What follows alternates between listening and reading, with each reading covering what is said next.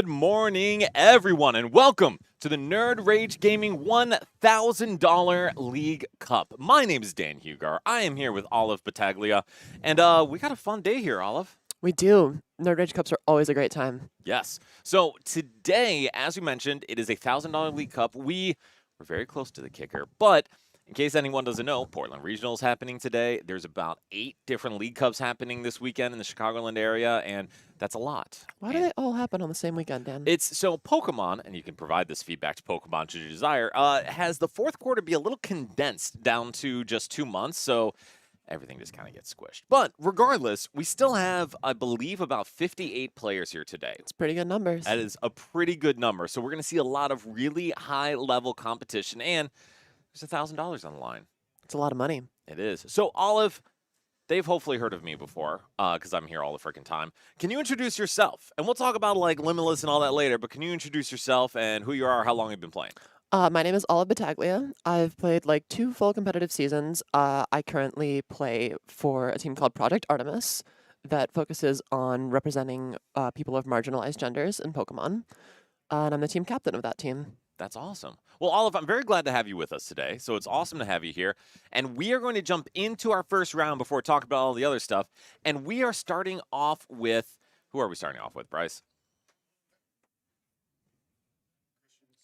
Awesome. I just see our faces, so I also want to make sure. All right, sweet. So we are starting off with Christian Sr., who's a local player, big part of the community here, versus Tyler Matthews, who's also a Chicagoland player and has just been crushing people left and right this season. I'm going to say, I think people have heard of that name probably pretty often this season. Yes, agreed. And a lot of that is associated with the deck he is playing here in Joltik Box, which is, I know I have certain feelings about the deck. Olive, when we were sharing what they were playing, I think you have certain feelings about the deck. I do. Would you like to share your feelings on the deck before we watch Tyler destroy people with it? My problem with Joltik Box and the issue that I saw it encounter when I played against it at Milwaukee was that the deck is extremely linear. It does one thing, and it will do the one thing if you draw your supporters that you want at the right time. And if you draw those supporters that you need, you will probably win the game, because Pikachu and Iron Hands kill just about anything in the format. Yes. And Iron Hands, even if it doesn't kill it, it just gets you an extra prize, which is wonderful. Arctic, thank you, my friend. I'm happy to be the GOAT every now and then. And Jess, it is awesome to have you here. Thank you very much for joining. And I approve of rooting for the local. That's totally fair. And yes, Tyler did, I don't know if it's created, but did have a lot of success with Lost Zone Box with Rayquaza. That thing was crazy. And so, Olive, to your point, I agree. It's very linear. You do one thing, but the thing it does is really good. Provided you find the cards that you need. Well, that is a key assumption. And we are going to see this matchup actually into Goldengo, which is kind of a similar strategy. You make things go boom, boom. It just does it through a very different mechanism. So how do you feel about that list? I greatly prefer Goldengo, as it was actually the deck that I played at Milwaukee that I was beating Joltik Box with. Fair enough. The deck is a little bit scary because the Joltik Box plays Pikachu EX, and Pikachu EX cannot be one-shot. Yes. And that is a big problem for Goldengo, because that deck, the only thing it wants to do is blow something up with a lot of energy and just one-shot something. 100%. Corul, it is awesome to have you here. I am sorry you did not make day 2 in Indonesia. Goldengo is good, but yes, that is the problem, kind of like we were talking about, is Joltik can pop off and just donkey and get you out of the way. So, Olive, like you were saying, Goldengo wants to just murder the active over and over again. So how does it get around something like Pikachu? The big card that most lists that play the Dragapult package play is a card called Vengeful Punch. And Vengeful Punch says, if I get knocked out, I do 4 damage to your active. And that means it dies, because Pikachu goes down to 1 HP, it'll attack again and die. Absolutely. All right, so we are starting off our game, our first round of this League Cup. We do see Senior start with Dreepy, and we have an Artisan we're able to use. We have a TM Evo in hand, which isn't super helpful. But is there anything else you want to see set up here, Olive, except for just a bunch of Gimme Ghouls or Dreepies? We just want to see as many basics as we can right now. But the big thing that I did see in Senior's hand while he was flicking through it is a certain pink card. Yes. And that card is essential to Goldengo. And Koirul, you are saying exactly that. The Energy Search Pro is so important because it fills your hand with all types of energy, and not only just getting them in hand, but then you get to put them in the discard, and it's a lot easier to access them later. That's true. And it means all of your draws off those many coin bonuses will be significantly better because you're not going to see random energy cards. Exactly. And so, kind of like you were saying with Joltik Box, you're just kind of hoping to hit what you hit because you don't have a ton of ways to thin the deck outside of Joltik pulling energy out. Goldango, you can actively go in, clear the energy out, you play Buddy Poffins, you just kind of burn your deck to the ground almost. So when you do coin bonus late, you can see your whole deck. And you see a lot of coin bonuses, coin bonus 3 times a turn with a couple recon directives and maybe a flip the script, and you see 6, 7 cards plus in a turn. That's wonderful for the Goldango. Not so wonderful for the opponent because it is No, very hard to disrupt Goldango late. this is true. All right, so Core Rule, yes, Genesect with a tool attached is very good to stop the pink card. And Typhlosion, Bryce, how many players do we have?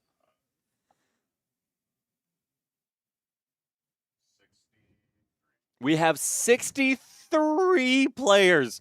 We were very close to pulling off the kicker. If Olive and I had decided to not talk to you, we probably would have pulled it off. But Oops. especially for a weekend that's this busy, I feel pretty good about that. I do too. So let me tell y'all, when we have this again in July or in the fall for our next cups, if y'all make it out here, we are going to have a ton of fun and a whole lot of money to give out. And yes, just for everyone in the chat, Genesect, yes, not the fun Genesect fly, not the one that lets you draw. And we are all rooting for Martin too, Jess. Thank you. So with the end of that turn, Senior gets the Dreepy, gets the Gimme Ghoul, plays the Energy Search Pro. Tyler going to his turn, starting to set this up. I mean, Olive, I just have one question first.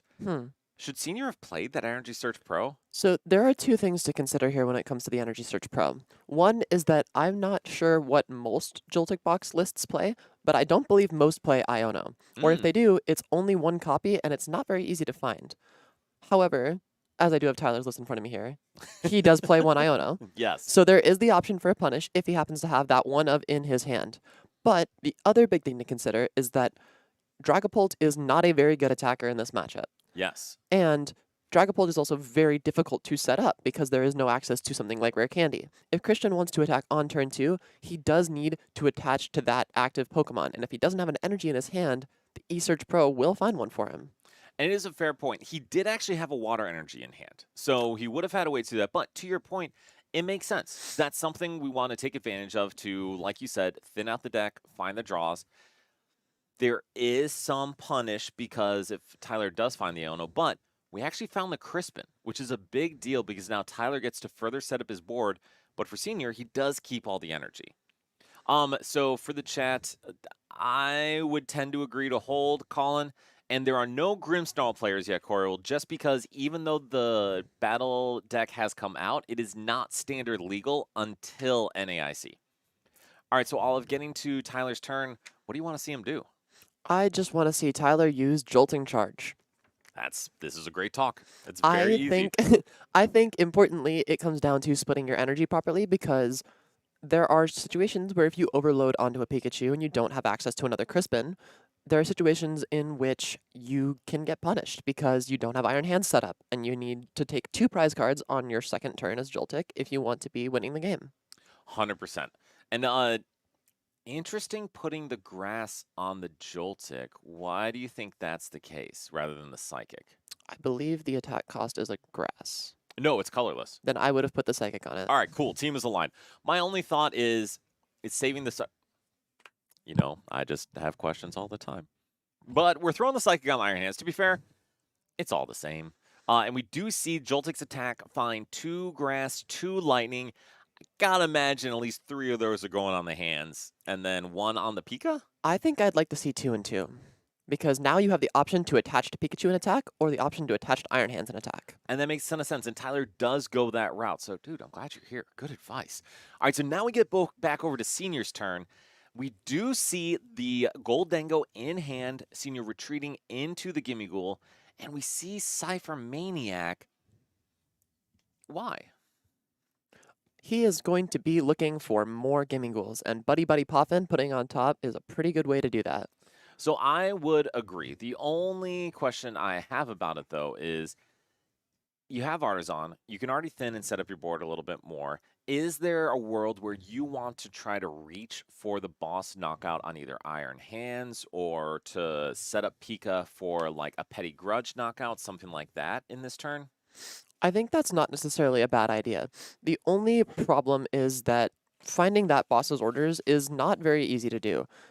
It's not very super searchable in this deck. It's only going to be through the one Pokegear or the 2 copies of boss itself. And since we only have access to that one coin bonus, and I really want to see as many Gimme Ghouls as possible to make sure that we can see as many cards as we can later, I think it's probably most important that we play to setting up our board as opposed to punishing Tyler. And I think that's reasonable. I really think it is. The only issue is, and this is where I get a little stuck, I think Tyler's going to win the game if Tyler's able to do everything Tyler wants to do. And so if we are reliant on kind of like setting up a slower board, especially with a cloak in hand, I don't know if I agree. But regardless, Senior does go with the Cypher Maniac. We do see, oh, never mind. I love this play. Mhm. All right, so Olive, what do you think about this, about using the TM Evo? This is a play that I did a bunch of times when I was playing this matchup, and then because setting up the TM Evo just means you just get to set up your board and you put this Pokemon on the active that Tyler has to extend into with the by committing the hand attach and then losing all of the energy on that. Yes. And it also means you no longer have, well, ideally, if you had evolved into Drakloak and not benched Monkey Dory, you would then have a late game board state where you could have nothing for that Iron Hands to hit. And I think Senior's probably not too stressed about the Iron Hands because we're going to knock out the Pikachu this next turn once Tyler brings it up, or hit into it enough, or even just gust the Iron Hands and then knock out the Iron Hands next turn. And from Tyler's end, that is 4 prizes, but then his board's going to be kind of dead because we're using both of our manual attachments unless we find more Crispin. And Senior, regardless of Monkey, is probably going to be in a good spot. Speaking of dead hands, I think it might be Tyler's. I see many, Yes. many shiny energy cards in that hand, as well as an Iron Leaves and a Nest Ball. Which the Iron Leaves is cool, and it's not super helpful here. But the Nest Ball is something Tyler can hold in order to get Pheasantipity or something next turn. That is a pretty big one. And I also add this as a big deal. With Gold Dango in the active, Tyler can still stay on track with his game plan by going in and, well, murdering it with Pikachu. There is no real way for somebody to avoid giving up 2 prize cards into this Joltik box deck when Tyler sets up his board like that. I would tend to agree. And that's the strong part of this Joltik deck is that if you're able to set up with that Joltik attack turn 1, well, your turn 1 going second, you just have such a strong board just off of that alone. All right, and so we do fail the tandem unit, which makes sense. Nothing else we want to put out here. I mean, Olive, is there anything else you want to see except for Pikachu knock out this Goldengo, or do you think a different route is better? I don't hate the idea if second Pikachu is in the deck to find it off tandem unit and then just set up a little bit more, use an extra jolting charge. But this position, I think I would just go attach metal, just explode that. Jeez. And I think that's fine. I think that's a good decision. You make a great point, though, too. Senior's not going to have a way to take a prize to kind of equal out knocking out that Joltik. So just giving up the Joltik, using that attack a second time could probably be really good here for Tyler if they were able to find another Pikachu. Mm-hmm. So did you see Pikachu in deck or was it not in deck? I did not see it, and I saw Tyler looking a little bit miffed. Okay, so fair enough. So that was probably the line for him, but instead, it may just be we go in and knock out this Goldengo unless you see another route. And it looks like Tyler is going to just set up extra energy on this Pikachu. So something important about the text of Pikachu is that the attack Topaz Bolt says discard 3 energy, not discard all energy. Correct. And this means that if you overload energy onto that Pikachu, you can then attack again and again and just continue to take 2 prize cards. And that's pretty good. That is very good. And we do see Joltik only get 2 grass energy out of the deck, Tyler having a ton of lightning in hand. But this way now, both the Pikachu and the Iron Hands are fully set up. So Tyler's board is still pretty strong, even if Christian is able to find the boss here, which, like you said, only plays 1. Odds aren't really that high to find one. He does play 2. He does play 2 boss. and a Pokegear. We do play 2 boss and a Pokegear. I literally have the list in front of me, guys. I don't know why this is hard. Regardless, we do see the first coin bonus for 2. We see second coin bonus for 1. That is an Arven, I believe. And then we see another coin bonus trying to hit that gear or boss. And I mean, outside of no Gust, this is a really good hand. There is one thing to consider about Christian's board, and it's that last turn we did use Cyphermaniac's code breaking, and we did use TM Evo, which then shuffled our deck. But something that we could have done is off that Cyphermaniac's code breaking, we could have stacked the Buddy Buddy Poffin. Since we already had Team Evo in hand, we could have also put Boss's Orders on top of the deck. And we could have used coin bonus to draw into Boss's Orders for this turn. That's a fair point. It's a very fair point. And honestly, without another supporter for Senior to play here that really advances the board, I'd actually like to see Cypher Maniac for exactly that, to put a boss's orders and something else on board. And what we do... Oh! Or you could draw it. But you see the boss off the last coin bonus. And now Christian has an opportunity to go in, knock out this Iron Hands, or even just hit into Pikachu. This is huge. Or you could just draw it. Right? That's a good option. So I guess, what is the line you'd want to see here from Christian? What does he go after? I think the Pokemon that you knock out here is almost certainly going to be that Iron Hands, because you can't really kill Pikachu here. And there is a hypothetical world where you could knock out all 3 of the 2 prizers in play for Tyler and just ignore Pikachu. Yeah. Well, but the problem with that is that Countercatcher is one of your Gust options, and because you're going to be taking that first 2 prize cards, Countercatcher will never be online this game. And that's exactly it. And we don't play anything like Palpad or something to get the boss's orders back. So with only 2 Gust available, he's going to have to go through Pika eventually. All right, and so on TCM, I do think Clefairy Ogerpon is a lot of fun, and Joltik does have a reputation as a Cran Eater deck. I would say the exception is probably for Tyler, because Tyler's a very, very high-level player, but maybe he just loves crayons. So, going back to Senior's turn, we do see the Superior Energy Retrieval come down. And I mean, I guess the question really just is, what does he decide to murder? Definitely one of the Arven, because you have 2 of them in your hand. And I don't think Turo has a ton of value here. The only time that Turo would really be coming up is if Tyler is whiffing, which he's evidently not. Correct. Or if you made a mistake, which you probably just shouldn't do. Also fair. So actually going after the Iron Hands here, which I don't mind, just because it's going to be very hard for Tyler to set up another Pikachu with both Joltik attacks used and clearly no Lightning Energy in deck. So Senior takes the first 2 prizes. Tyler finding an Iron Hands off the top, not the most helpful. And I mean, I got to assume our decision here is almost always going to be just attack with Pika. So I want to point out that I just saw something very relevant happen. We discarded Professor Turo's scenario, but there is a card that Tyler just showed us in his list while he was shuffling. It's Maractus. Ah. So on the bright side, Christian does play 1 switch.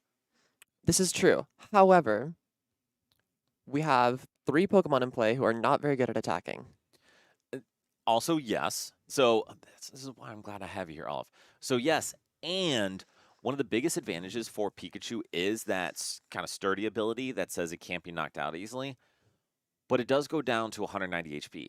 If Tyler at any point does put damage on Senior's board that does not get removed or is not part of a full knockout, then Senior's going to be able to use Monkey Dory at that point to clean up the Pikachu. So even though I do think the Maractus play could be good, it also plays into Christian essentially getting around one of Tyler's big advantages in the matchup. But back to the game, we do see Tyler discard 2 Lightning and a Grass Energy, knock out this Goldengo with Pikachu, take 2 prizes, back even with Senior, and now Senior has to find a way to work around this Pikachu. And it's not going to be super easy. No, it's not. But there is something super important that I would really like to see out of Tyler, and I would like to see if he found that second Pikachu out of his prize cards. Yes, and I think that's a huge deal because then Crispin could be used to start Accelerate to it and be able to use it to take a knockout next turn. I believe a Crispin this turn after committing the hand attach and a Crispin to a second Pikachu would just about seal this game. It would be huge. Absolutely huge for Tyler. The one thing that Senior could do, though, is if Tyler somehow leaves some damage on his board, is try to take a 4-prize swing, but that's not going to be easy to pull off. It's really not.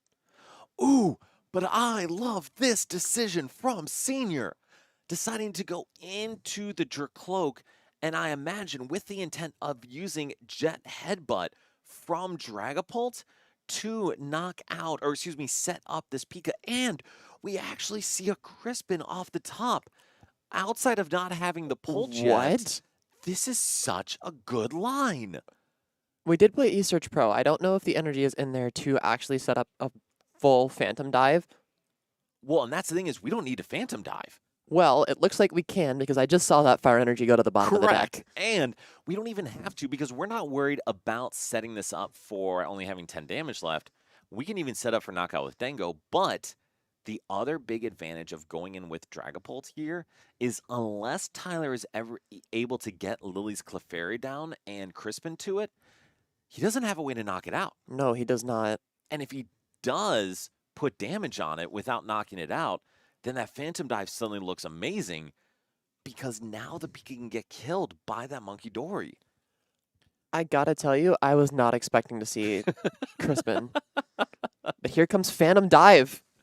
As we all expect from Dragapult Goldango. This was a one of turn my 3 Phantom Dive. This was one of my bigger musings about the deck was that I felt like the Dragapult was near impossible to use effectively, and it is Yes. why I did not play Dragapult at all in my list. So, and I will actually agree with you, Olive. It is. This is very atypical for the deck, but in this situation, it seems good.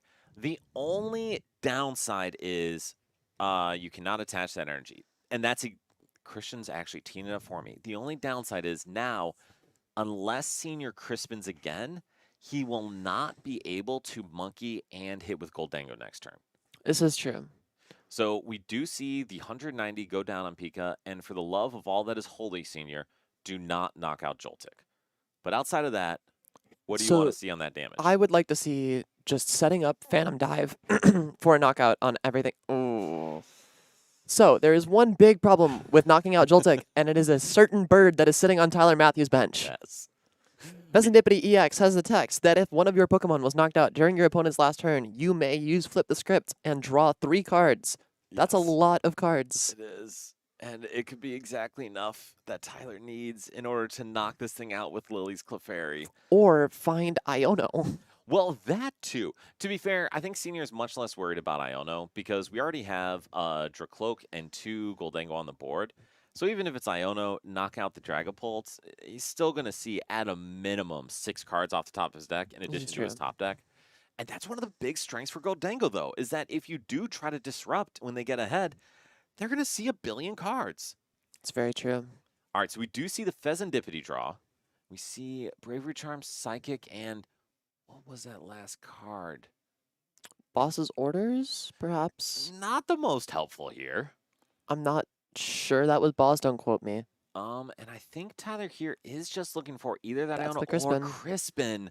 All of his cards are so shiny, it is so hard to tell what they are. They're beautiful. The only downside, I think there's a Psychic Energy in hand, and there was a Psychic on the hands, which is now in the discard, and those are the only Psychic he plays. So, Well, we can still commit the hand attach. We just need 2 different kinds of energy in the deck somewhere for that Crispin. very true. Because the important part about Crispin is the text is worded in a way that if you only have one valid target in the deck, it goes to your hand and not Yes. to the Pokemon in play. And I certainly have not been burned by that multiple times while playing Dragapult. I've never been burned by that either. I Yeah, would never do nope, that. Never. So Tyler, though, with now a Metal Energy in hand as well, this is so tough because there are only Grass Energy left in deck. We saw earlier when Tyler was using that Jolting Charge, there were no lightning in that deck. Exactly. Now, Tyler may have had a bigger brain than us and may have decided to keep a Lightning in deck, but I don't think so. Because I think if he did, he would have thrown them all on the Pikachu, so that way, in this instance, he could just gust up and knock out a Goldango. His brain is quite large. His brain is indeed quite large, Fly. So I guess, what do you want to see from Tyler now, knowing this is the situation?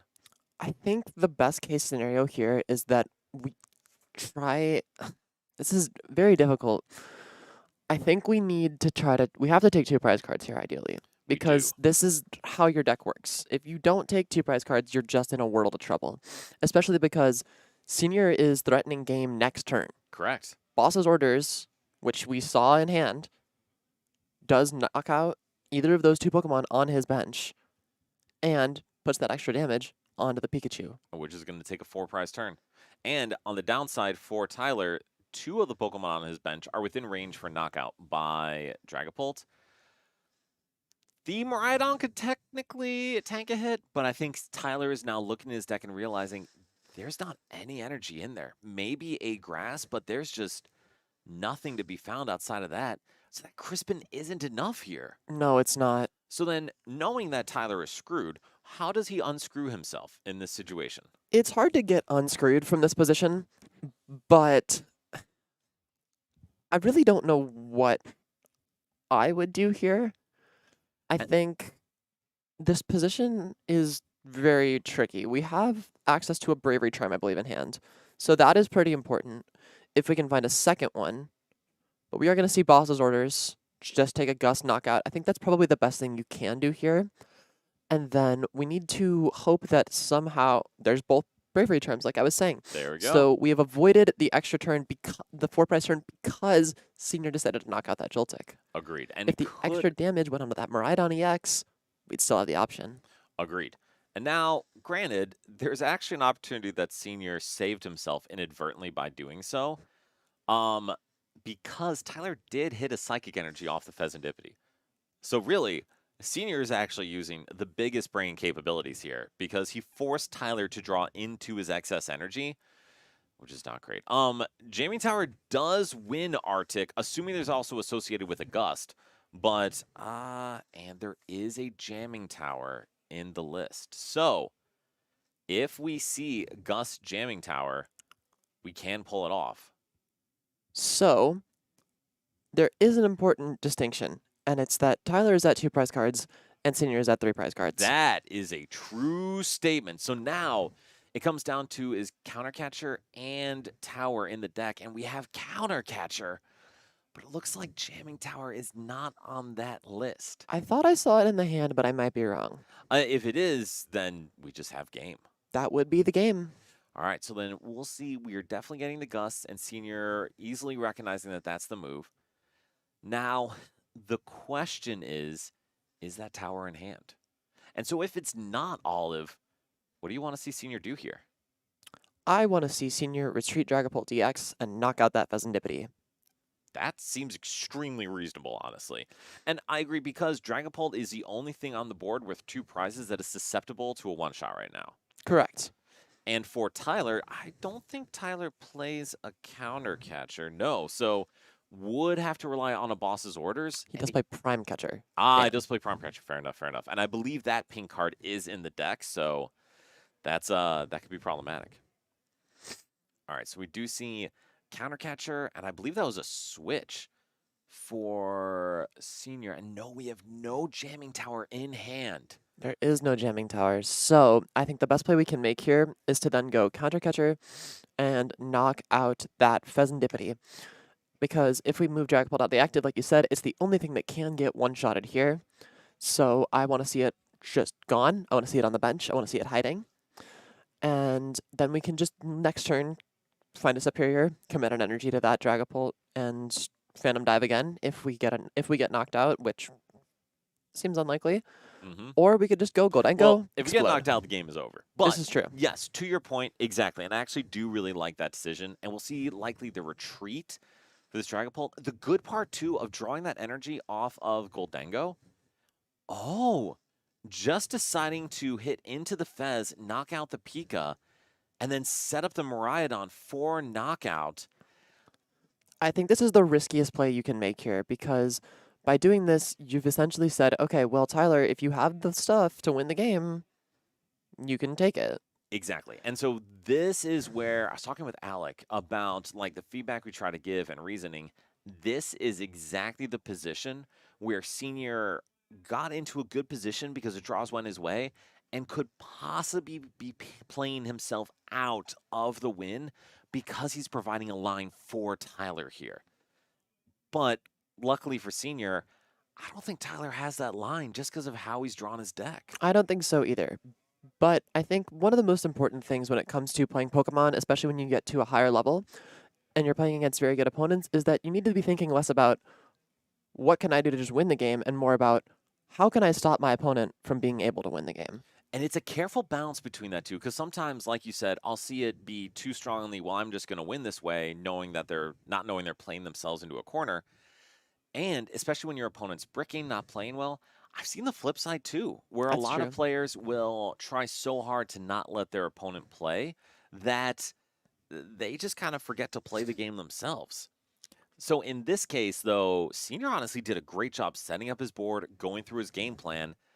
This is really one of the only mistakes I've seen is setting up for a really, really risky play. I think that, as well as the boss's orders earlier, possibly being stacked off Cypher Maniac, are the only two things that I would say out of this game that wasn't played perfectly by Senior. Well, the third one is knocking out Joltik. Okay, there's That's some true. feedback. There's some feedback for Senior here. But hey, that's part of what locals are for, and especially why we have this stream, is so that we can look back and say, oh, this is where the mistakes were made. 100%. And that's one of the reasons why I'm so grateful I'm able to participate in this, because of exactly that reason. We can play or learn how to play around things that maybe we haven't seen before or put us in a bad spot.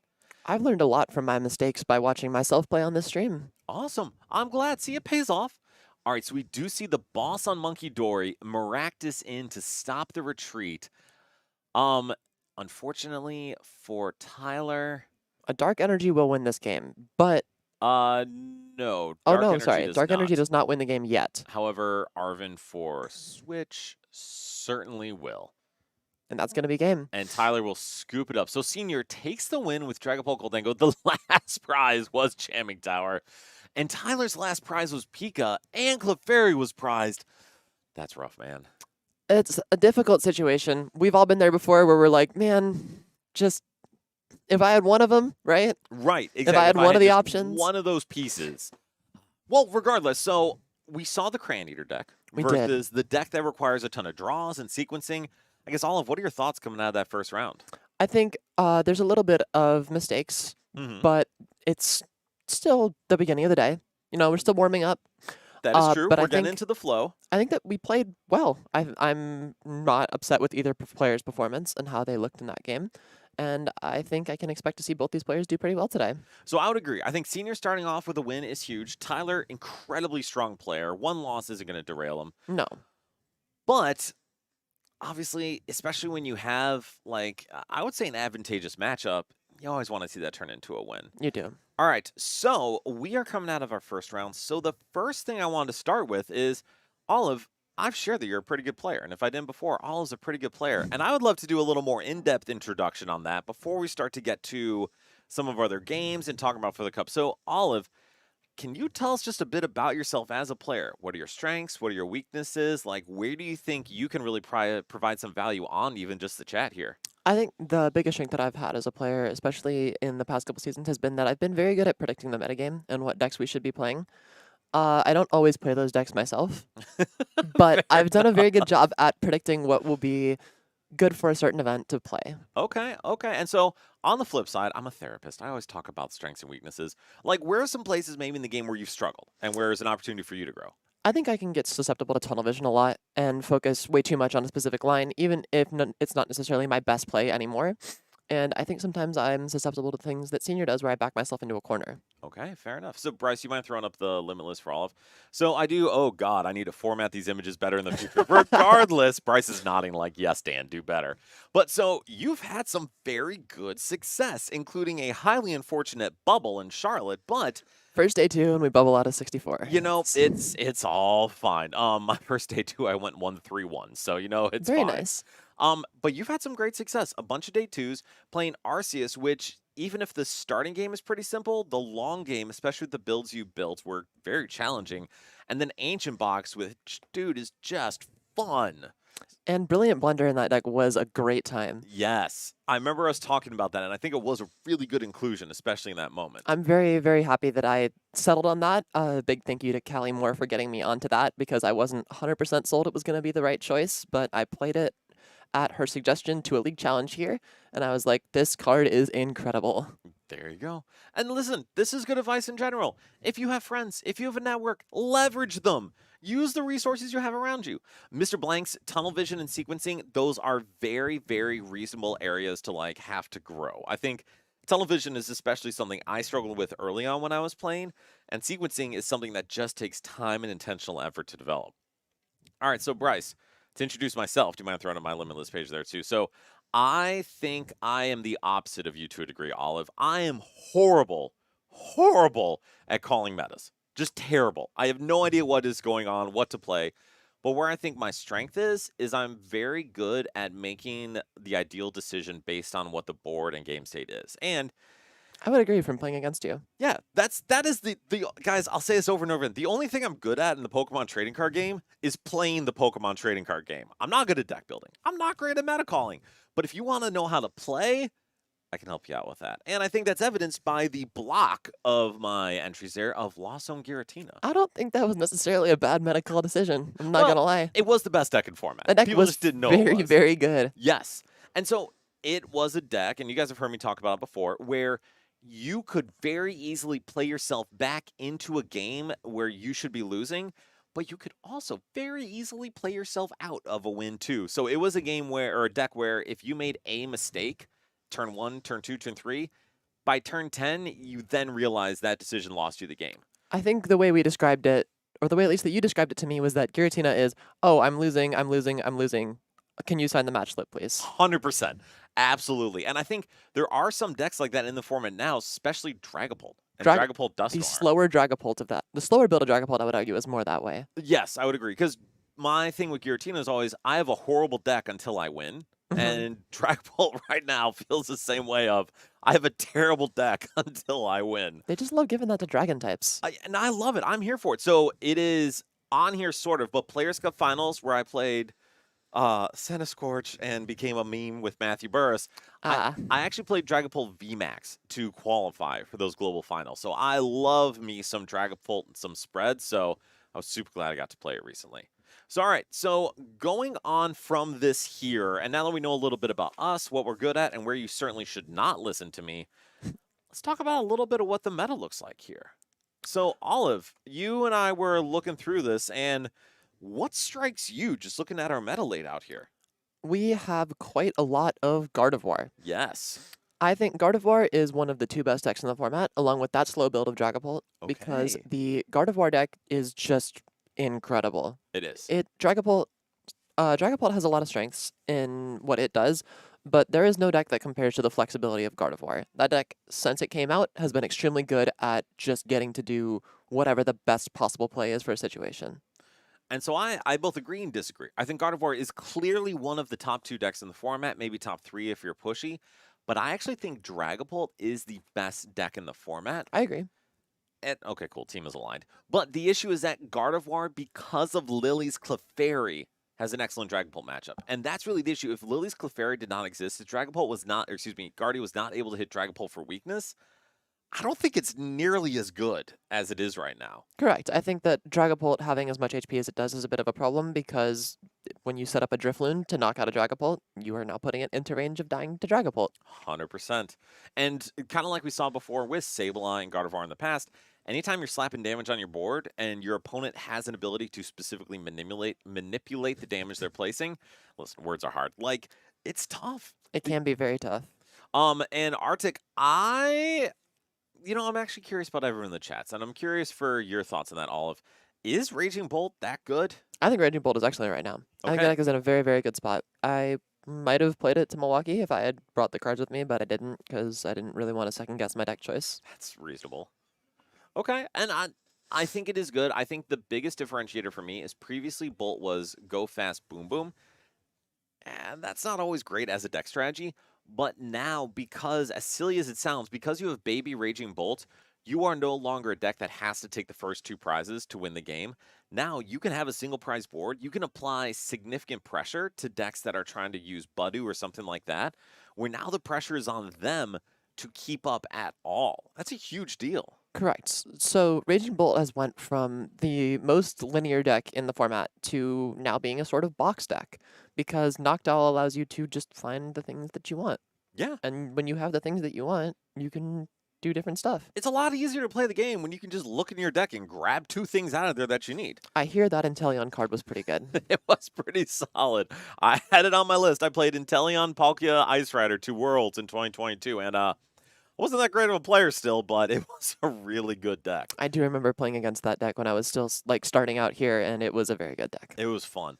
But all right, so Raging Bolt is a great one, and we have, I think, only a handful of Raging Bolts here today. We have 7. That's a lot of Raging Bolt, Al. Yeah, no, that's a lot of Raging Bolts. And actually, it is the second highest deck in our meta, with Gardevoir having 9, Bolt having 7. And then we have 2 tied for third with Polt Dusknoir and then Joltik. So we have Crayons and no Crayons. And what are your thoughts on Polt Dusknoir if you're saying Slowpolt is the best deck in format? I think Dragapult Dusknoir is still a very strong deck. It still has a lot of incredible options because Dusknoir is a fundamentally poorly designed Pokemon card, I'll say. Really? I think that card is a little bit mean, but it's very, very strong. And especially it's very good when you can spread damage counters. So it is. And I think the effect of knocking itself out that seemed like a downside, and at times it can be, it's actually an upside It more often often than is. not. It enables you to play Counter Catcher. It enables you to play things like Briar. It is Iono a too. very dangerous card. Yes, Iono. But we are getting a counter printed, not in this set, but the next set. That we are. I still don't know how good that card is going to be because you now have to commit a bench spot and deck space to play this card that you Yes. could then just not see it because a lot of variants just don't play it. It's But very true. we will see how good it is. I'm not a huge believer in Psyduck, unfortunately, as much as I'd love to see a Psyduck be good. I do love Psyduck, though. It's a I very would cute like to little see it be guy. good. No, and I think it's one of those cards. It's like Giratina. Oh shoot, what was it? Giratina Break with the anti-break ability. It's like Spiritomb from you. It's one of those cards where it is not an auto win card, but a very, very powerful one-of tech card that is only useful based on the meta. And so you had mentioned strength with meta calls. I would constantly be messaging Isaiah Chevelle, Zaya Lee, after or before every single regional a year or so ago to ask him, Zaya, it's 3 days before the regional. Do I play Spiritomb in my deck? And sometimes I did, sometimes I didn't, but it's one of those calls you have to make going into the tournament. Correct. Spiritomb is a card that, while it was very, very good into Mew, it also had strengths in other matchups because turning off basic V abilities, there was one very, very notable one, and that was Lumineon V. Yes. That card is very strong because turns out Wonder Tag is also a very good ability. Yes. Historically, there was a Drachi, there was a Tapu Lele. It's very good. And also Rotom V, which Rotom That V one was too. part of an extremely important deck, Snorlax Snull. As well, Snorlax Doll, as well as Charizard. Absolutely. And so for Tina, because this is the bias I'm coming from, I don't really care so much about Charizard shutting it down. I'm probably going to win that anyway. That is a pretty good matchup for you. I really don't care about Snorlax putting it down because I'm absolutely going to win that That anyway. matchup is very, very, very, very good for you. I did care about it a lot against Lugia. And because that is one of the decks that, thank God, it has rotated. Dude, Hate that deck. not with a fan. Fiery passion. Not a fan. Yes. Boxy, no. Ireland is not going to win, though Crumb did actually get the snitch. Spoilers. And I think Flareon Leafeon is very interesting, honestly. So going into NAIC and Arctic, I know I just asked about that, and you are on game. I think grass-type attackers are getting stronger and stronger as more of these cards are printed because Marnie's Grimmsnarl is going to be a huge force come NAIC. I think that Iron Leaves is going to be going up in stock for sure. Yes. That card, while I was questioning its inclusion in Joltik Box currently, I think definitely Understandable. should be in there if you play the deck at NAIC. Yeah, I think that's super reasonable. All right, so as we are getting set up for our next round here, and Bryce, thank you for getting us set up for the next round. Do you mind throwing up the invitational stuff real quick?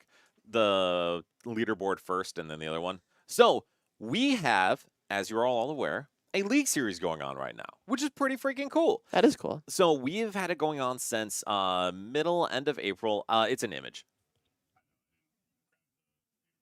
Len, why don't we do that later today? Perfect. We'll talk about it later today. But in general, just verbally, we do have our lovely leaderboard, and I'll go grab it from the front later today. But this and Thursday are the last 2 opportunities for people to qualify for the Invitational in June. And all of today, top 8, automatically qualifies. That's a pretty big deal. It is a big deal. So you win some money and automatically qualify. That'd be a good day. And you still get points towards the leaderboard by playing in Swiss, which is a big deal. And then Thursday, we have our last challenge of the season. Still get points in Swiss, and the top 4 qualify for the Invitational. So, Olive, I don't know if you're trying for the Invitational. I've been slacking on playing Pokemon, admittedly. That's I have not been playing understandable. very much. I played, I think, maybe 20 games of testing before Milwaukee, Okay. and I have played maybe 4 since. Okie dokie. Well, if you want to qualify, you obviously can't today, but Thursday, you're going to have an opportunity to top 4 the league challenge and still sneak in. And after Crash, I will be so excited to have you here. That'd be awesome. And Arctic, dude, Davidson's Guardy list is fantastic. All right, so getting into our round, we actually have A 60-card mirror match? We have a 60-card mirror match Amazing. in Roaring Moon Dunsparce. And Olive, this is an interesting deck. This deck looks like a lot of fun. I don't believe it's the most strong deck in the metagame, but God, is it awesome, because I walked by at the table that Eli was playing at Locals, and I watched him draw 12 cards in a turn after being Iono'd, and then set up 4 Dunsparce on his bench, and I was like, what did you just do to him? That's incredible. That's messed up. So this is Roaring Moon Dunsparce. So for those who haven't played, I actually played this to the first regional I did in day 2 a season or 2 ago, blah. But essentially, Roaring Moon has an attack, Vengeance Fletching, that for 2 Dark Energy do 70 damage plus 10 for every ancient card in your discard pile. And that's okay, but you gotta throw a ton of stuff in. But you also then have the Dunsparce to help you draw. And we are seeing a very cool new inclusion in that Fan Rotom, Olive. Fan Rotom is very, very good at setting up benches, and it's normally used for that Noctowl engine. But in this case, it just grabs Dunsparces. It and does. sets up your bench, because then you can evolve them into Dunsparce. Sorry, evolve them into the Dunsparce. Yes. And then draw 3 cards. And so that the Dunsparce is really the engine here, because that, like Olive said, lets you draw 3 cards, and Eli, I would just bench it. Just You're bench going to it, put him Eli. back in your deck anyway, dude. Yeah, just bench it. All right, whatever, Eli. All right, that's fine. So the reason we wanted Eli to bench it, I think he was holding, is he wants up space for Roaring Moon, but you don't have a Roaring Moon in hand anyway. He doesn't have a Roaring Moon in hand, and the Dunsparce's text is that it shuffles itself back into the deck. It does, which is huge. And now it's a little obnoxious too at times, because then you're unthinning your deck. That's not a word, but bear with me. But it means you get to reuse Thickening. it over and thicken. That sounds actually even worse, significantly worse. But it does re-thicken your deck over and over while drawing you cards. All right, but going over to Ryan's turn, we do see a Buddy Poffin here, which is a huge deal because he'll be able to get out the Dunsparces in a little less efficient way. But we've also got a Roaring Moon on the board. We've also got at least another supporter in hand to play. So Ryan's playing the game. He is playing the game. I think an important part about this Roaring Moon deck that when we were discussing earlier, Gardevoir is our most played deck in the room. I think this Yes. deck is very, very, very good at beating Gardevoir EX. I would agree. And actually, I don't think I would agree with that a couple formats ago. I would agree with that. But now with Curliagon, with Shining Arcanagon, and all of that, God, I miss Shining Arcana. right? But Take me back. the Gardevoir now is a big blow-up deck, which a deck like this, to force you go through a lot of high HP single prizers, is a horrible matchup for. It's real bad. All right, so then looking at Ryan's turn, we do see that Explorer's Guidance. Look at the top Whoa. 6 cards of your deck, take 2. And that's not a good one. No, that's... I saw, like, a lot of cards in there that I did not want to see. Agreed. So 2 Dunsparce is a big deal. A boss is both Both bosses' orders. orders. Oh, God. Oh, excuse me, 2 of 3. 2 of 3 is not good. This is exactly how it feels every time you play this card, by the way.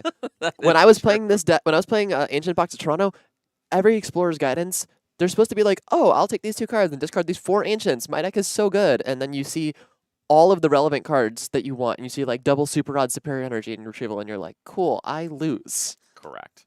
Yes, 100%. You have well described this archetype, Olive. Yes. All right, so Ryan is retreating into that Roaring Moon just because leaving the Dunsparce up in the active all but guarantees a knockout for Eli, while Eli having to get to 7 in the discard is a lot less likely, so Ryan has a chance to tank a hit.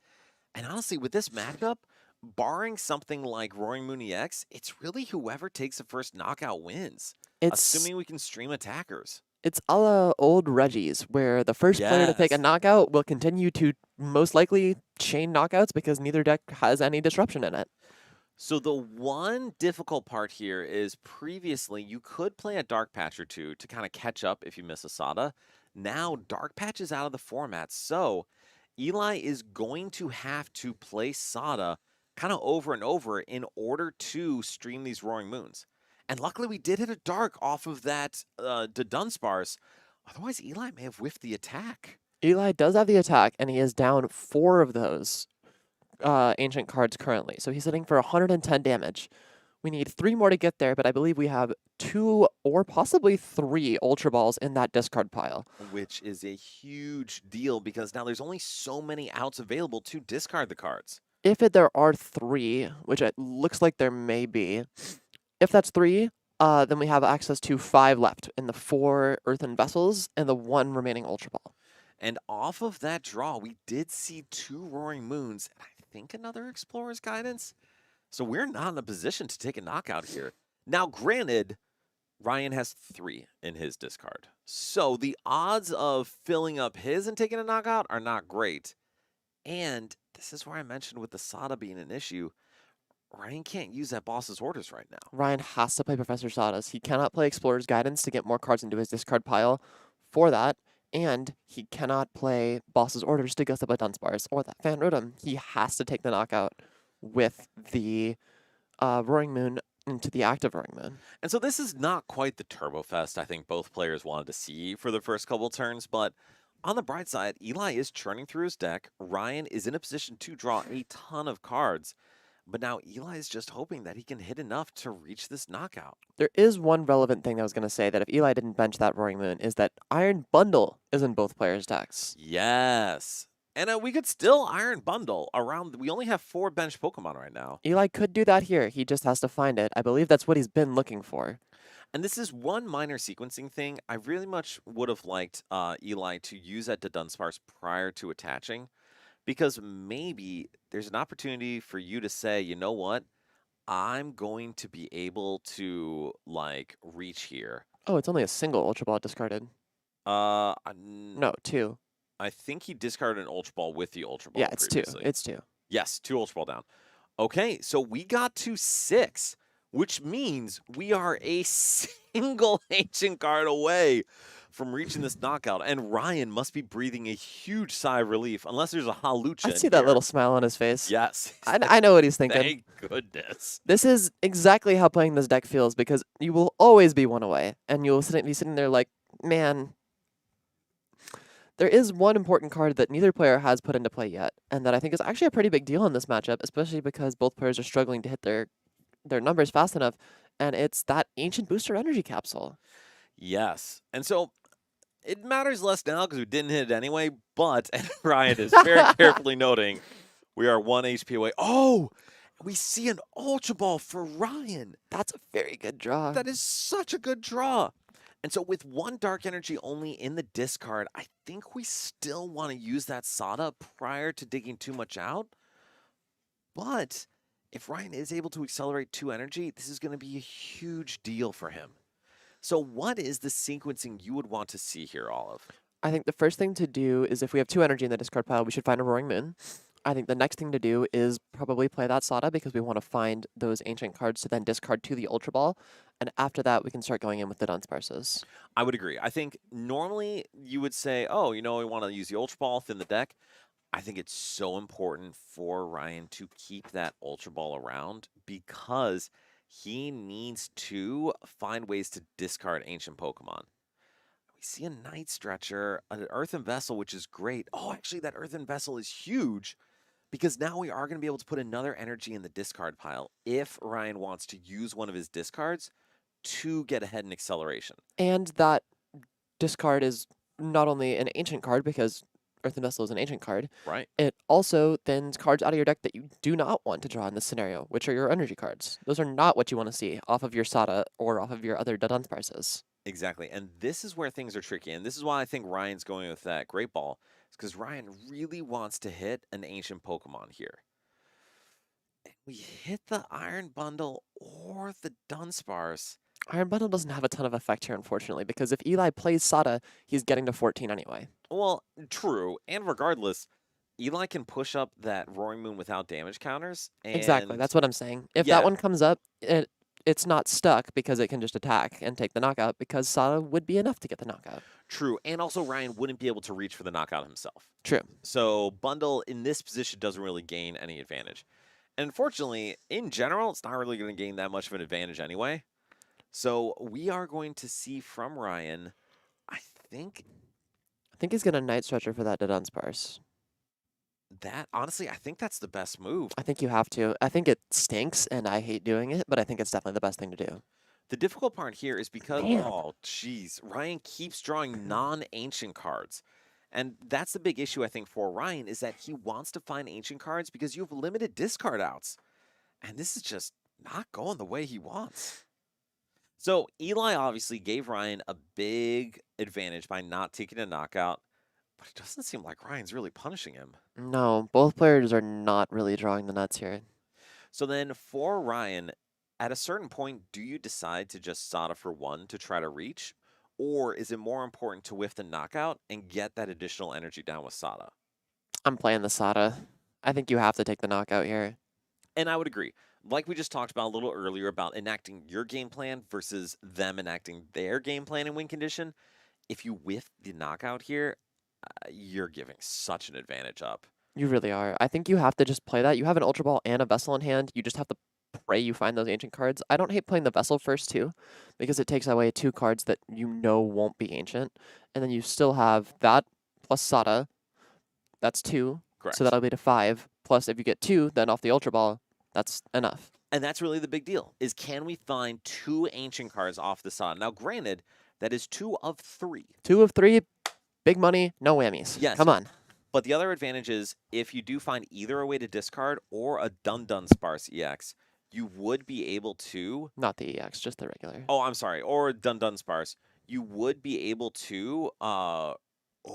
And Hey, we did it. we get the 2 ancient booster capsules, which will allow Ryan to reach. And Eli is not thrilled. No, not at all. And so that Ultra Ball also can go get a Dunsparce to just put on the board and use next turn. I'm not sure why Actually, I love Fan Rotom coming down because now Ryan has another out to take a knockout next turn without having to play a Sada. And that is a huge deal, Olive. That is, but he does only have the 1 Boss's Orders remaining. That is true. However, once Roaring Moon EX ramps high enough, I don't think he cares. This is true. The whole point is like making sure he can have an attacker that he can use without missing Sada or while missing Sada, or until he ramps to a point that he can one-shot anything on Eli's board. I'd agree. And so we're going to see the knockout here, and we're going to get to Eli's turn. And Olive, I'm going to ask you to just walk us through once we see this knockout. How does Eli respond? Eli's got to just start taking knockouts, punch back, knock out the thing with the energy, and pray Ryan whiffs. You know, it's nice when things are simple. Neither deck plays any disruption, so there's not a lot to go over here. You just got to put an ancient booster energy capsule Yes. on your active Pokemon, take the knockout, and say, all right, Ryan, if you have it, you have it. For the sake of convenience here, we can just say capsule. There's no future Okay. booster capsules in any of these decks because ancient booster. Well, But they do play Iron Bundle. Yes, technically. After Crash, you know what? I am sure you crushed it in Arcana, but we are very happy to have you join the Pokemon side of things. All I right, believe we're talking about Shining Arcana. Shining Arcana. Oh, I thought we were talking like Lorcana or something. No, that was back when we were talking about Shining Arcana. Oh God. All right. Well, that's fine. Guys, I'm really on my game today. I'm gonna blame the fact that I have a child and he cried a bunch last night, and completely ignore the fact that my wife was amazing and took care of him for much of it. So, getting to this turn, Eli does Professor Sada. We're gonna see the draw, and I mean, Olive, what else does Eli want to do to set up his board? Eli wants to do that. Wow. That's very much what you want to be doing here. It is very good. So this is exactly what I talked about, because this now forces Ryan to either burn some of his Gust or find 6 more. 6 is a lot. 6 is a lot. Now, granted, Eli's helping out by knocking out 1 to put it in there, but this is why benching that fan rotom is so big. Neutralization. You know, Our, might as well. Ryan's laughing about it too. This card is, as we call it, dead in this matchup. It is actually probably a good decision to put it down because now Ryan can't use Artisan to get another Correct. moon out. It is relevant to bump Artisan, but Yes. other than that, is functionally a blank piece of text. And it's good to see a useless A spec in a mirror match. The first time we've seen this on stream in a long time. Good. I love it. All right, so then Ryan, I gotta imagine, goes in either with Dun Dun or Fan Rotom here because, man, we just need to reach for that knockout. I would promote the Dun Dun Sparse because it is essentially a free retreat pivot, but I would also agree, especially if there's a chance Ryan draws into a Sada or something. correct. This would be a turn where he would want to do that. I think as far as Pokemon goes, generally, if you have the option to promote the free retreat Pokemon, you should probably do that. You know, that's reasonable. Oh, did we see a Sada off of that? Or is it an Explorer's Guidance? I want it to be a Sada because I want to see somebody get punished for a mistake. Well, that's fair. I think it was an Explorer's Guidance, which, to be fair, Ryan wouldn't want to play anyway this turn. No, So, guidance seems very poor here. yes, I think that is Explorer's Guidance. So we will see a bench of another Dunsparce. We do have Guidance in hand. You see attach boss. We do see Artisan come down, and we are going to be able to get another Roaring Moon out, which is a big deal. So this Artisan is not going to be in play for the rest of the game unless Ryan chooses to remove it himself, because the Yes. only other stadium in their decks is Neutralization Zone. And Ryan does have it in hand, so we could bounce it if we really feel like it. Eli has 3 copies of Artisan remaining in his deck. So we could bounce it for a turn if we really feel like it. We could say, play your Artisan from your hand. For sure. All right, and so we do see the boss's orders, and I like this on a Dunsparce because knocking out the Fan Rotom, it doesn't really matter. Eli has attacker set up, but let's just kill some of that draw. Ryan now is in a position where he just needs to stay ahead. Yes. So while Eli's now in the position where he doesn't really care. His board is incredibly well set up. He just needs to find hand attaches for the rest of the game, and he should be fine. He doesn't even really need to Sada more than like once or twice for the rest of the game. Ryan, on the other hand, is going to need to Sada repeatedly. Yes. And so Eli, honestly, if Eli can pull off a Sada here, that would be immense because then, like you said, there's so much flexibility for him later in the game. Infinite energy on board at this point. Exactly. And that's one of the big advantages with this deck, with like the Dunsparce version, and even Ancient in the past, though, is if you could Sada once or twice for 2 energy, you had so much more flexibility to Gus, to Roxanne when it was legal, and make a lot of other interesting decisions. I love Roxanne so much, It Dan. was such a good card. And we're going to talk a little bit about a, not quite a reprint of it, but a next incarnation of it in one of the new decks coming out in the next format. It's not the same. I miss her. I agree, but it's actually better at times. Anyway, we'll get there. Back to Eli's turn. I mean, this is a pretty simple turn for Eli. I think so too. I think you should take the knockout on the active Pokemon. Yes. Well, I would also like to see Artisan for a Dunsparce, or did we use Artisan for the second moon? I believe it Or grabbed third moon? the 3rd moon, but Okay. I'm not certain. I'm going to say it did because that's the only Pokemon that came into play this turn, and I saw Eli use Supple's deck. Top deck Sada. That's so good. I'm trying to talk quietly because I get yelled at for this, but this is huge because now we're going to be able to accelerate to both of these Roaring Moons, and there's a bigger opportunity that we hit the knockout here. When your ancient deck draws Sada, your deck is very good. Correct. It is excellent. And if it does not, Explorer's Guidance usually isn't the move. And this is why I played Brilliant Blender in that deck. There you go. All right, so I do like the Sada, prior to the Great Ball, because you do want to dig further to find the Dunsparce, more ancient Pokemon. Oh, and Ryan. what a draw for Ryan. Goodness. So we need to get 4 more ancient cards in the discard, and Ryan just drew 3 of them off of that Sada. And with the Explorer's Guidance in hand, we have it. So now the only question is, what else does Ryan want to do to set up his board?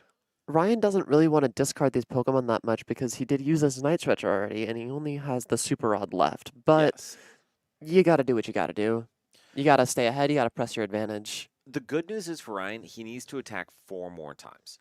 So by taking a knockout with that Fan Rotom, he protected one of his Roaring Moons and therefore needed 1 less recovery card throughout the game. So with this great ball, hoping to hit a dun-dun, and we do okay. Ryan Prusak's really good at Pokemon. He's very good at Pokemon, or at least drawing very well. Side note, for those at home, I don't know if Rafal's posted on Twitter or not yet, but we're on the Roaring Moon topic. Rafal has the greatest shirt I have ever seen on right now. You can put me on after I can show it. All right, perfect. We'll show Rafal off at some point today. But getting back That's to the pretty game, awesome. it I'm is a big fan. awesome. Huge. So we do see the Dunsparce played. We're shuffling back in. I'm not gonna lie, Olive, I missed what he drew. What did he draw? I was looking at Rafal's shirt. That's fair. We did hit another dun-dun, and we're kind of just cruising through the deck here, and we hit another dun-dun. This is the thing about the Dunsparce engine. When you play that 4/4, is that if you play a Dunsparce and you draw 3 cards and you've shuffled a Dunsparce into your deck, you are now more likely to draw a Dunsparce. Yes. And so I think what Ryan was attempting to do is try to, like you said, protect resources of ancient cards and try to retain the Roaring Moon basic, and then also maybe that Explorers if he could. But we saw enough cards. We're going to see multiple Dunsparce on the board. We have a dun-dun in hand. I mean, we're just in a great spot. Yeah, and that Koraidon is no longer relevant for Ryan because once he hits that threshold of 200 damage, he no longer cares. Agreed. And also because Ryan just takes the dice away because who cares? But also with that, Koraidon's only going to hit for 180, which with an ancient booster capsule on the Roaring Moon, It's not enough. exactly. So at this point, it's not that great of attacker in general. But we do see Still very relevant for Eli, perhaps. it could be for Eli because Ryan hasn't put any of his ancient booster capsules down. But I And think we've seen a bunch discarded. Eli's going to ramp pretty quickly here, so I'm not too stressed for him either. I think Eli's in a pretty good spot. And we see the knockout. Ryan going down to 3 prizes, staying ahead of the curve. Olive, I'll ask you again, is it as simple as just find an energy and stream attackers for Eli? It's the only thing you can do, unfortunately. I'd love to say that there's more to consider here, but it's hard to say. I think the only other option you have with this deck is that you can technically attack with Roaring Moon EX and force Ryan to find 3 more ancient cards or take a Correct. 2-shot. Correct. And Ryan is down both copies of Boss's Orders. And Sorry, he plays 3, never mind. but he actually is down all 3. Then I think that is the only play that you can make is go Roaring Moon EX, Ancient Booster Energy Capsule, and attempt to take the knockout. But the important part about that is that Roaring Moon EX attacks for 3 energy. It does. Professor Sada's and a hand attach is 2, and that 2 copies of Energy Switch are the only way to get that 3rd energy into play, and the active Roaring Moon has a 2 retreat cost. It does. And so the other issue is we've discarded 1 energy for Eli. So Eli is not going to be able to easily find the second one. And I would say neutralization zone is an issue, but we've clearly ditched that anyway. So we're not really that stressed. I think, honestly, with the hand that Eli had, if he had promoted to Dunsparce, he could have found this attack. I think he could have. However, did he have an ancient booster in hand? Yes, he does. Okay, that could have been scary, but that is where I think Iron Bundle would be so valuable for Ryan. Correct. Because Ryan could then get around the Roaring Moon, and then because Ryan would have a greater opportunity to thin out those ancient cards, it actually could have cost Eli a turn because Ryan would be able to reach. But I don't think 270 is possible for this deck. Or sorry, 290 is possible for this deck to hit. Let's do some math here. Olive, if you don't mind, talk us through Ryan's turn while I count. Ryan, this turn, he wants to play Professor Sada's Vitality, and he wants to attack. I think it's not, unfortunately, the most complicated while Dan is doing his math, but Sada's very good. Setting up his board further is very good. This turn, he can have 2 moons fully set up. With the Sada plus attach, he'll have 2 with 2 energy. So, you are correct. There are 29, or excuse me, there are 22 ancient cards in the deck, which is 290 if you're not attacking with the Roaring Moon. So we do cap at 280 damage. So that play actually could be really, really good for Eli. I think that's the only way you can come back in this mirror, is if you do something like that, because Ryan is down all 3 boss, and he is down a Night Stretcher as well. So the only way to recover is that Super Rod, which can only recover Bundle, which means Ryan gets Bundle twice for a max. Oh, you can't recover boss. Correct. Yes. All right. So on the bright side for Eli, though, since Ryan cannot reach 290, that play is available to him for much of the game. Unfortunately, it's not really available anymore because Ryan is going to go down to 2 prize cards now, which means bundle plus super rod plus bundle is game. True. And Ryan also has Roaring EX available. He does have his own Roaring Moon EX available. And Frenzy Gouging does not care how much health you have because it just deletes every bit of it. Frenzied Gouging does just say death. Yes, exactly. And per Rafal's shirt, it will dunk on you at any opportunity. A little spoiler on that one. Yes, I'm okay spoiling that. So Ryan does discard the Ancient Booster Capsule. We do get rid of the Artisan because we do need to just keep thinning the deck out, if anything else. And then we are able to get more Dunsparce out. Now, if you look at Ryan's deck, there's not a lot of cards in there. This is also something that tends to happen with the Dunsparce engine and the Ancient decks, is that you want all of your cards in the discard pile so you don't have a lot in your deck. So the only thing that I think would have been interesting here, and when I played Ancient to Baltimore a while ago, this was something I loved, is Great Tusk. Because Great Tusk Mill, I think, is so valuable in the mirror match and in some other matchups because, especially if decks are built around burning themselves to the ground, you can just end them for being too aggressive. And at the time, at least, you kind of had to be aggressive against this deck. I don't think that currently it's that strong, unfortunately, because there are not many decks that actually want to be this aggressive. Yes, I It's agree. pretty much just this one that wants to thin its deck this excessively. Maybe Goldengo sometimes, but I would say the only other advantage is there are a bunch of decks that are reliant on protecting resources. So it can be advantageous there, but you're right. Because Budu is in the game, everything has slowed down to a pretty big degree, and that's wonderful. It's just so wonderful. I don't know about you, Olive, but I'm legitimately enjoying the format right now. I think my lack of playing Pokemon will speak to my enjoyment of the Well, format. all right, fair enough. But maybe we'll talk about this game, but I'm curious why. Because, I mean, the game requires a lot of decision making. The decks have interesting interactions and matchups. What's there not to like? I'm just not enjoying the decks that are popular right now. That's reasonable. That's very reasonable. Something that I complained about recently on Twitter is that I feel like a lot of these decks are very reliant on the pink card, and I don't like it. Yes, and I think that's a fair complaint. The pink card is overwhelmingly important, especially for stuff like Goldengo. That is the deck I played at Milwaukee, and that pink card was in my prize card 6 out of the 7 rounds that I played. So I am hearing some bias towards the format. I was frustrated. I made the complaint about the pink card before that event. Okay, fair enough. It happened again after. It was confirmation bias. That is fair, and sometimes the bias is correct. Anyway, Eli is continuing to draw cards because even though he is behind, you do want to play to your out since there is a chance Ryan misses Sada. But Eli also really needs to find a Roaring Moon here. Are there like 6 cards in Ryan's deck? I don't think it is feasible for him to miss Sada. There are 5 or 6. So the issue is I think we've only used 2 Sada so far, actually. We have like triple to Dunsparce here. Yes, we're going to see a whole lot of cards. And there's 6 in there. Correct, yes. So I think the odds would be astronomically slim to miss this. But just remember, the Dunsparce does thick your deck. It thickens your deck. It does This is thicken your true. deck after you play it. So it is not guaranteed, even if the odds are definitely in Ryan's favor. It is theoretically possible for Ryan to whiff, and if that happens, I think it would be really unfortunate, but also a little bit funny. It would be good entertainment. That it would. It would be Especially good for content for the Eli. stream. Eli would feel great about it. I'm sure he would. All right, so we do see Eli's hand just have everything because you cannot see, but we can see there is 0 hand disruption in either of these decks. Yeah, and these decks just want to draw cards. So we've reached the point where both players are just burning their decks, and they just have all the cards in their hand. Correct. All right, so we do go into Dun-Dun. We see the Earthen Vessel come down, and I don't think there's any energy left in Ryan's deck. I don't think so either. He only grabbed 1 off the last vessel. We do see 3 of the 5 cards come out. Here they are. 1, Sada. Sada. 2, 3. All right, that is all we needed. And then we are going to, I believe, Super Rod and then Great Ball in order to get back a couple moons. And honestly, if Ryan's able to find even just an extra attachment for next turn, he wins. That would be game. And Because so, Eli cannot disrupt his hand. correct.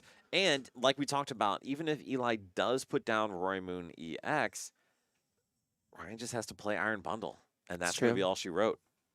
So the one thing Eli could have done, which is a little interesting, is try to drop his board to nothing except a Moon EX. But with Fan Rotom down, you're not going to be able to do that very effectively. And Mr. Blanks in the chat agrees with Olive. Not a hater of A-Spec. Too many decks boomer bust without it. And then Sarah Ledge is the only fun one. Olive, what are your thoughts? I've never put that deck in my life. I think that I agree with the things about the ace spec. I don't think the ace specs. I'm not. Well, I'm not a huge fan of the singleton copy design. I wasn't a huge fan of Radiant Pokemon either. Okay. But I think it's less about the mechanic currently and more about the fact that the way that these are the ace specs that we currently have are designed is so focused on my deck needs this card. And I think As that's a opposed- reasonable point. Previous ones like Computer Search are like, okay, well, my deck is now more consistent. But eSearch Pro, you can't replicate that effect. And Unless you play like 4 Earthen Vessel, but then you're playing 4 Earthen Vessel, and then you don't need eSearch Pro. That's reasonable. I do think that is a very reasonable point, and I would say that's something you can build differently, though. And there are decks you can pick that don't rely as much on it. For instance, when I played Dragapult and Svi, I played Neo Uppy, which, to be fair, was way better than I thought it would be. And it did help, but the deck wasn't relying on it. However, the flip side there is that deck was not aggressive at all. I do not enjoy playing Dragapult whatsoever. I'm hurt. I'm sorry. I'm hurt to my core. I'm My sorry, man. goodness. It's so fun. But no, it is, as Mr. Blank is saying, it is a really fair point. When decks are built in a way that require that, there's not much else you can do, and it's a lot less fun. Especially when I'm trying to play a deck that I think is good for the metagame. I thought Goldengo was a very strong meta call for Which I think Milwaukee. It was. It was, but the deck then played directly into my biggest complaint about the format, and then I got punished for it. That's also a problem that comes with it. All right, so Eli basically just saying here, I'm going to take a knockout. We're going to pull this off. And I just really need you, Ryan, to be completely out of energy or any way to find energy. Unfortunately, we played a card called Super Odd last turn. And I believe we put at least one energy into the deck, correct? We should have. If Ryan didn't, I have many questions for him. That's reasonable. Well, how many energy? We play 7? Yeah, we got energy available. And there's at least one Earthen Vessel in Ryan's hand, plus 2 Dun-Dun Sparses. So Okay, even I with believe some there are deck 2 energy thickening, in the deck currently. we're going to be okay. Yes, because I think Ryan only put 1 Roaring Moon in there. There should be 2. I saw 5 total there, unless one of them is prized. Yes. So we should be okay. There are 6 energy available, even if 1 is prized.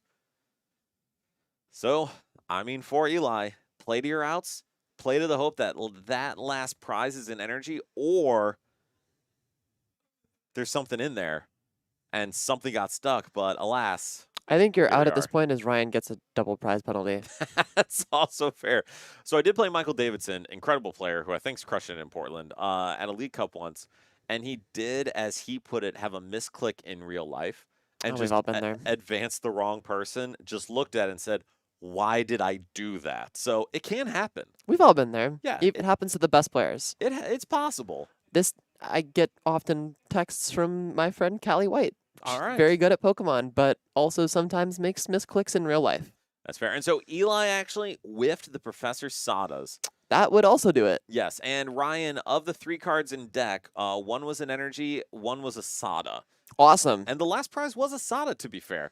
So I'm actually going to jump out for a minute because, Olive, I would love for you and Rafal to chat. And I don't even think an interview, Rafal. I would just say you two want to chat a little bit about, A, the quality of your shirt, B, what you think about that card. And honestly, I'd love to hear your thoughts on Olive's point about the reliance of the format on those A-specs. And, Bryce, if you wanted to throw up that A-spec graphic that Rafal has put together, this seems like a great topic. Good timing, yeah. Sir. I don't know what pairings are, so That's okay. I'll keep an eye on it. Truly a beautiful shirt here. Hi, so I'll stand up. So it's Roaring Moon, dunking on people. It's gorgeous. It's supposed to be LeBron, I think. But yeah, so I didn't make this. This is Andres Lostano, Losta on Twitter. He's the guy who makes like all of like the post regional like graphics where it says like all the different matchups and stuff of every deck. He's a big Roaring Moon guy, and he made this image, and I was like, hey, I want to make a shirt with it, and I was gonna wear it for NAIC, and then it arrived in like 3 days after ordering it. So I was like, all right, I'll wear it for the cup. So yeah, that's kind of the story behind that. I'm a big Moon enjoyer. I'm not playing Moon though, so I do feel like I'm kind of betraying it. Boo. but like we just saw, there was some moon on stream. So the deck is not dead. Mm-hmm. It's definitely still around. Yeah, I mean, and you can play like the baby moon. You can play the big moon with poison. I saw someone won a big online tournament with it recently. We have one Like of those last today. night. Sorry, We have one of those here today. the big moon. Mm-hmm. Exactly. Yeah, I don't know how I feel about it personally after Dark Patch rotating. I was just a really big fan of being able to like power up a moon like really aggressively, being able to power up stuff ahead of time. I don't love that now like if your moon are getting knocked out every turn, you need like an energy switch consistently, which is like kind of awkward. So I do think that the Poison Moon deck is better than the Poison Archaludon deck because That's a pile. yes, if the Poison Archaludon deck doesn't get its donk, you're just playing a really bad Archaludon deck. Correct. If the Poison Moon deck doesn't get its stuff off, you're still just playing a dark type deck. So like I think that deck functions significantly more smoothly if you don't get the poison, like a poison knockout immediately. So if I were to play like a poison package deck, I would probably play that.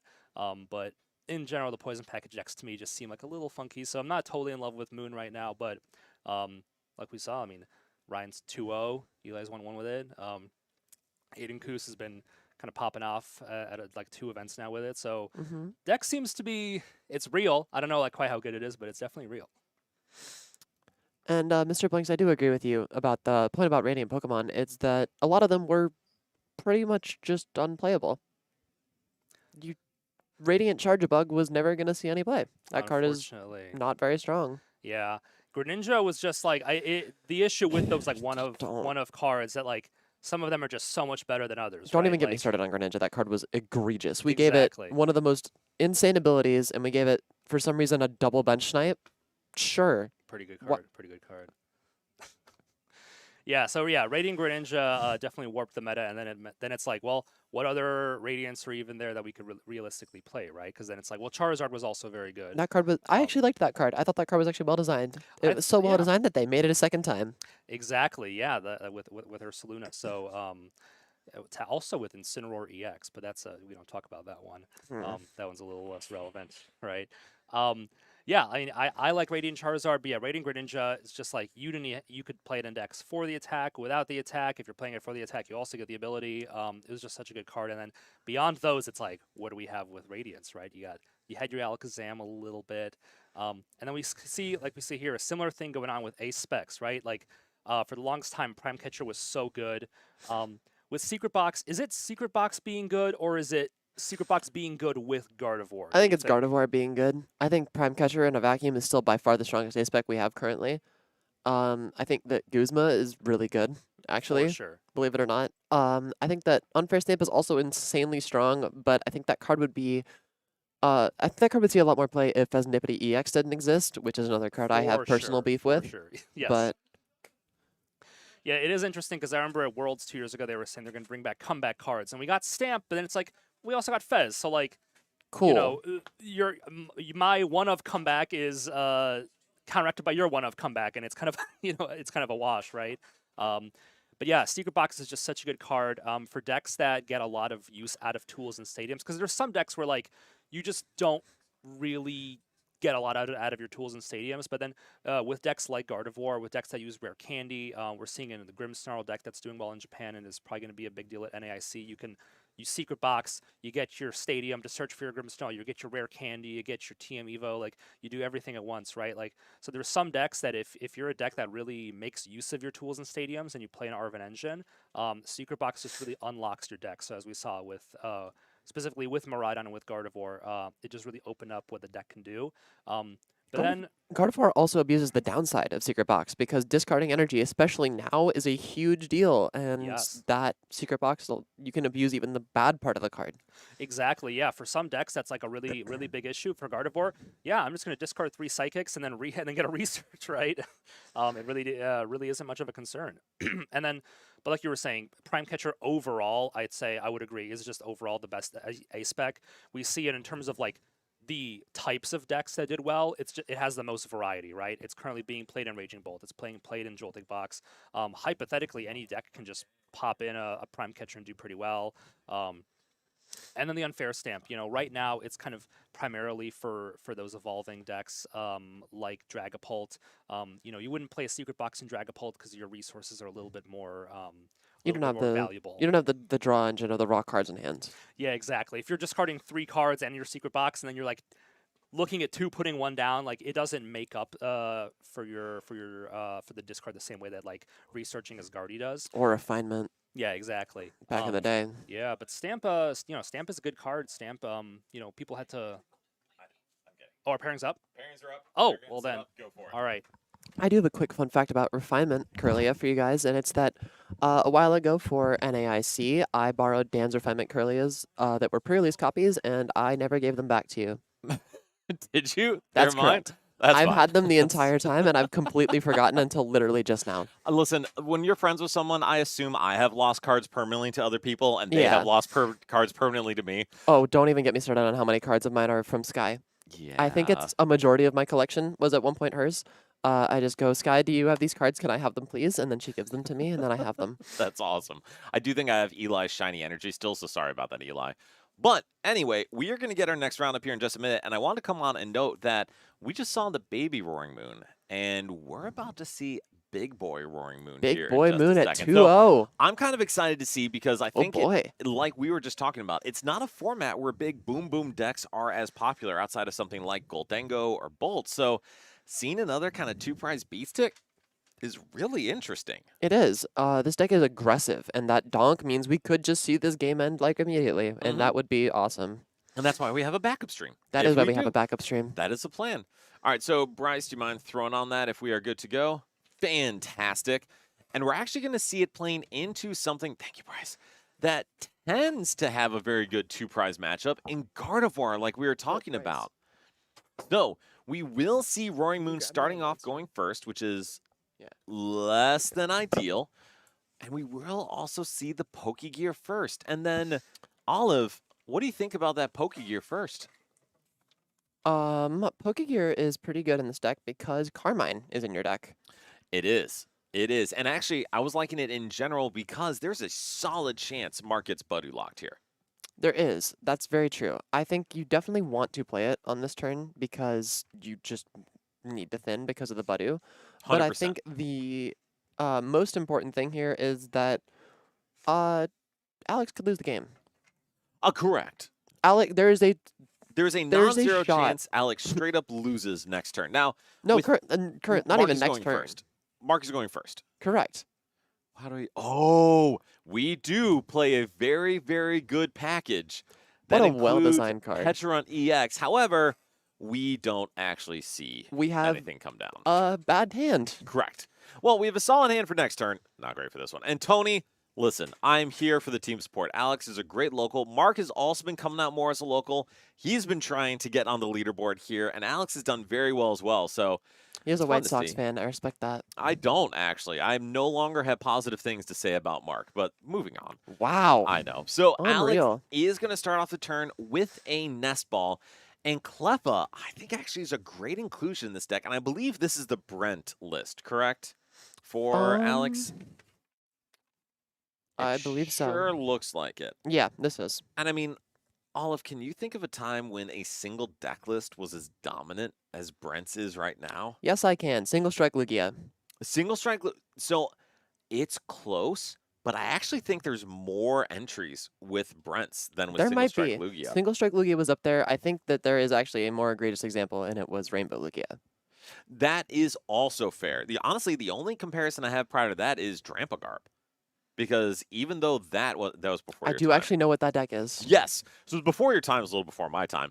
But there was at one point, I think it was 12 or 13 of top 16 at a regional. Now, varying list, so it wasn't a single list, but still crazy. Awesome format. Yeah, just great. Almost as good as the incident we had in Australia where we had Oh, 8 Palkias? Palkias. Yeah. Goodness. At least they were different Palkias. They were different flavors of Palkia, but they Yeah. were still Palkia. All right, so anyway, Alex is using that secret box, clearing a couple things out of his hand, and able to go get the Artisan. We got a Earthen Vessel, and we're just cruising through our deck here. We're even able to go find the Monkey Dory and still haven't played a supporter. I mean, this is a fantastic turn for Alex. I don't know what else he could ask for. I really don't know either. I think you just want Ralts. really. You just want worlds. So the nice part too about Gardevoir is obviously Gardevoir EX is a stage 2, but the rest of the deck is full of basic Pokemon. I like Professor's research. I also love it, and I think it's a card that really Brent popped off with by including because why not just play the 2 strongest draw supporters in the game? Drawing cards is pretty good, especially when you lose ability to draw cards by refinement rotating. 100%. So Alex can, if they want to, go in and get Budu here, either with the Ultra Ball or just with this Artisan. And I mean, that has to be the right choice, right? So when we were talking earlier about slowing your opponent down, this is a situation where you can 100% effectively punish your opponent for having a slow start. Yes. And because putting Budu in play really doesn't do anything to you. You're not sacrificing very much by putting this Pokemon into play. Agreed. And I think Alex is debating this Ultra Ball. But I don't think they should play it. I don't think they should play it either. I think they should hold on to that card.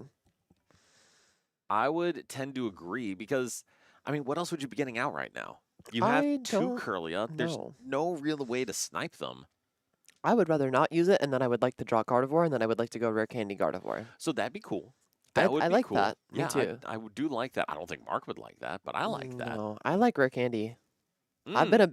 been a big proponent of Rare Candy and Gardevoir for a very long time, even when people weren't playing it. And I mean, I get that. It's just a good card. It's very good. All right, so we actually see a Dark Energy in hand. We have an Ancient Booster Capsule. I think there's an argument for putting this Dark Energy on Monkey Dory, but to be honest, I don't think you need to right now. No, I think Oh, I love this decision. Putting down the Petron EX to enable for Mark to enable himself to get that baby Petron into the active spot and take a knock on this Budu even without item lock is huge. well, the important thing is we actually don't even need that because we just need Brute Bonnet, Booster, Perilous Jungle. We do, this is true. And we did find the Brute Bonnet. But that's about it. Unfortunately, we cannot play the Ultra Ball to thin our hand to then allow us to restart. So we're just going to Exactly. have to go Mew EX. And I don't mind benching the Brute Bonnet here because Iono is a very real possibility. But to be honest, at this point, I just hold the hand. You don't need to bench Mew. You can't Ultra Ball. Alex, please stop him. We're going to try. We're going to try. Bryce, can you let them know you can't Ultra Ball? Thank you, Zeke. No, just say no Ultra Balling. Thank you, Zeke. Yay, we got it. One of the important things we try to do on the stream here is make sure we do not have any disruption of the game state from mistakes or anything like that. So, No irreparable game states. yes. So this is good. This is why we do this. This is the whole point of our activities. And so for Mark now going into the deck with that Artisan, I don't know if you need to get that baby Petron out here, but is there a downside to doing so? Not really. I think we're just checking our deck at this point, just seeing what's in there. I don't hate finding Baby Patch, but I don't think you need to. If you can't really utilize it, Artisan's gonna be there. It's not like Alex is gonna get rid of it. So I think it's fine. I would tend to agree. To be honest, part of me says, though, if you have that combo, to maybe hold that combo until next turn so that Alex doesn't, like, see it as an option and doesn't Yeah. play around it. Now, I don't think there's a whole lot Alex is going to do right now to play around it, but still, it could be scary for them if they don't play around it effectively. That's true. All right, so at this point, Oh, I did just see the Bravery Charm get pulled to the front of the hand. And Bravery Charm, while it doesn't let you live Perilous Jungle plus Petron, it does let you live just the Petron. yes. And so I actually think Mark really just needs to leave that Roaring Moon in the active, unless you disagree. Oh, we are going to move the Petron active. I don't like this very much. Yeah, I don't really see a benefit to this. What do you think, Olive? The only benefit here is that we're running the Roaring Moon out of the active, which means it can't die. But Alex hasn't done very much to threaten that it could. No, and Alex's hand kind of sucks, honestly. That's what I was thinking, but we do have a very good card in that hand.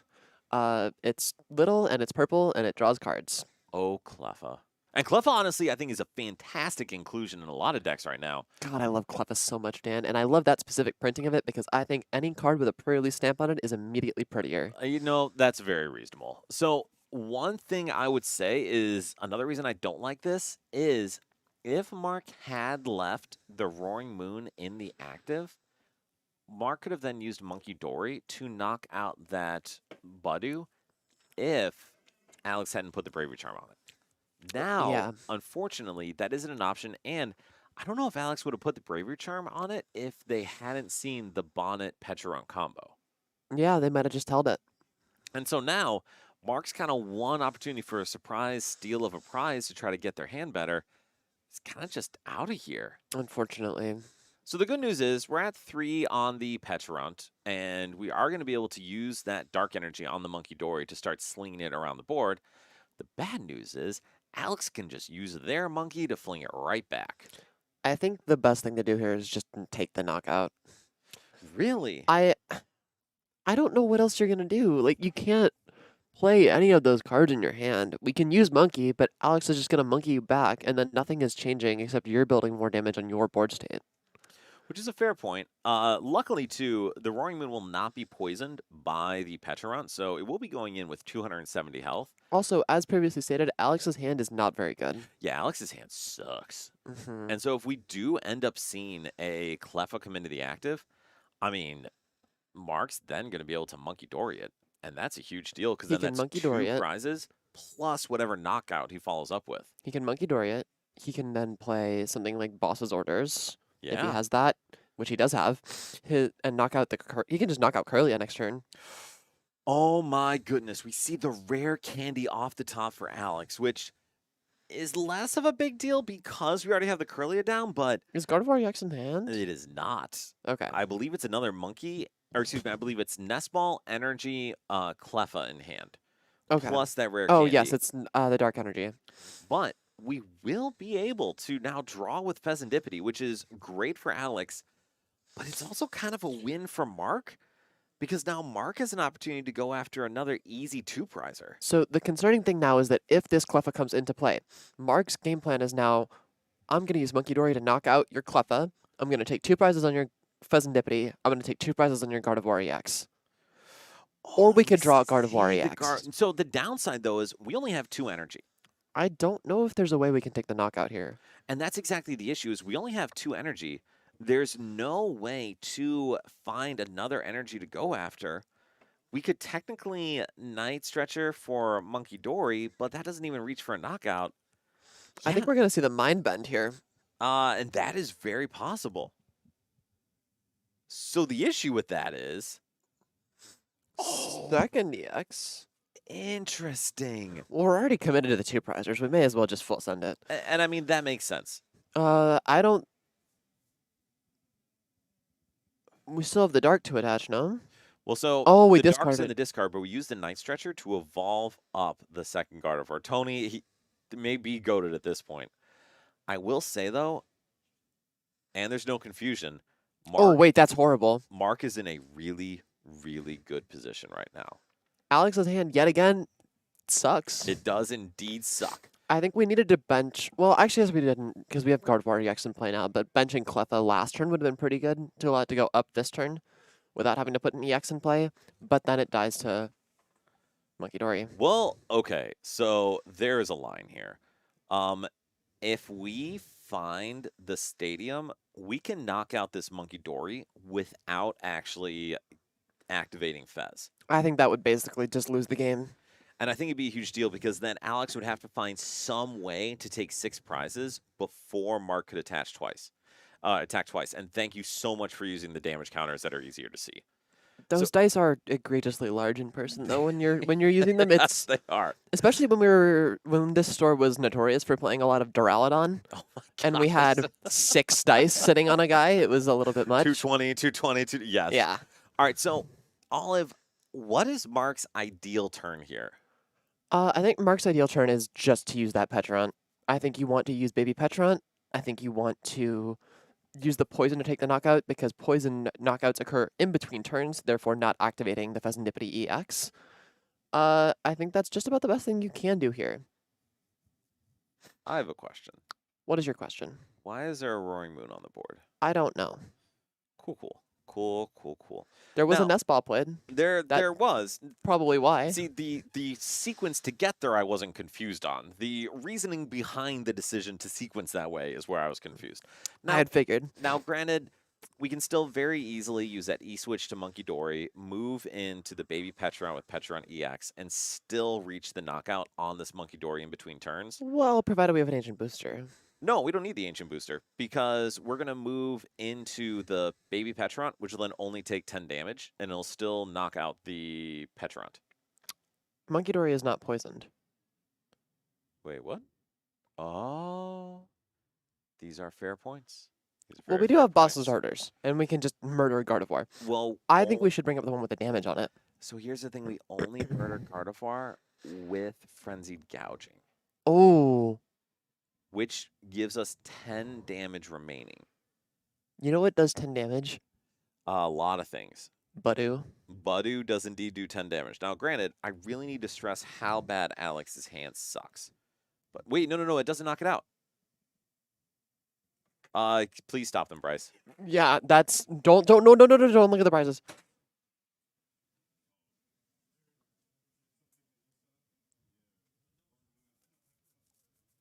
No, the Roaring Moon is not knocked out. We are Bryce, please let them know the Roaring Moon is not Dude. knocked out. At least they stopped for a completely unrelated reason. Correct. but I'm Because very Alex glad did they not did. view the prize cards, which is a huge deal because the second Alex picks up those prize cards, things get bad. Yes. And yes, because it does do 200 damage. Mark is at 280, which is very close to 290, but not quite there. Importantly, So that Bryce, math you is let them not, know it's 280, not 260. that math is not mathing. Thank you, Bryce. Math is hard, guys. All right, there we go. Now we are good. We do see the draw Oh! for Alex. Okay, And now that's pretty good. things are not good for Mark. And so that was the big issue of using that line is now a single Monkey Dory shift can knock out this Roaring Moon EX and put Alex in a really good position. So we also have access to the counter catcher. We do. So that means we can also hypothetically kill something else. Correct. But we don't have enough. We actually don't have the. Well, we do have enough psychic energy to do it. We don't have the ability to move them all because Correct. Monkey Dory will be stuck with one of them. Well, so and actually, here's the issue too. Our hand includes an earthen vessel, but we just used our manual attachment on the Monkey Dory. So unless we have a way to get an additional energy in the discard, we actually don't have the knockout. Well, we have Monkey Dory knockout, but we don't have the knockout on this Petron. Correct. And the thing is, still, we wouldn't be able to knock out the Petron anyway right. because we are using the one Monkey Dory to knock out Roaring Moon. And so that is true. I could have sworn I saw a Klefki in there for a moment. Oh, it's a Drifloon. Oh, but we can take the knockout with Lily's Clefairy. That card is in the Oh, discard pile man. currently. No, it's in the deck. Is it? I could have sworn I saw that discarded earlier. I also could have sworn. Did we play 2? We play Super Rod. Interesting. Well, regardless, we do have an opportunity for a knockout here. Oh, and Screamtail's a very interesting decision here. Why are we going with Screamtail? I think another Ralts here is probably pretty important, but that might just be me. No, I wouldn't argue with that. Granted, if we do see a Frenzy Gouging or something without a booster capsule, Alex can still clean it up with Monkey Dory. But Correct. this is... Do we have a Bravery Charm in hand? No. Are we going for a single prize knockout? I think you can take the mid-turn knockout now and see what we get off the prizes, but I would like to see the decision maybe come after that. You want to get the most amount of information you can before you make a decision, like Well, the other almost all the time, right? the other thing I would note with that is you could still have used the counter catcher afterwards. Correct. So I agree with all of that. If you're going to take the mid-turn knockout guaranteed, take it before you do anything else. So an important thing about Pokemon and a lesson that you taught me very early on and when I was learning the game is that you want to make decisions that give you the most amount of information first. Yes. This is something that came up a lot when you were sequencing in decks with Pokestop Yes. because you want to use Pokestop because unless you're jigging for something specific, you want to use the Pokestop early because it'll give you information about what's in your hand and what's in your discard pile. Fantastic. 100% Olive bonus stars. Yes, exactly. Another high five there. I love it. And unfortunately, Alex did not listen to that advice, and it likely prevented them from taking a 2-prize knockout here. So maybe work on the sequencing a little bit, but that's okay. Sequencing is hard. Sequencing is legitimately hard. But now we do get to see Pheasantipity on Mark's end. And even though we're kind of in a tough spot because Alex was able to come back in a decent way, Mark is still in the driver's seat because all he has to do is take 3 prizes before Alex can take 3 prizes.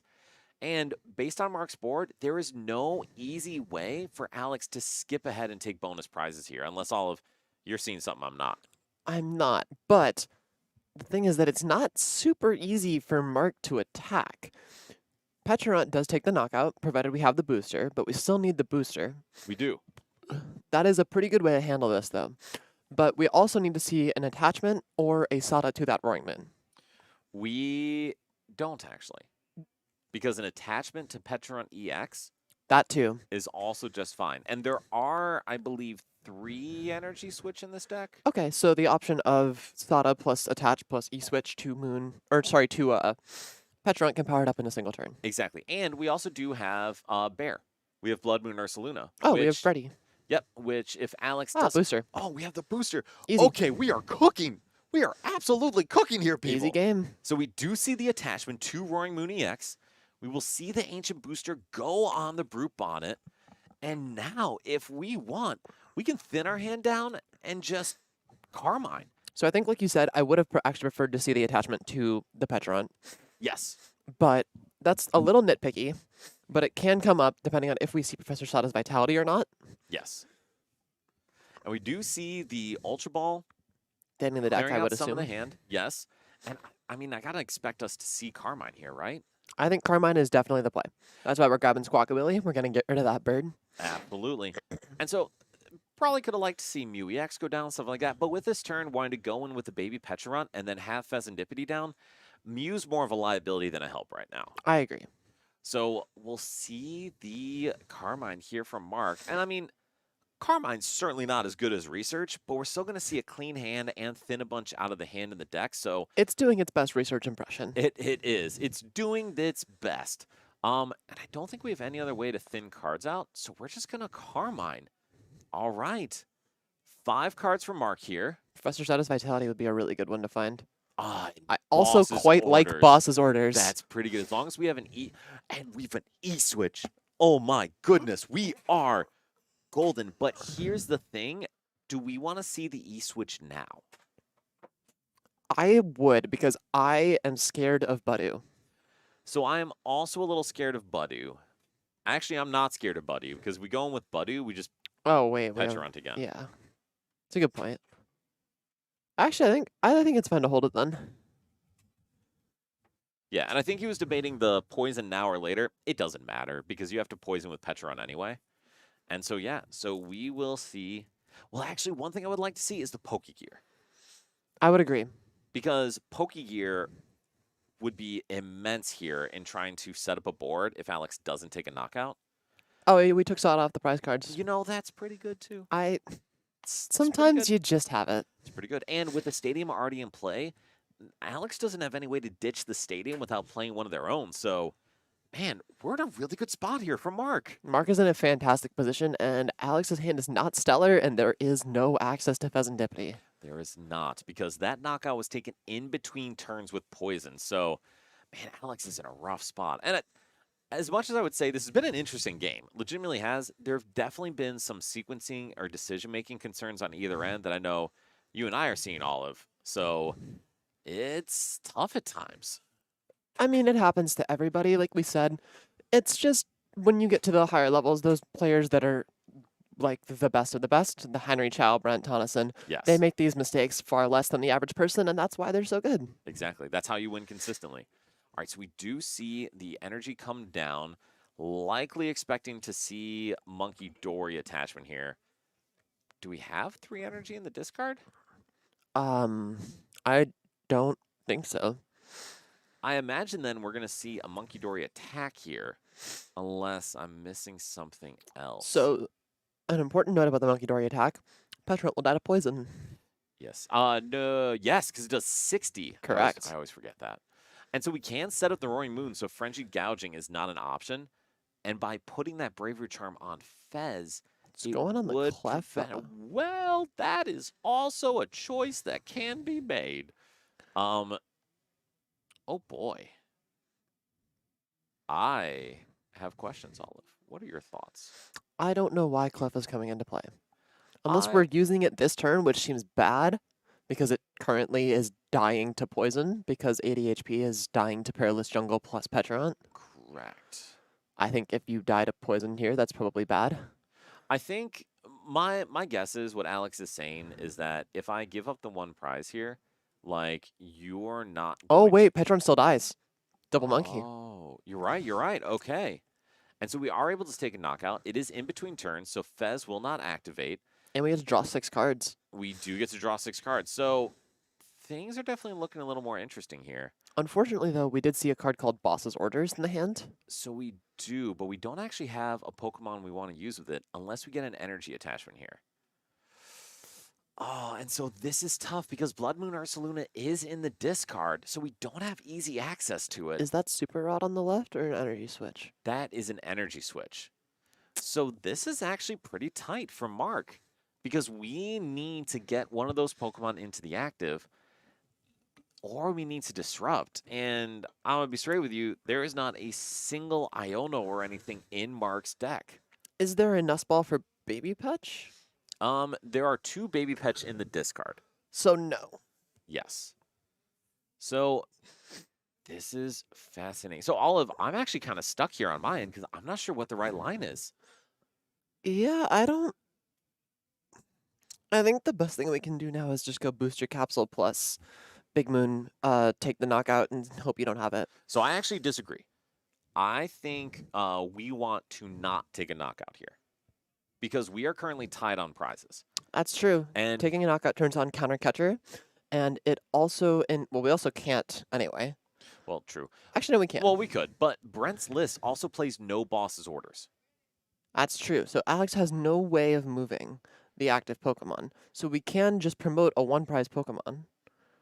Absolutely. And I think what we probably want to do is either go into Budu or something if we have access to it, or just go into the Brute Bonnet because you don't care about poison at this point. No, Brute Bonnet is not super relevant. Just hit that E-switch, get the energy off it, and then push it up. Yep. Or grab an exactly. extra Brute Bonnet.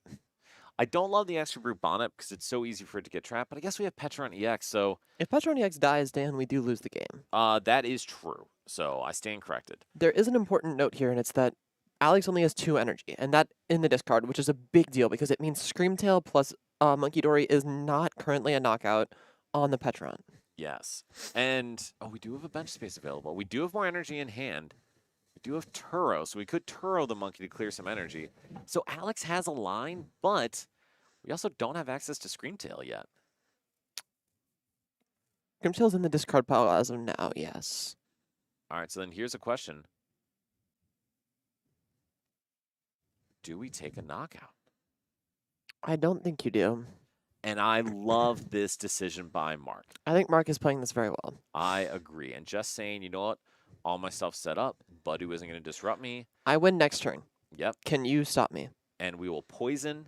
And then 3 damage counters goes on. I actually Cleffa. don't like that. I agree. And so why Because- don't you? Because there is a card called Monkey Dory, Mm-hmm. and that card moves exactly 3 damage counters. Mm-hmm. So the good news for Mark is Alex would need 4 Psychic Energy in order to set up a Screamtail for a knockout on Petron EX. We do see Super Odd. We do have Night Stretcher. But we also don't have a way to discard this energy. I think the big thing to note here is that because Cleffa is a free retreater, Alex would need more than 4 energy. Alex would need 5 energy to actually take a Screamtail plus Monkey Dory knockout. Why? Because when we retreat Cleffa, if there was no damage on it from the poison, we would not have enough damage counters to move to knock out. True. If Petron. we had not done the poison. Yes, exactly. I think that's what we talked about earlier with playing ourselves out of the game. Yes. And I understand the point of, hey, let me accelerate the damage, see if I can do something here if Alex hits into me. Right, like pressure. But Alex probably isn't going to hit into you, so you're probably not going to be able to take the swing knockout of 2 single prizers. So it's probably okay to just let that thing be and then sacrifice a brute bonnet if necessary. I, for a second, thought that the Monkey Dory in Alex's hand was a Dusclops, and I was very confused. I would also have been confused. All right, so then Olive, what does Alex do here? With the hand as it is, what's the route? Hmm. I don't know what we can really do here other than play Disruption. I think playing Disruption and using Screamtail to just punch something on the bench is probably the best thing you can do this turn. And I actually would agree. I think punch something twice with Screamtail. I agree. We don't want to turn on Or- Fez. Or we ignore everything and put a third monkey onto the board. Why? That is an excellent question. Well, an actual reason why is because Mark's own Monkey Dory, if we do Screamtail something for partial knockout, could then use Brain to knock out the Screamtail back and then knock out anything in the active. So Sure, but we don't have to put all the energy on there. We could put 2 on there and snipe 80 and then finish next turn. that is fair. All right, so we do see the draw from Mark. See a Night Stretcher and an Ultra Ball. Oh man, we are actually very close to something here because we could use that Night Stretcher from UEX. I do quite like Mew EX. Oh, we're looking, and I think we saw Blood Moon in there as well. We do. So we have access to a lot of stuff here.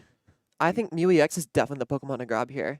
I would tend to agree. And so we have the Monkey Dory. We're going to move the damage over to Monkey Dory. I see another Monkey Dory. 5 damage doesn't really feel great here. Yeah, we set up an extra monkey to move 10 damage here. Yeah, basically. That doesn't feel great. And so then we hit it for 90. Still not confused. Still not confused. I, for a second, just thought we were just going to see Boss off the top because that's how the day's been. That I would agree. All right, but honestly, this is such a good start for Mark. All we got to do is use the Earthen Vessel to get rid of the Ultra Ball, get an Mew- energy out, attach, get Mew. Cards, and it puts that boss that got put to the bottom off Iono. We can shuffle it because we're about to play the Earthen Vessel. Yes, exactly. Okay, and Mark does see the line.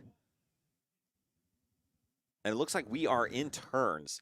So we do see the Earthen Vessel, the Ultra Ball. I would like to see 1 energy found here if there's an energy in deck. Just would agree. 1 and then attach it to like Petrant. Don't grab the second. And I think that's exactly what we're going to see from Mark. So we do see the 1 energy Beautiful. come down. Beautiful. All right. I mean, and to Mark's Actually, I lied. credit- Attach it to monkey. Doesn't really matter. Oh, attaching to monkey is definitely better. Yeah. But yeah, I do see this come down from Mark. I think Mark's making great decisions so far. Hopefully we see the Night Stretcher from you. And then we can just go in and take a knockout, ideally by finding a boss off the top. If you find boss, it wins you the game. It does. I like the boss's orders card when I draw it. I do not like it when my opponent draws it. Very good. All right, and so we do still have 2 Pokegear remaining. We have 2 bosses' orders in deck. So there are outs, even if it's not a high chance. The deck doesn't look super thick. It also doesn't look not. particularly thin. So the downside is we do have Secret Box 2 as an out. But that requires to discard 3 cards, and we Exactly. are only drawing 3. Exactly. So, ooh, I think that's a great point. We see the Secret Box. Oh my goodness. No! We do hit the Secret Box. And Raviki should have attached to Monkey, then Turo it, pass it to Petrant, and then kill it with 4 energy to the discard pile. I mean, I don't think you're wrong. I think that very well may have done it because it would have given us enough resources. All right, so we are going to see Monkey Dory. Actually, I don't want to see Monkey Dory. Why would we Monkey Dory? Does that not just lose us the game because we just get bossed? I don't think it loses because we still have 90 health on that guy. No, I'm saying, Oh, we're talking about using Petrant for Mark this turn to take the knockout. Oh no, I think he was talking about Turo on Alex's end the last turn. Right, but if we don't play Iono, then we have boss in hand for game. Well, that's a true statement, yes. But we don't know that. Yeah, but Mark has like a 10-card hand. That's also fair. All right, so then we are going to poison, and I really don't love that because now we have 2 We're setting up things we more can damage on with. Monkey. Yeah. Bravery Charm, but we bench locked ourselves with that 3rd monkey. I know. And so this is a very difficult situation because Mark currently doesn't have, well, he has Win available next turn. But Alex currently doesn't have a lot that they can do. hitting this Brute Bonnet does nothing. So there is, because the damage got put here, and because Mark did not elect to use his own Monkey Dory He to did. move damage from his Monkey Dory. True. So this means that there is a world in which we go triple Monkey Dory, 90 damage to Mark's Monkey, knockout, and then knock out the active. Yes. And we have enough damage for that. I would agree with that. Why did we attach defense? I don't know. I don't think it matters. Yeah, you're right. We actually have game here. Yep, this is game. So we use 2 Monkey Dories, put 60 there. Mm-hmm. We use another Monkey Dory, Yep. knockout, and then we retreat into Gardevoir EX and take the knockout. Yes, indeed. And exactly like you said, Olive. I don't know if Alex sees it yet.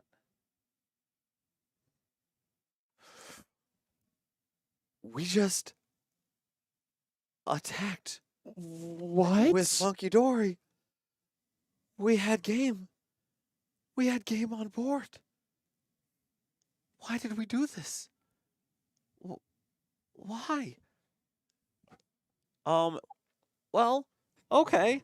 So, we have things we can do here. So, first, we can get rid of... Okay, well, Olive, we'll have questions about that for Alex later. But now we have Earthen Vessel to get rid of the Brute Bonnet, put our hand down to 1 card, get that last energy out of the deck. Sorry, what was the last card in the hand? Last card in the hand is a Professor Sada. I think we should have discarded Sada and benched Brute Bonnet so we would would have no agree. cards. I would agree. Because I don't think there's anything else major that we would want to bench. Roaring Moon EX knocks out everything.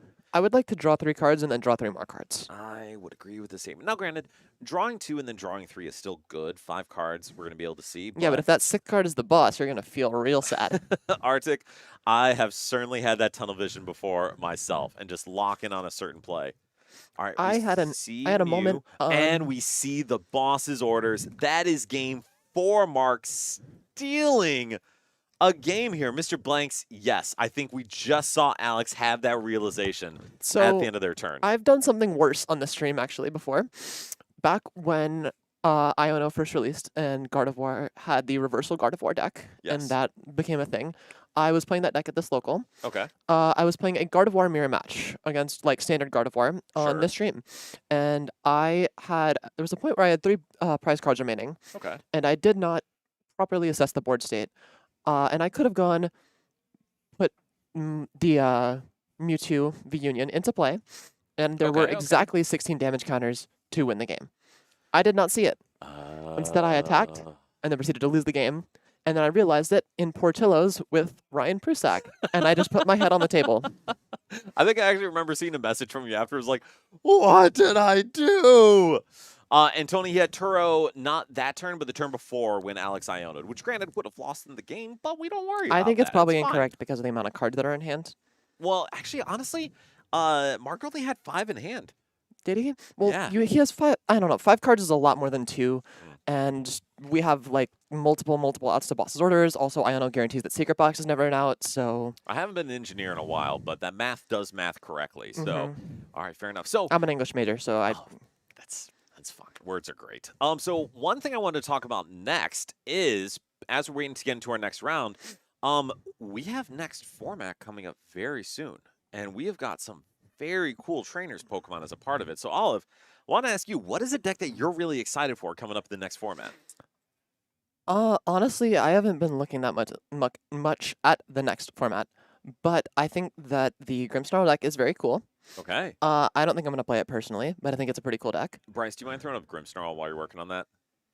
Thank you, I Bryce. think it's an exceptionally powerful Pokemon card. Just, it does good stuff. I agree completely. It's very powerful. The energy acceleration from it is insane. Being able to snipe 30 on the bench, as small as that sounds, is actually a huge, huge deal. Hi, Bunch of little Michael. guys. What's going on? Nunez's deck list. It was emailed. There's 3 Hoot Hoots. Uh-huh. One got changed because the decks were loaned and a card was loaned. Okay. So it's 2 of the listed one and 1 of a different All one. right, sounds good. Thank you, man. So Michael's just letting us know Nunez is going to be on stream, and we have a couple different Hoot Hoots than the list currently says. But talking about Marnie, so this is the Marnie that had, I believe, 3 spots in top 16 of the Champions League recently, and all 3 were this exact 60. And I mean, that probably bodes pretty well for the quality of the list. It does. The only thing to note is that I would like to point out that it has happened many times where a deck has succeeded in Japan and it has not succeeded in the circuit elsewhere because the format in Japan is not the same. Mm-hmm. It is very important to note that. It's still useful information, but we should definitely not take it as like a hard fact. So there's one. So yes, number 1, yes. Number 2, because I'm a very contradictory person, one of the main reasons that happens is because Japan's sets come out in smaller subsets. This is true. So a great example of that is Buzzwolf Hermosa Tag Team GX. Came out in the format and dominated Japan. It had a GX attack that for 8 energy let you take 3 extra prizes when you took a knockout. I do remember seeing that card. Absolutely It's insane. hysterical text. So in Japan, it was rolling over everything. And the next set, Reshiram and Charizard GX came out. That card says that your active dies. It is a fire type, and you have a 3 energy attack to do 200 damage, which obliterated Buzzmosa. So in Japan, Buzzmosa had a window of fantastic success, but by the time it got to the US, it was printed in the same set as Reshiram and Charizard, and that included Welder, that included Fire Crystal, included a whole lot of things Jesus. that, yeah, exactly. But the other part is best of 1 versus best of 3. And Big deal. it is a huge deal. For all those who complain about cups and challenges being best of 1, yes. Now imagine that in regionals. I would cry. Yes. I'd And probably also play a different card game. also, yes. All right, and so, Bryce, you mind throwing up Cynthia's Garchomp? Because Mr. Blanks, you're saying Typhlosion and Cynthia's Garchomp are the ones for you. I think Cynthia's Garchomp is awesome. And therefore, I built a list off of one of the lists in Japan. And so the list in Japan had a 2-2 Toadscruel line. And there is no need for that to be in this deck list. What? So I just yoinked that straight out of here. I don't understand. I just don't ask questions. So, Cynthia's Garchomp, 330 HP, fighting type, as you see. First attack, 1 fighting energy, 100 damage. Draw until you have 6 in hand, which is real good. Second attack, 2 fighting energy, 260 damage. Discard both energy. Who cares? We're doing 260. And with Cynthia's Roserade, your Cynthia's Pokemon do 30 more damage to your opponent's active Pokemon. 290. 290 if you have 2 down. 330. 320. 320. Very oh, close. Man, But math is hard, math dude. is very hard. But those are very good numbers. You know what has 320 HP? Everything. Dragapult TX, though. It does. Dragapult does. Marty's Grimmsnarl does. Big one. And stuff like Charizard EX. Well, what is it? Charizard EX and Gardevoir EX have 330, 340. So 320 is great if you're also able to move some Monkey Dory damage. I to do go quite like with the it. Monkey Dory. Monkey Dory is excellent. And so this is one of the lists, because you can efficiently attack for 1 damage or 1 energy, it's great. But we'll come we're back to it playing in a little bit Pokemon. because we have our next roundup here, and we have Ben Doberstein, awesome dude, adore him, playing against Andrew Nunez, and Ben is playing Bridge with End Zorark, I love this deck. and Andrew is playing Raging Bolt with Hoot Hoot, which we talked about Raging Bolt being so strong. That's exactly what Andrew's going with here. And for Ben, we started Badu going second. That's pretty freaking good. I quite like that. I adore the list that Ben has. I think it's awesome. I love the fact that you get to use Zoroark.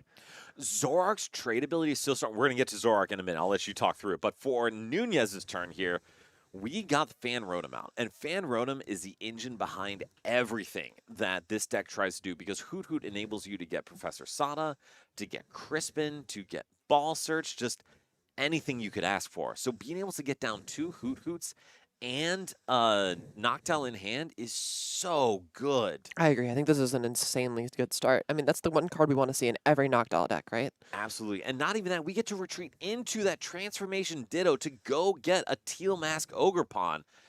And I mean, man, Nunez's deck is looking great right now. It is. The only thing about this matchup that concerns me so much is that when you're playing against Arcaludon, this deck doesn't have a 2-prizer in play until it puts down all of the Arcaludons and all of the Zoroarks. Mm-hmm.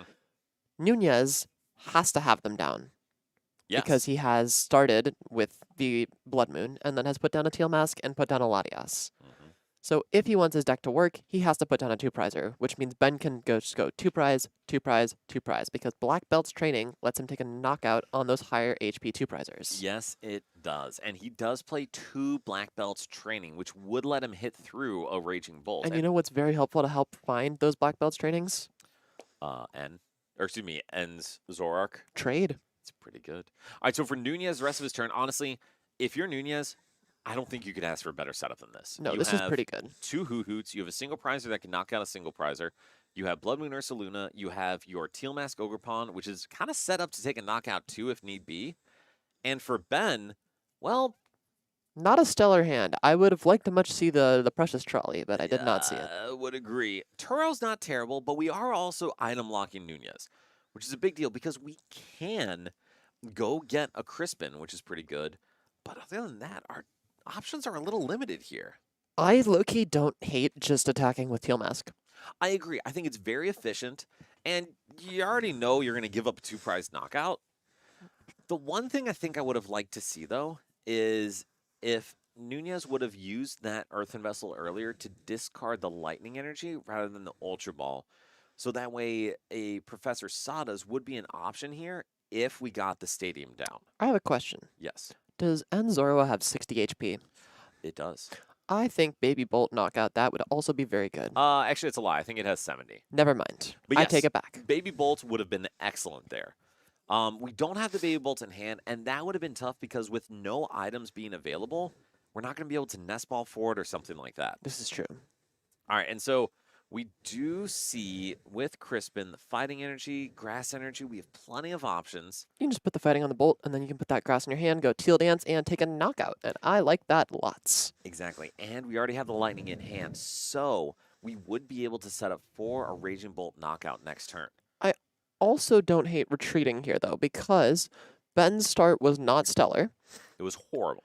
If you force him to find Black Belt's training and a Arcalodon and discard 2 energy by putting up the bolt in the active, that's a lot more to ask. So I would agree. The other thing we could do is go in with Fan Rotom. And I think That's also a very good one because that guy yeah, we can do that. And I think that's actually exactly what we're going to do. preserves the energy in play, which is very good. It is. And so we do see Bridge come in. So the bright side is Ben does it play at least plays 2 counter catcher, Unfortunately, he drew Earthen Vessel. which is not great, but it does still allow us to go into Ho-Ho or to Hoot Hoot if we want. But honestly, for Ben, this is just a horrible hand. I think Ben is likely going to lose the game very soon. I would hate to jump to conclusions, but yes, Yeah. I would strongly agree. Yes. Again, people, if you're ever doing this, that's why you have a backup stream because you never know what's going to happen. Correct. Otherwise, Dan and I would just be sitting here talking to each other for a very long time. That's fine. And not that I don't love talking to you all, but we'd probably like to have some actual Pokemon on. I agree, actually. So we do see the 2 energy come down. Unfortunately, we're not going to be able to trade them away. We're kind of just trying to thin them out of the deck. And then for Ben, what else do we do here? Pass. I mean, I think we have to attach to Zorua so that we can go rescue board retreat it later. Or we could have just attached to that and try to save it. Actually, I think that's the right choice. I think it's probably correct, because now we retreat the energy off to the discard, the Arcalodon in hand. Next turn allows us to go up into the Arcalodon and accelerate both those energy back to it and attack. Agreed. And we do have the counter catcher available, so we will be able to take 2 prizes next turn. And then we're just really hoping we hit something like an Iono or some way to disrupt, since Unfortunately, Nunez's hand is very strong. it is very good. I quite like having the double Sada. So Double Sada is good. Honestly, it's not usable right now, which is kind of funny. Well, but it is usable once we need it. it is true. So I think Ben's just going to have to be hoping for some disruption here. And the good news for Ben, too, is Andrew only has 1 Teal Mask Ogrepon down. This is true. So if Ben is able to gust knock out that Ogrepon, it could be hard for Andrew to stream knockouts after that. Yeah, that's a good point, because we do need that. It'll force to discard down, because the Area 0 only works if you have a Terra Pokemon in play. The only option for that is Teal Mask Ogrepon. And we don't have another one yet. And we also don't have access to Noctowl while Teal Mask isn't in play. Absolutely. But I do see another one in hand. I would like to see that benched. I would also agree. And it looks like Andrew is going to listen to you. So good advice. and then we'll see the knockout with Fan Rotom. So, Van Rotem's very good. oh, what a top deck. That's a pretty good draw. So now Ben is right back into this game, and on top of that, Ben will be able to take a 2-prize knockout. So even though they fell behind 2 prizes, I'm saying there's a chance. Kids at home, this is why you thin your deck. Because Ben thinned 2 energy out of his deck, and then he drew the 1 card he wanted. And that is the key for proper sequencing. And also, Ben is going to be able to get Pheasantipity EX down, which means he's also going to see 3 more cards.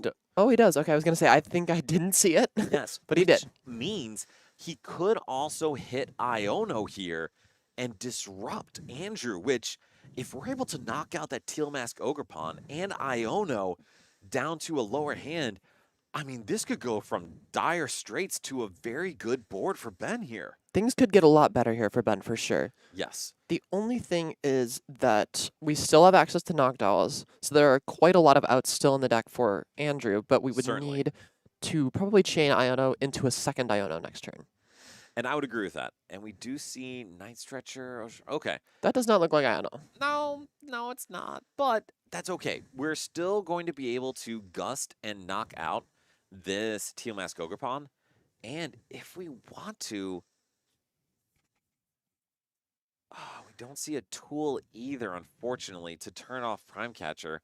But if we want to, we could just Turo up the Pheasantipity to just force Andrew to have to work a little harder. But I think we're well in range of a knockout on Bridge anyway.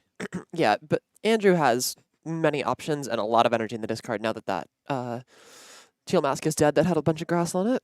Grass isn't necessarily what you want to accelerate with Sada's Vitality, but you're not going to complain about energy in play. No, and if you're taking a knockout here, it's huge because then you go down to 2 prizes remaining, and it's going to be a lot harder for Ben to win before you. All right, and we're going to see the 2 grass accelerated because I think those are the only energy in the discard. Draw 3 cards. And 1, 2, 3. Oh, and then with the energy retrieval to get more grass energy out, I mean, Andrew's in such a strong position here. Andrew's been drawing pretty well. And so then the question is, where do you discard the energy from for this knockout? I think you would discard the grass energy off the Raging Bolts because that is not relevant. I think you would discard off of the Fan Rotom because that is also not super relevant. I would agree with all those. And then I think you would probably discard off Teal Mask. So I think I would leave energy on the active. And I would also agree with that because I think the likelihood of getting this active knocked out is pretty low, especially since you have Sada in hand. You know if it goes down, you're going to be able to Sada and follow up. You almost want it to. Right, but if you do get disrupted, then you know the only way Ben's going to take a knockout is by gusting something else up. And then you have the energy left in play anyway. Exactly. So even though Ben was able to respond, since Andrew was in such a stronger position coming in, it's still going to be hard for Ben to win this game. Andrew needs 5 energy? 5. So I would like to leave both the energy on the active. And just clear the rest of the board? Yep. And I think that's exactly what Andrew is going to do. And so with that grass Ooh, energy... maybe not. Ooh. Maybe. Maybe not. Okay. So leaving 1 energy on the Raging Bolt. And I think this opens up a line for Ben. Because now Ben can go in, if he's able to counter catcher, knock out that Teal Mask Ogerpon and disrupt, it's going to be a lot harder for Andrew to follow up. Ben does play second counter catcher. Yes, indeed. And we do play... So I play some Iono. Wait, do we not play Iono? There's no way this deck doesn't play Iono. We play 2 Iono. Okay, I was going to say, if this deck doesn't play Iono, I think we have many questions to have with Ben later. So many questions. And I actually do appreciate this from Ben. Not really caring about putting down another Duraludon, because if the active one goes down, you'll lose Game's anyway. over. Yep. So we'll see the 2 energy come out. We do have an Ultra Ball. It's going to end Zoroark. And did we already Pheasantipity? No, yes, we did. Okay. We just did, I think. And so we are going to be able to trade at least once or twice with the Ultra Ball in hand. I like those poker chips. I know, they're very nice. I have some in my bag, actually. Nice. All right, so we see the Ultra Ball. That is going to get us most likely a Zoroark because we still need the Yes. Iono. And we do have a boss in hand. So even if we don't hit Iono, we can still knock out that Teal Mask Ogerpon. We do still lose the game. Not guaranteed, because we'll need 5 energy. True. And so 5 energy is Sada, Attach, and at least 1 more. And we've already Very used an true. energy retrieval. The amount of energy in the discard's pretty high. So there is a chance Andrew whiffs, even if it's not a big chance. Oh, and we have a Pokegear too. Unfortunately, Blood Moon plus Gust is also getting there with a hand attach. And Ben, we definitely want to trade first. Yes, perfect. And we do trade. We get Double two Cyrano, Cyrano. which Okay. is a really powerful card in this deck. Lets you search your deck for 3 EX. I love Adventures Discovery, Dan. Ooh, and we find the third Cyrano, which we see Ben. Arvin. Fortunately, neither of those are quite what Ben was looking for. Cyrano number 3 is definitely a pull. But what we can do here is we can use that counter catcher and then get a tool out of the deck so that way we can turn off Prime Catcher as an out. Basically forcing Andrew to have Sada, Attach, and Teal Dance. Well, I think Cyrano might have to be the option to find the Archaludon. No, we have a nice stretcher in hand. Oh, okay, I was going to say. I don't know if we have the Archaludon already ready. Nope, we do in hand, so we are able to do that. We are going to be able to attach and then... Black Belt's training. Black Belt. Actually, that's huge. What do you think? I think that's probably the best one he could have had. I think it would have directly punished the play that we both wanted Andrew to go for. Correct. But I still think it's fine.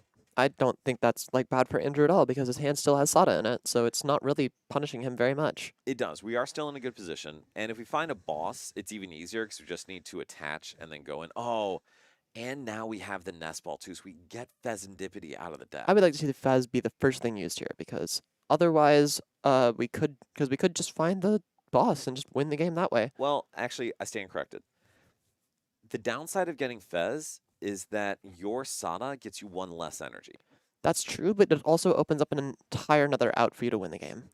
It does. It does. And I think with Prime Catcher still in the deck too, any out to Noctowl will get Andrew Prime Catcher on that Pheasantipity. Correct. Kat, thank you so much for joining. Awesome to have you here.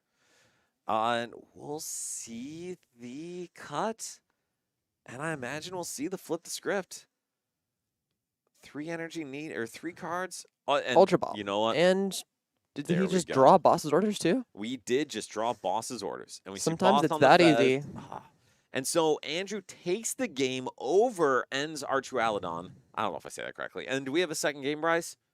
For the first time today, we have a second game. And this Blaziken EX. we have Mamoswine against Polt Dustnoir, which is an interesting matchup. And Mamoswine seems to be doing very well here with only 2 prizes remaining and a Squawk on the bench.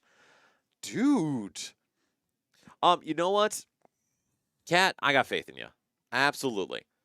Yeah, you got it. We see the Gust on the Blaziken. We see the Budu on the Blaziken.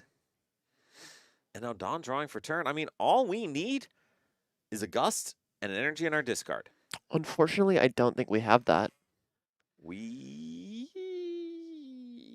do not have the energy in the discard yet. So Sky does have a ton of damage built up on that, which means if we get to a position where Sky gets to attack again, I think she will likely win the game. No, we have game. Do we? Yeah, we have energy in hand. And I believe we have 1 retreat. I don't know the text of Blaziken EX well enough. I think we have 1 retreat. I'm going to have to look this up. I don't know what this card does well enough. So Blaziken EX is actually a really cool stage 2. So once during your turn, you can accelerate an energy from your discard pile to one of your Pokemon in play. I did know that. Oh, we have boss. Which is why it just matters if we have 1 retreat. I think it's 2 we retreat. have 2 retreat. Then I definitely don't like seeing the boss. Because Sky can just go, oh. Okay. Iono's good. All right. Dusclops. And so with 260 on the bench, we're not quite... That's the retreat. Huh? Sky drew the energy for retreat. We did, but we still don't have an attack. We don't have an attack, but retreating into Budu and just Buduing again is pretty fine. It is, especially with a boss down. And so I agree. I don't think Dawn using the boss was the right move there because we just have 1 out less in the deck It to just win the removes game. your outs, yeah. All right, and so there is an out for Sky to take those 3 prizes, but man, it's going to require a Gust. It's going to require, actually, I think it really just requires a Gust, that second energy, and the Dragapult, which is not easy altogether, especially if we have to retreat the Squawk Her here. deck is very thin though, and she It has both. is. I thought she had a fire energy in hand. She might have put it to the bottom off of the recon directive, but I did see a second fire be picked up there. I think so. And did Sky have... Oh, no, we do see the retreat. Okay. And then we see the Budew for 10. I believe her hand is just a Dracloak. And we see Pidgey. We see... I can't quite see what else. But this is tough. Regardless, Mamoswine at 3-0, that's pretty sick. That is okay. So this is the deck list that can confuse me earlier, I believe. Oh, was it? When we were looking through, No, there's actually at least 2 Mamoswine here then. there's 2. Yes. And I mean, Awesome. to be fair, there's something to the deck. Being able to use Mamoswine to search out that Luxray, having reversal energy. I love Luxury Reversal, Dan. That has been a favorite of mine for a while. It's a powerful combo. And for those watching who don't know, Luxray has 150 HP. Ability, if you're behind on prizes, you can slap it straight down the board. And reversal energy lets you use the attack for 180 for basically a single attachment.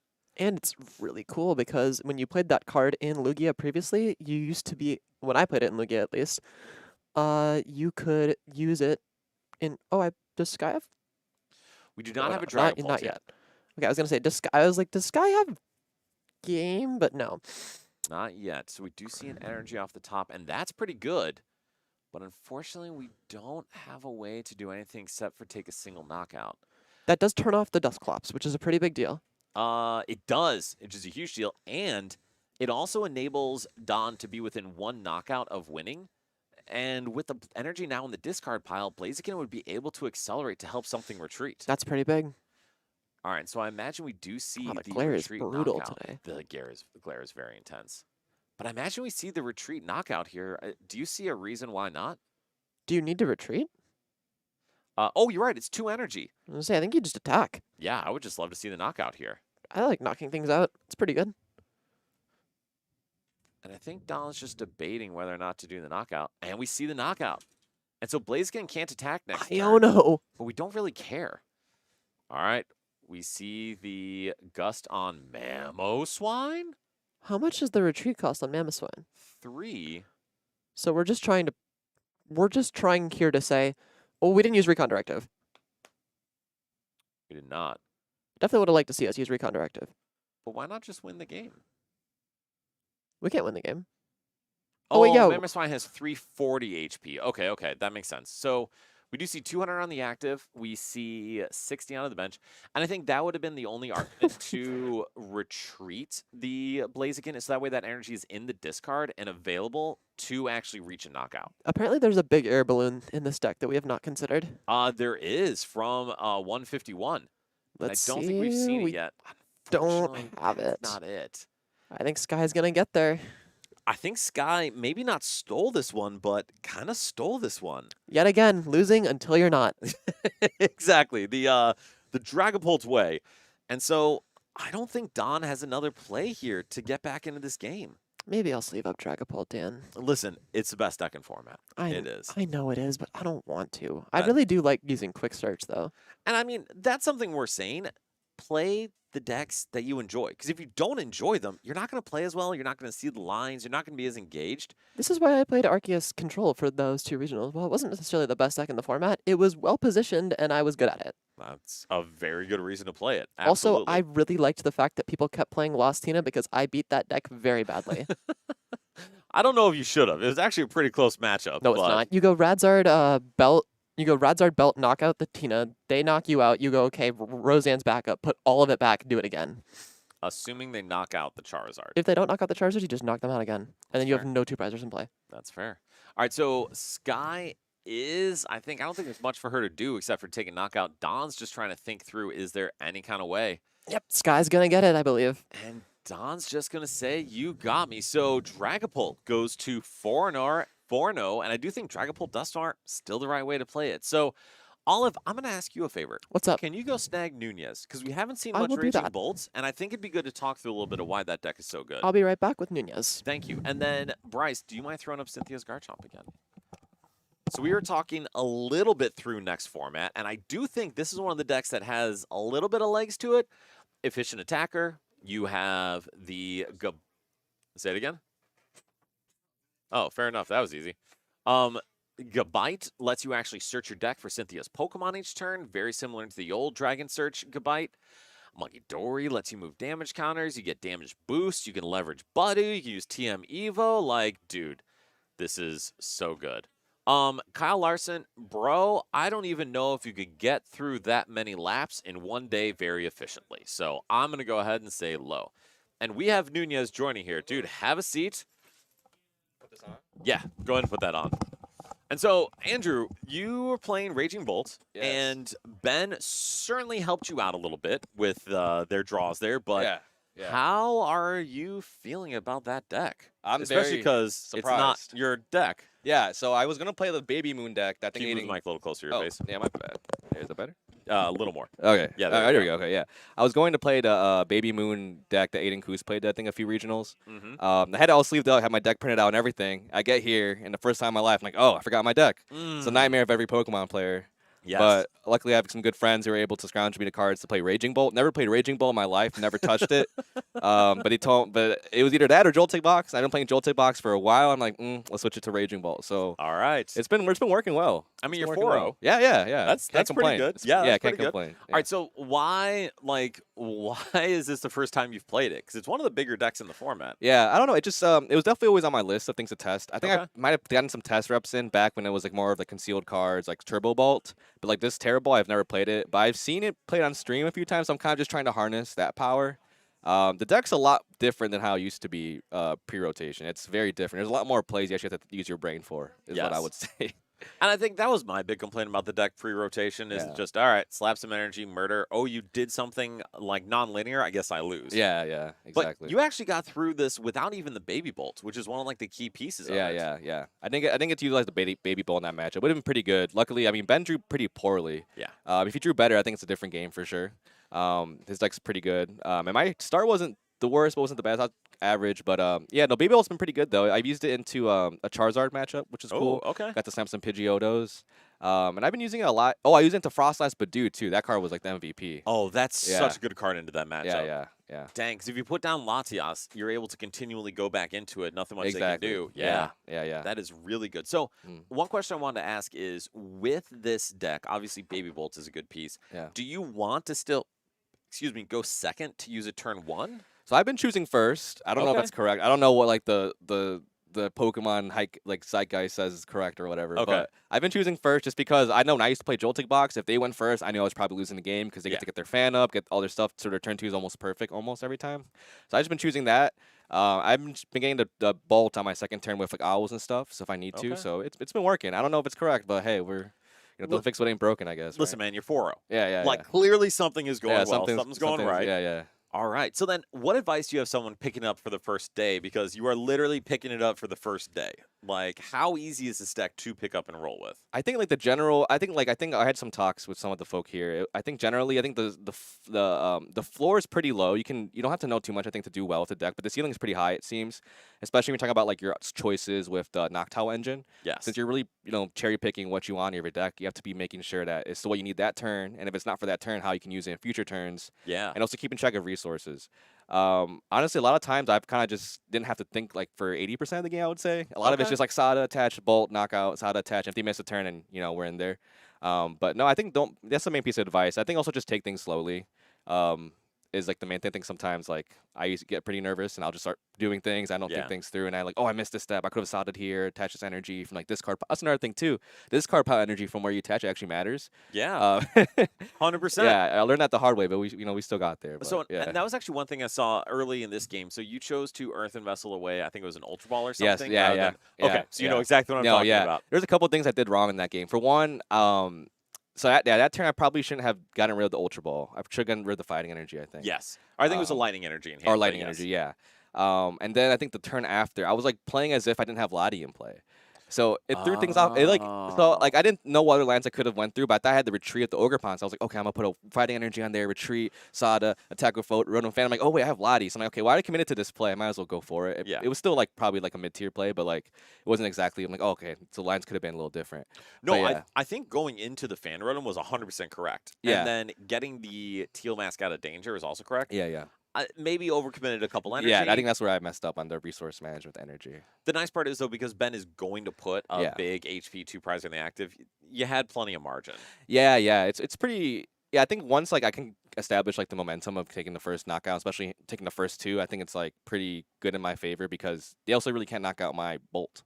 Right. Or if they do, they can't disrupt you, Mm-hmm. which is a big deal. Yeah, and that pretty much you saw. I was talking to Ben after. It's like if he Ino'd me, I would have been cooked because I had double Sada in hand, jamming tower in hand. I had like everything in hand. So Well, especially if you could Yeah. Iono you with a counter catcher on Mhm. that teal mask that had the Yeah, energy, yeah. that would be it'd been real hard. tough. No, obviously, he didn't. Yeah. But, you know, yeah. there's only so much you can do on that. Yeah. All right, so then there are 6 rounds today, correct? How are you feeling about going to top 8? Because you can probably double ID at this I think I point. can. I think I'm gonna try to probably double ID. I think it's pretty safe. I think 411 was like the minimum to like Yeah. guarantee. So I think 402 safe. So I'll probably double ID. Okay. The price pool is always great here at Nerd Rage, so It that's is. my big incentive to come because I kind of stopped I'm kind of slowing down my play. I'm not going to many regionals, but I'm definitely gonna keep coming to these 1Ks because it makes it so worthwhile actually taking my time to come out here. No matter how long it goes, because I mean, the price pool is kind of pretty good. It's like Dude. 1.5 today, right? We got today? I don't know. Oh. I don't think we got there. Okay, it's a I think little we bit were below. like 3 people away. Oh, okay. Which, granted, again, I'll mention this. There Yeah. are, what, 6 or 8 cups this weekend? Oh, There's yeah. Portland regionals this Yeah. weekend. It's also Memorial Day weekend, so people are, like, doing non-Pokemon things. So, Yeah. man, I told Norm, I didn't know the odds of actually hitting it, Yeah. but we got pretty close. It's pretty good. No, that's great. I mean, considering everything you just said, that's pretty good. Yeah, there's a lot of competition today. Yeah, but, dude, congratulations. thank you so much. 4-0. That's course. awesome. Yeah. I will let you get back Yeah. to it and chill, Cool. and hopefully we'll talk to you All here in right, a little great. bit. Yeah, thanks. Always nice talking to you, Dan. Absolutely. Yeah, you can just leave it right there. That's totally fine. Well, all right. As we were getting that set up, so if Olive's back there, feel free to snag her. Like I said, Cynthia's Garchomp, dude, this deck's cool. I think it could be very efficient. I think it could be fun. And this is something I'll ask y'all. Like, if there's another deck you're thinking of that could be interesting or good, I am all for it. And Bryce, is that the next set of pairings? Oh, all right, fair enough. Wait, is it? Are we in round 5 though, right? Oh, roster. Got it. All right, so with this deck though, and I think the thing I really like is you're able to reach really good numbers while having some kind of engine. And I think this is the issue I have with Marnie's Grimmsnarl. Is the deck super powerful? You can be super aggressive, like you can do a lot of cool things, but you have 0 on-board draw whatsoever. And so if you do get Iono'd, if you have to burn all your resources out of a hand and you don't have much to work with anymore, like you're cooked. There's not a lot you can do to try to draw yourself back into the game. You just have to hope that the board you set up with either one or multiple Marnie's Grimmsnarl is enough to carry you on. So trying to hit Gust and stuff like that, it's hard to do. And so one of the other decks that I think is really, really cool, can you throw up the Rockets one? So that I think could be really, really cool, and some of the Nerd Rage guys and I were talking about this on Thursday, is Team Rockets. And I would personally say, I think if you're trying to play Team Rockets through Mewtwo, I think it's a little too clunky. You got a few too many pieces, and you're trying to hit a combo every turn that may not come through with a big dude that's got a lot of inherent weaknesses. So what I think may be the best way to play this is Spidops with Crobat. Because Spidops is a very efficient attacker, as we were talking about on Thursday. 30 damage times the number of Rockets Pokemon in play, so you can hit 180 very efficiently. And if you want to adjust and modify that, why not use something like Golbat and like Crobat that lets you place damage counters down as you evolve it up? And so one of the really cool things with this is, especially when you have this Spidops and use Crobat, Golbat, you have a fully single prize board. And normally that's really threatened by stuff like Dragapult, but Olive, I read Sky on the screen. Olive, we've got this new Articuno. Do you know what this new Articuno does? No. So let me run us through it. So for those who are watching at home, We have Spidops. Tarantula does 30 for 1 energy. That's actually pretty good into Budu. We have True. Spidops, 130 HP, lets you charge up, attach energy for the discard to it. And then Grass Colorless, 30 for all your Rockets, Pokemon in play. I do know that one. Zubat, Dark, confuses, shock. Huge. Golbat, when you play it from your hand, place 20 damage to one of your opponent's Pokemon. Crobat is 30, correct? Crobat is 20 twice. Oh, So when you play it down, you get to put 20 damage on 2 of your opponent's Pokemon. I like that. That's pretty good. Articuno, prevent all effects of attacks done to your basic Rockets Pokemon. And I so- quite like that when all of my basics have 50 HP. Correct. And then Mimikyu, for a Psychic and Colorless, says choose one of your opponent's active Terra Pokemon's attacks and use it as his attack. Phantom Diving for a single attachment. I Pretty quite good. like Phantom Dive. And then Mewtwo, we talked about it a little bit. Ability says you can only use this Pokemon can only attack if you have 4 Rockets Pokemon in play. Fine, we're gonna fill our board. Psychic Colors, 160, and you can discard up to 2 energy from your bench dudes and do 60 more for each. So basically, you can hit up to 280. Very cool, very strong. Not the easiest to set up, and there are some Mewtwo specific lists that play E-Switch, but again, it's a bunch of pieces, and hitting 280 is cool, but if you want to hit 280, there's a lot of easier ways to do that. I think it's a better tool just to finish the game. And that was exactly my thought, is if you plop it down when you play our Roxanne at home or something like that. Yeah, you can go Then- Roxanne. The turn you put down Crobat, I think, is probably the best turn to do it because you're already putting a 2-prizer into play and you're breaking that 1-prize board state. Once you put down that Crobat, just go ahead and slam that Mewtwo down too. Put an energy on it. Why not? And all of these things are exactly what I was thinking, Olive. And so, for talking about these Rockets Pokemon, we I have... like this list, actually. Well, I've thank never you. seen this before. I really like this. I actually built it. This is... Wow. I know. I'm You're not a so good deck cool, Dan. builder. I feel good about this. I feel good about this too. You're going to have to send me the image for this. 'cause Absolutely, absolutely. I want to test this. So the supporter lineup, because honestly, the biggest engine for the Rockets deck, and Mr. Blank's Rockets Crobat is just awesome. Cool card. But the biggest engine is that all the Rocket supporters are so They're good. really honestly. good. So we have 4 of the Lily at home, which says draw up to 5. If you have all Rocket Pokemon in play, drop to 8. Pretty I darn like good. drawing up to 8. You have Roxanne at home, which says whenever one of your Rockets Pokemon are knocked out, shuffle, draw, you draw 5, your opponent draws 3. I'd say that's more Ace Trainer than Roxanne. Oh, yeah, Ace Trainer. That's fair. But the nice part is because you get to use it all throughout the game, if they knock you out with their, I don't know, like Baby Bolt, something like that, you shove them down to 3 cards. You also have Guzma at home. Boss Giovanni lets you play Guzma, gust up one of your opponent's Pokemon, switch one of your own. And then you I have... like that card too. It's pretty good. And then you have Bridget at home, which is actually better Bridget. So search for 3 basic Rockets Pokemon and put them into your hand. You know what that does find though? An EX. Bridget cannot find. That is true. It could find GXs, but it could not find any EX. It could find GXs. That's true. Yes. But so along with that, we have 4 Rockets. It's Rockets Receiver. Thank you. So 4 Rockets Receiver that basically says go into your deck and grab a supporter out.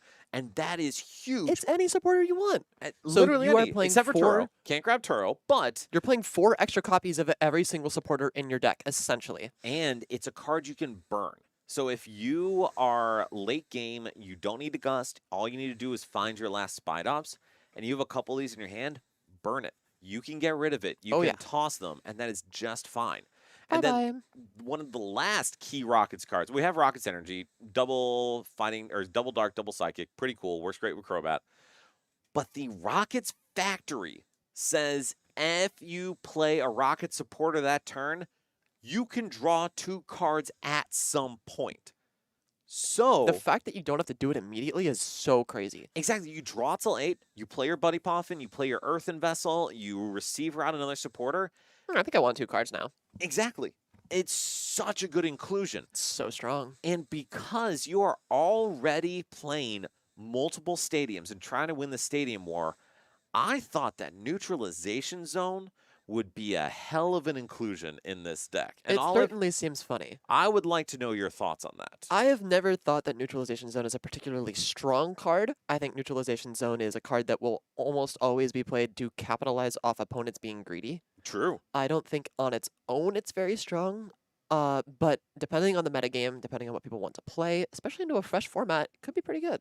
And that's exactly my thought. So with the Rockets Factory, you're already trying to win the Stadium War, and your opponent is actively incentivized to play down their stadiums when you have one of these down to get rid of it. So a lot of decks, like you play down Artisan, your opponent doesn't always want to ditch it because they can get value out of it too.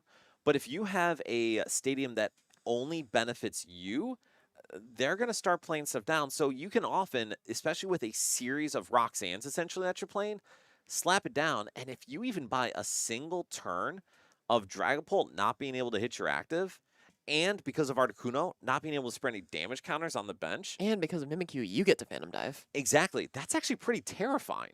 So maybe it's not the move. But then also, because you want to thin your hand down, because you want a bunch of burnable cards, 4 Ultra Ball, 3 Earthen Vessel, a couple Buddy Poffin, and just stuff where you can clear everything out. So I think this could be a strong deck going to the next format. It has not had a lot of success in Japan, but all of you yourself said earlier, that doesn't especially mean it's not going to translate. And it is just because people sometimes don't think of it. Yeah, exactly. I'm sorry, does Mimikyu have Free Retreat? It does. That's awesome. This deck is broken. I think the deck's actually reasonable. So, listen, if y'all want to play something weird for NAIC, I would say give it a shot. Try this out because I think this could be a really interesting deck. And so, I guess, Olive, for you, were there any other Rockets Pokemon or any other thing about like any of the new trainers Pokemon coming out that could be interesting for people to think about? I think that this is probably the most interesting one that's going to be coming out of this new set. Uh, Other than that, I think it's like this. I think it's Grimmsnarl. I don't think there's a lot else going on. I haven't been paying a ton of attention, but I think those are probably the best things. So, I think the last one is Well, actually, Ethan's Ethan. Typhlosion. I'm actually not a huge fan of the Typhlosion itself. Really? But I think that the version of the deck that plays the Luminous energies and Armor Rouge is quite Oh. interesting because you're basically just playing Lugia. Bryce, real quick, do you mind throwing up the Ethan's Typhlosion deck? It's from Thursday. So I don't actually disagree. And I'm just going to throw this up because it'll give some people some context for what Ethan is and everything. But I agree. So Ethan's adventure, which is the supporter that comes with this, says search your deck for some combination of 3 Ethan's Pokemon and 3 Fire Energy. So 3 cards total. It can be any mix of Ethan's Pokemon energy. Ethan's Ho-Oh allows you to just accelerate 2 energy from your hand to one of your bench Ethan's Pokemon. And Olive, like you're talking about, the Armor Rouge from Scarlet and Violet base says whenever you want, move energy, fire energy from your bench guys up to your active. So you slap a bunch of fire down, you slap a Luminous on by hand, shove it all up to the front. You can Iron Hands, you can, not Pika, but you can do a whole lot of different things. So what are some of the other attackers in that? Attackers, I don't remember everything that I've seen as attackers for that, but Gouging Fire is one of them. Gouging Fire is a great attacker. Hearthflame Ogrepon, I believe, was one that I saw as well because it's very relevant now. More stage 2s And also, you don't care about discarding all the energy. No, you you get don't. it right back. because you get them back. Absolutely. There's a lot of good options for attackers that you can use. You can even decide to be like, I kind of want to kill something on their bench. Like, I'm playing against a slow Dragapult deck, and they have 1 Dracloak in play. I think I'm going to use Cruel Arrow. Cruel Arrow, you can also use Water Pawn. Water Pawn is very good. Yes, and because it's also something where you could technically play the Crystal if you wanted to, Sparkling Crystal. It's true. But regardless, yeah, actually all the Ogre Pawns, except for Teal Mask, you could put up Cornerstone up there with You Illuminous. could put a Teal Mask in the deck, but I don't think it would do very No, much. because 3 grass, not going to be super helpful. 'Cause No, and you Luminous- also can't use Teal Dance because Luminous Energy is colorless until you attach it. Correct, and also it doesn't have, it's colorless if there's any other special energy attached. Hmm. So not the move. But Cornerstone could even be good. So otherwise, Ethan's Typhlosion does have a couple other cards. Macargo that blows things up. Typhlosion, I've also seen the Macargo as an attacker in that build. yes, which it definitely could be. You discard up to 5 energy, 50 or 70 damage each, hit 350. Big It's a pretty damage. good number. It's a lot. Absolutely. So I would definitely say it's worth checking out. But we're going to get to our round 5 here, and we have Gardevoir versus Terrabox. And we were just talking about Water Pawn and how powerful the card is, and who, buddy, is it good into this matchup? It's one of the cards that makes this matchup okay. This matchup is pretty scary for Terrabox, from what I understand. Really? I've heard it's not stellar, but it's pretty much just going to be Water Pawn abuse from Gage. Honestly, I feel like this matchup would have to be pretty good, right? I haven't heard great things about it from a couple friends, but I don't know. I've never played it myself. Interesting. So I'd be curious on that because I think, and I'd also love to hear everyone else's feedback on this. I feel like the aggression you can pull off is really, really strong. It may have difficulties getting through a Gardevoir EX, but Cornerstone walls a bunch of stuff, and it was if you do put down anything to take a lot of knockout these on it, don't play Cornerstone. This so list they does not play should. Cornerstone. So it should. I don't fully agree, but Really? I don't think you really need it. Really? Why is that? I just don't feel like it's necessary in a lot of your matchups to play Cornerstone, and Cornerstone itself is just kind of mediocre. Well, I mean, that's fair. It's not exactly a super powerful card, No, it just kind of sits there. but it is really good into stuff like Goldango. It can be good into This Gardevoir. deck already bodies Goldango. Mostly, yes. It's you just smoke that matchup. Ideally. But okay, so going on to the game, we do see Gage come down. We see two of the baby Hoot Hoot, a Noctowl come down. We have a water pond on the bench. We did see the one thing that you really want to do on turn 1 as Gage is go fan call, and he did that. So I Yes. feel pretty good about his turn. Absolutely. And so we're also going to be able to see a water attachment to Water Pond, which is a huge deal too, because now we're going to be set up to be able to snipe, and we don't even have to use Crispin or something next to. Okay. All Okay. right. That's much better. But we're Pump not. fake from Gage there on the Hoot Hoot attach. Going after the Silent Wing. Gonna discard. What is the attack on Silent Wing? I don't even know. I think it's triple stab.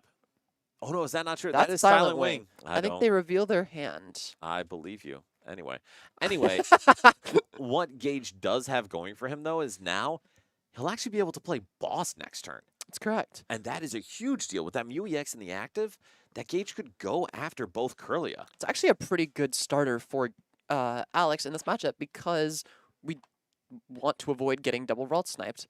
But that's a really good start for Alex too. That is insane. So seeing that secret box off the top and using it to get rid of 3 psychic energy. Our big issue last time we saw Alex on stream was that we did not have enough psychic energy in the discard pile. Well, guess what? We're not worried about that today. Here they are. All right, and so we are going to get a Nest Ball. We can't get the Bravery Charm.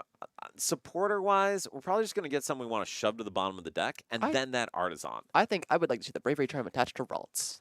That would put it at 120, which does not help if it's on the bench. True. So I would like to see that one on the active. If we put, I think we can put it in the active. I actually think I'd want to see him save it. So That could be okay. We can get 3 Ralts in play. We're Yes. fine. because I think that's really the issue is the charm isn't really going to help on the Mew because the turtle can still end it. And we also have access to Volcanion Yes. to push that damage up, which means we also can still one-shot Gardevoir EXs later. But Correct. especially with that Pikachu as well. Correct. And that is the other thing that's a huge deal is Pikachu can get through pretty much everything. I hear it's very good at that. It is. It is. All right, so we're going to see Iono from Alex. Gage, a little sad because that was a pretty decent hand for him. We are putting a Noctowl at the bottom. Every time you get Ionoed or judged on turn 1 as Terrabox, it's a little scary because you don't know if you're going to find that Noctowl. And that, I think, is for those watching or we just We found it. Noctowl. But the one risk there is you don't always want to put 2 or 3 Noctowl in your hand, even if you have a bunch of Hoot Hoots, for exactly that reason. Because if you do get Ionoed, you can make it so much harder to find a way out, And the third Nest Ball. which is pretty good. And we haven't actually used Artisan yet. Nope. So we do have an opportunity to go get Budu if Budu is in deck. Ooh. We do not have Budu in deck. We do have the third Ralts, though, thankfully. That's very good. It is very good. And to be honest, then, it may be that Gage just decides to take a knockout with this turtle. I don't hate that play at all. I think, if anything, if Gage is able to take 2 prizes this turn, it's going to put him in a great spot. Oh, we see the Cleffa come down, which I honestly love from Alex's side. I think you need to draw cards because I saw Alex's hand did not look stellar. So then, let me ask you on this, Olive. Is it better for Gage to just use the Water Pond for 2 prizes? Is it better to try to Gust? What do you think? I think it's very difficult that we're going to be able to Gust and take the knockout with Turtle. That would require investing our Sparkling Crystal. Yes, and I think we're going to invest our Crystal anyway. Oh, no, but we don't have to. Because we have the attach. Yeah. So if we can get the Latias EX as well as we already have Crispin in hand. We do. So we can just take 2 prizes without committing our crystal, and we get to hold on to that for Pikachu later. We get to hold on to that for a attached Terapagos attack later. We keep a lot of options open by having that Sparkling Crystal still around in the deck. So I think I definitely want to see Gage find that Latias and then just swing with Water Pond. Actually, we I don't would even have agree. to Noctowl at all if we don't want to. And I don't think we want to. We have Nest Ball. We can just go Nest Ball, get Latias, and just... Okay, or we could do it anyway. Well, we could knock down. It's fine. Well, Yeah. maybe not. Pump Fake. Okay, we are going to see it. So, and I completely agree with you, Olive. I think going in and just knocking out both the Cleffa and then honestly, I would like to see the Monkey Dory I think knocked you kill out. the Monkey Dory 100%. I would not have benched it if I was Alex, actually. Oh, Alex has Rare Candy Gardevoir in hand. Which is pretty good. But to be I like honest, that. also with 3 Ralts down, Gage probably doesn't mind just leaving him in play because then there'll be an opportunity later to take 2 prizes on a Drifloon, Screamtail, whatever, and a Ralts. It's true. Gage So- is going to grab that Area 0 under depths. That stadium is very strong, and I do like to see it, but I don't know why we're finding the Sparkling Crystal now. I actually don't mind that if it's going to enable us to drop an attachment on another water pond or something. Because that, I think, the Pump Fake is absolutely crazy. Pump Fake? Torrential Pump? Interesting. No? Okay. No.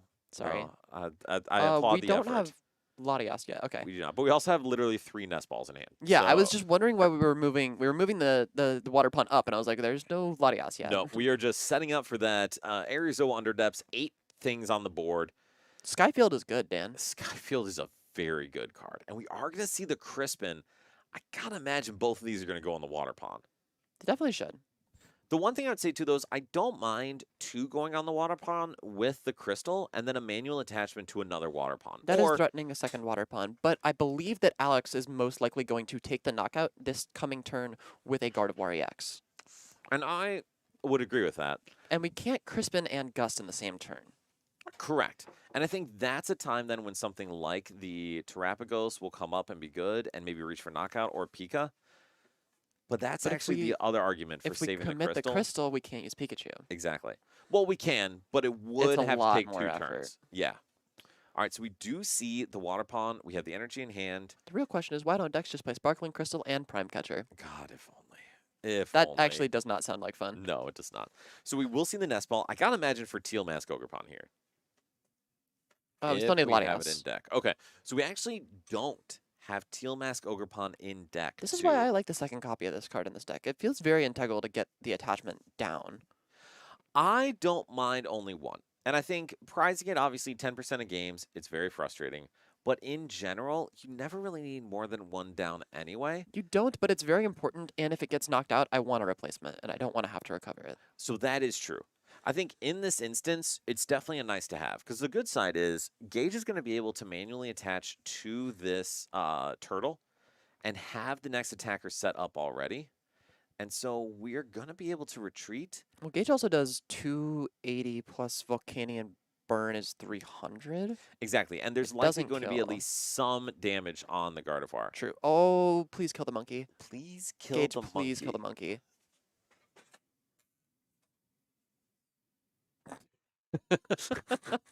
I love casting Gage's games. I know. But I would say, I think killing the monkey is the right move here. Since there's already so many Ralts, just leave the board stuck with Ralts.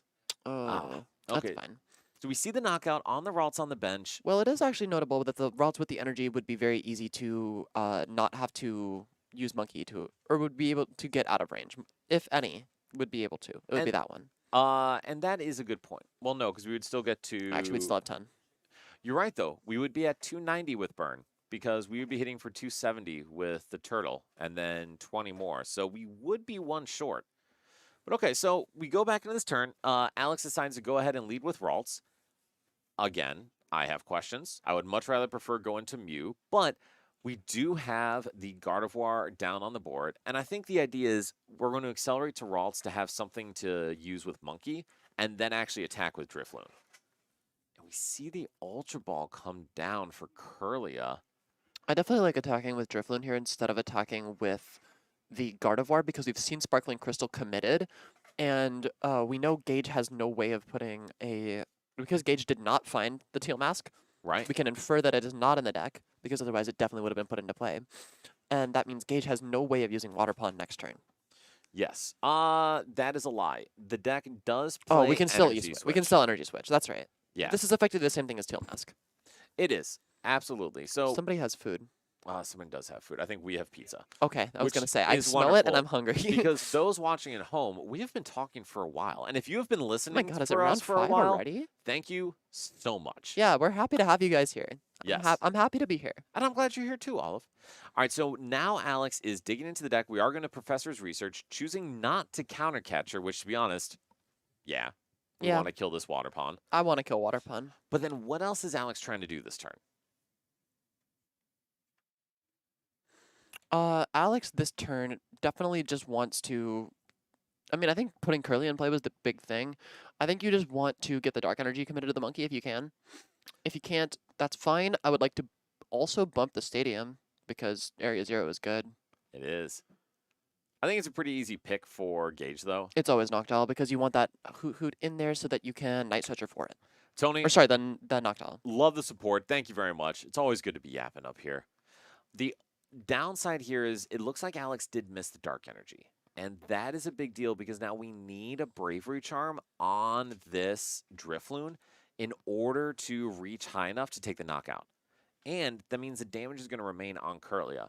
And Alex now is benched Pheasantipity. So going forward, Gage does not need to care about trying to swing a 2-prize snipe knockout. Gage can Two-prizers? just Two-prizer. simply go after Fez and Mew. Yeah, exactly. And Terapagos doesn't care about those That's pretty good. That is pretty good. We do hit the dark. I do quite like the Dark Energy. Agreed. And so Gage, I believe, plays 2 Boss's Orders, which seems tough to find, except for we can just Knocked out knock for him. out. Yeah. I have a quick Terra Box update, actually. For those of you who know Callie White is playing Terra Box at Portland and is Yes. currently in asymmetrical top cut. Nice. That's fantastic. 9-1-2 with Terra Box. Awesome. It's a great deck, and Callie's a fantastic player. Callie hit many, many, many Raging Bolts in day 1. That'll do it. Roth, does Terravox have a good Bolt matchup? Yes, it's very, very very good one-sided. All right, so we see the draw. We are 10 damage away from being able to take the knockout here on Gardevoir with the turtle. Gage did find that teal mask. Yes, which is wonderful because now we can get a little bit ahead of things on energy on the board. But to be honest, also for Gage, we don't really care about hitting into this Gardevoir. We can just gust the Mew or gust the Pheasantipity, and we are fine. But the question is then, how do you set up your board so that way you can handle taking a knockout next turn, even with disruption? And so, Olive, my question for you is, how does Gage go about doing that? I think committing a teal dance is a pretty big thing here. Definitely. We definitely want to see that happen. And unfortunately, there is just one copy of Terapagos in this deck, and we are using it currently to attack.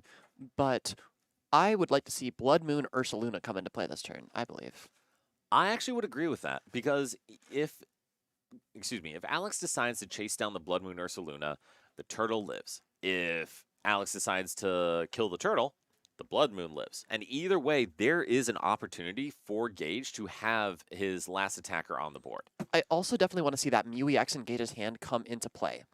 So I would also agree. I don't love the Teal Mask Ogerpon going down, but to be honest, if your last attacker is going to be Blood Moon, you don't really care.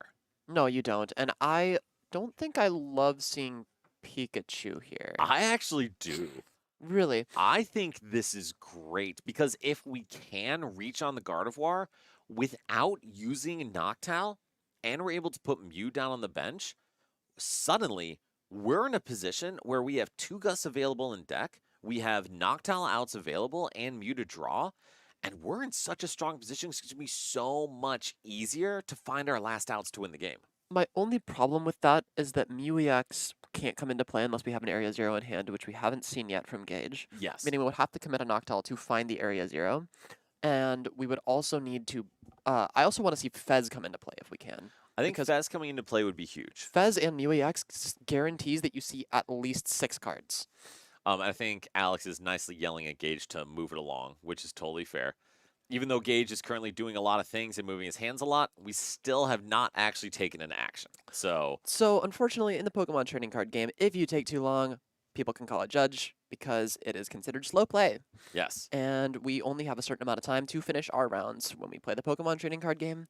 So we need to keep our pace up.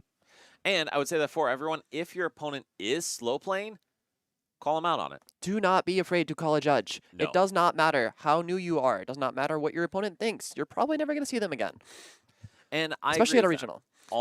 Always feel free to call a judge. I mean, do it respectfully, do it nicely. Like, let's not be crazy. Yeah, here, don't people. don't try to let's not try to fish for judge calls. Yes. But if you're unsure about something, there is no shame in saying and putting your hand up and calling for a judge. Absolutely. All right, so it looks like Gage is deciding to go for Nest Ball and Area Zero, which will enable him to get either Pika or Pheasantipity. And to be honest, I kind of like the Pheasantipity here with this Nest Ball. I quite like Pheasantipity because I like drawing cards. Yes. And we actually don't have any energy in the discard, which is kind of funny. Oh, we did because we used Water Pun. Exactly. Water Pun puts them back into the deck. Oh, but we can get Iron Bundle. And that doesn't seem correct at all. I don't know why we did that. Well, remember how I said Water Pawn is probably not the move? We discarded it. And we can get it right back with Night Stretcher. This is true. I- Interesting. And so this is something, as we're watching Gage play through this is a very hard deck to play. It is not simple or straightforward. Terra Box can be linear in some matchups, but it's very much requires thinking in the way that you achieve your linear goal. Yes. It's the same way that Raging Bolt has become more difficult, although that deck is still easier than this one.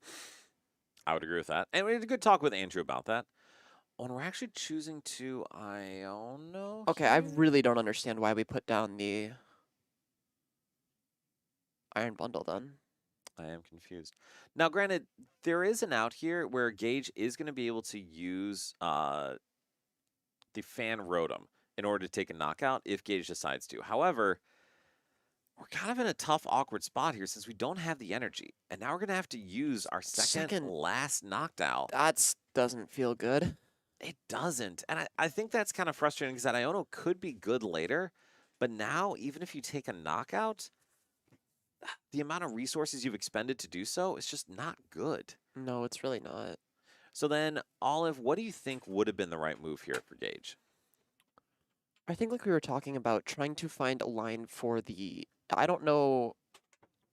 I don't think we could have gotten into the Volcanion, unfortunately, and still taken the knockout. But I think if we had been able to use one of the knockdowns to commit a Gust and just knock out Pheasantipity, I think knocking out Pheasantipity while putting down our own and a Blood Moon basically says, okay, I have a Noctowl, I have a boss still in deck, I have lots of outs, and you just lost 3 cards in your hand effectively next turn. Yeah. So figure this out, or I'm going to kill your Mew next turn.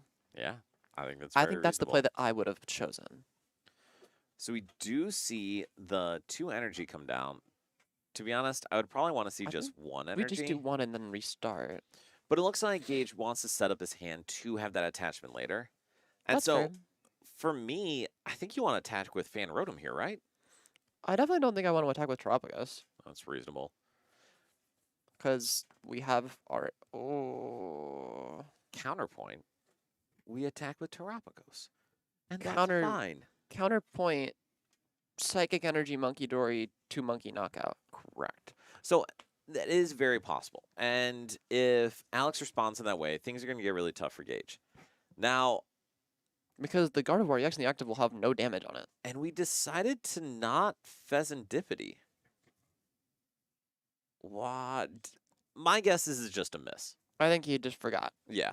But we do have a boss now, which is a huge deal because if Alex does not find Dark Energy Monkey Alex additional has Dark damage, Energy Monkey. Yeah, I know he does. But we could do something like what is it? Oh, I don't hit second EX here. I don't either. You already have Monkey. Well, don't discard the Dark Energy. We are discarding the Dark Energy. Why? These are questions to which I have no answer. All right, so okay. Olive and I are sitting here very confused. And so for me, my guess is Alex is kind of tunnel visioning on using Restart to draw, or there isn't access to another monkey, which Alex playing 3 monkeys, I kind of imagine there's another one The in deck. only thing that I can think of is that both monkey dories are prized. Or it could be that we want to go into Screamtail this turn. And I don't know why Screamtail is the priority. Do you have any ideas, Olive? No. Cool, cool, I- cool. I think I would definitely want to take the 2 prize cards and put up a thing that Gage cannot kill. And I think that makes sense. Now, granted, with the Bravery Charm coming down, I mean, knocking out Pheasantipity or knocking out Mew is pretty good. We're going to knock out with Gardevoir EX anyway. Fair enough. And then we see the Iono. So Gage is going to go down to 3 cards in hand. No Hoot Hoots on board, which is really problematic. And I mean, So putting down Fez, not using it, and then getting it knocked out is not awesome. that is not awesome. Now, we do have Crispin in hand, which is good. Unfortunately, that's not quite what we need right now. So this is why I was mentioning taking the 2 prize cards last turn by knocking out Pheasantipity is a lot stronger because now Boss is just an out for Gage. Yes. If he had done that.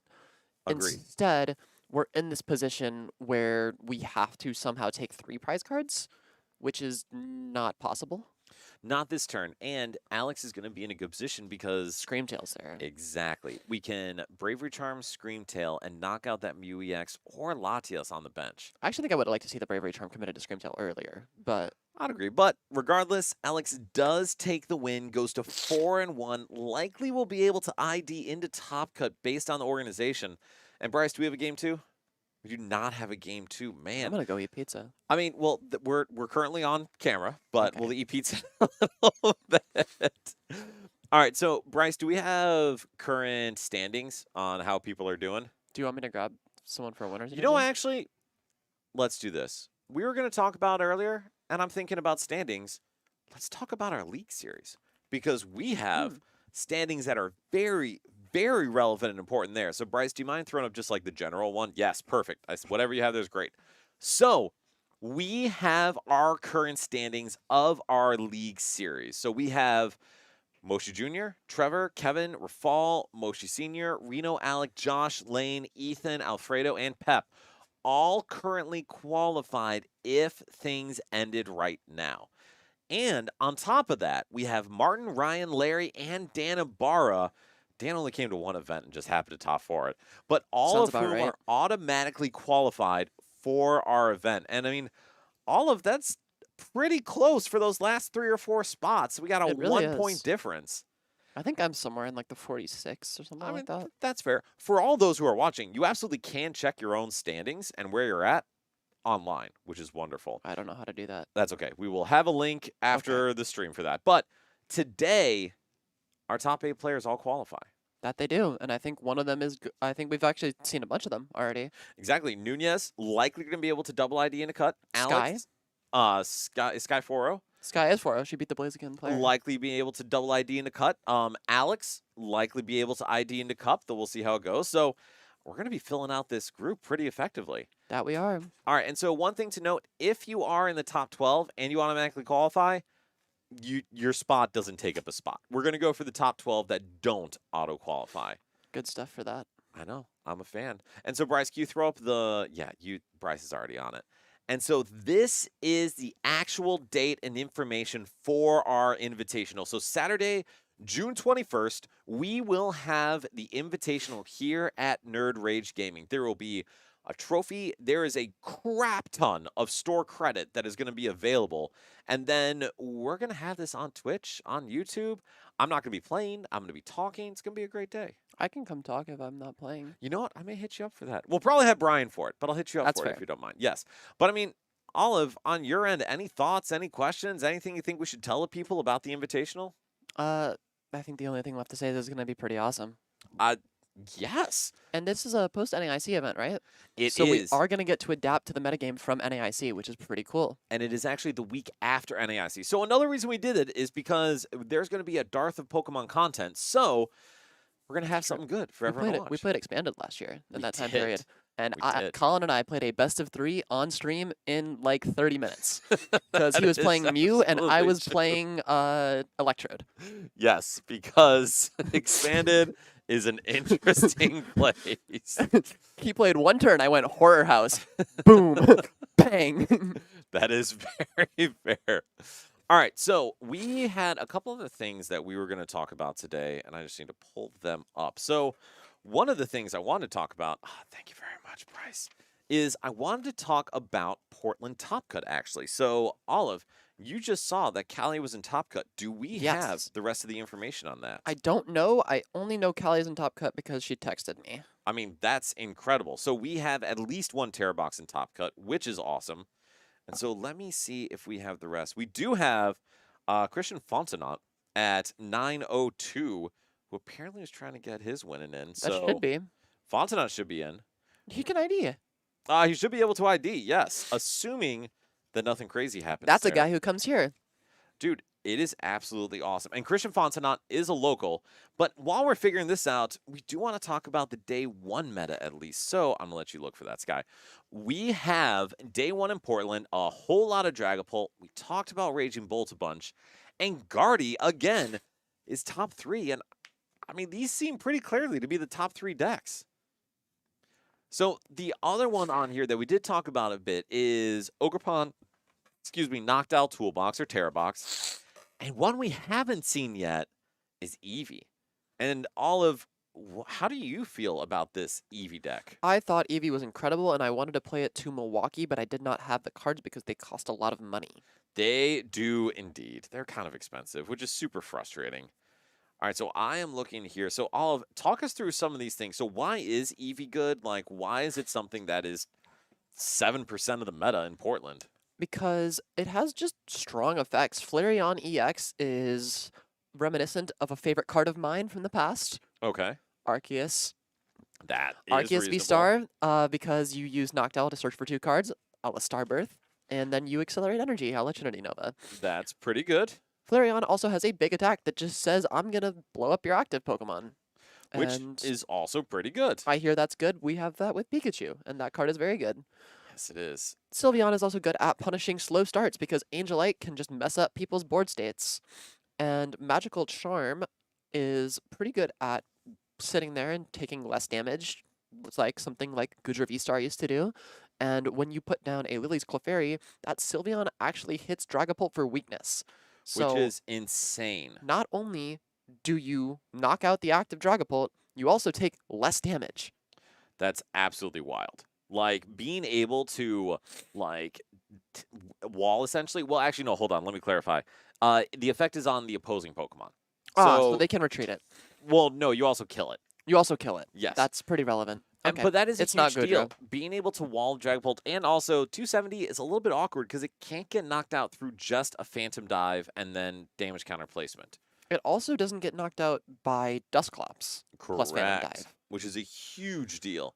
And we actually currently have Henry Chow versus Diana Duddy playing their winning in to Top Cut. So, Henry Chow versus Joltik Box. yes, and we have a lot of time left in that match. So, fair. So, we will have an update on Top Cut after our next round, which will hopefully be up here in a minute. So, we're going to do this. Because we got a couple minutes, we're going to wait for our next round. Bryce, do you know if we have a little time or is it up there now? All right, perfect. So we're going to take 5 minutes here. Olive and I are going to eat some pizza, I get love prepped, pizza. so that way we can go straight through Top Cut from here on. So thank you all for listening. Stick around, and we'll be back in just a couple minutes. Thank you.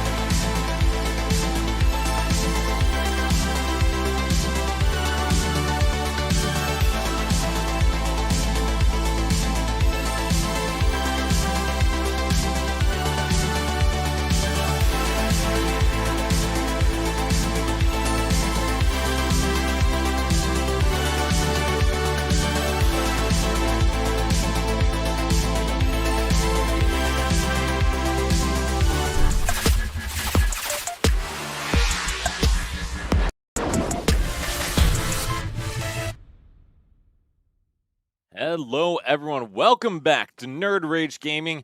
We are heading into our last round here of Swiss, and normally you'd say, oh, a bunch of people are IDing. No. So we have 11 players at 4-1 or better. So 2 can ID at 401, but the rest all got to play it out. So we are looking at 2 of our winning-ins. First, we have Rafal Gladys and Andrew Nunez, and we'll see if we get to the second one, depending on how this goes, but we got Raging Bolt versus EVBox. And Olive, you mentioned you thought EVBox was great. How's this matchup? I quite like Lily's Clefairy plus Sylveon Knockout. That's pretty good. You also don't have to put down a 2-prizer to begin with, meaning Raging Bolt can't start with the first 2 prize cards. But Rafal wants to represent that 1 prize board state if he can, and use that Baby Bolt to take knockouts. The issue is that Andrew also doesn't have to give Oh, sorry, a 2-prize Andrew. board state. That's true, but Andrew's deck is more reliant on that Noctowl to get that first attack going. Yes, absolutely. And if Andrew wants to have that first attack, the problem with that is that we need the Teal Mask down, and if Teal Mask comes down, then Rafal has the option to go Boss and even use that first attack on Flareon to hit for weakness and knock it out.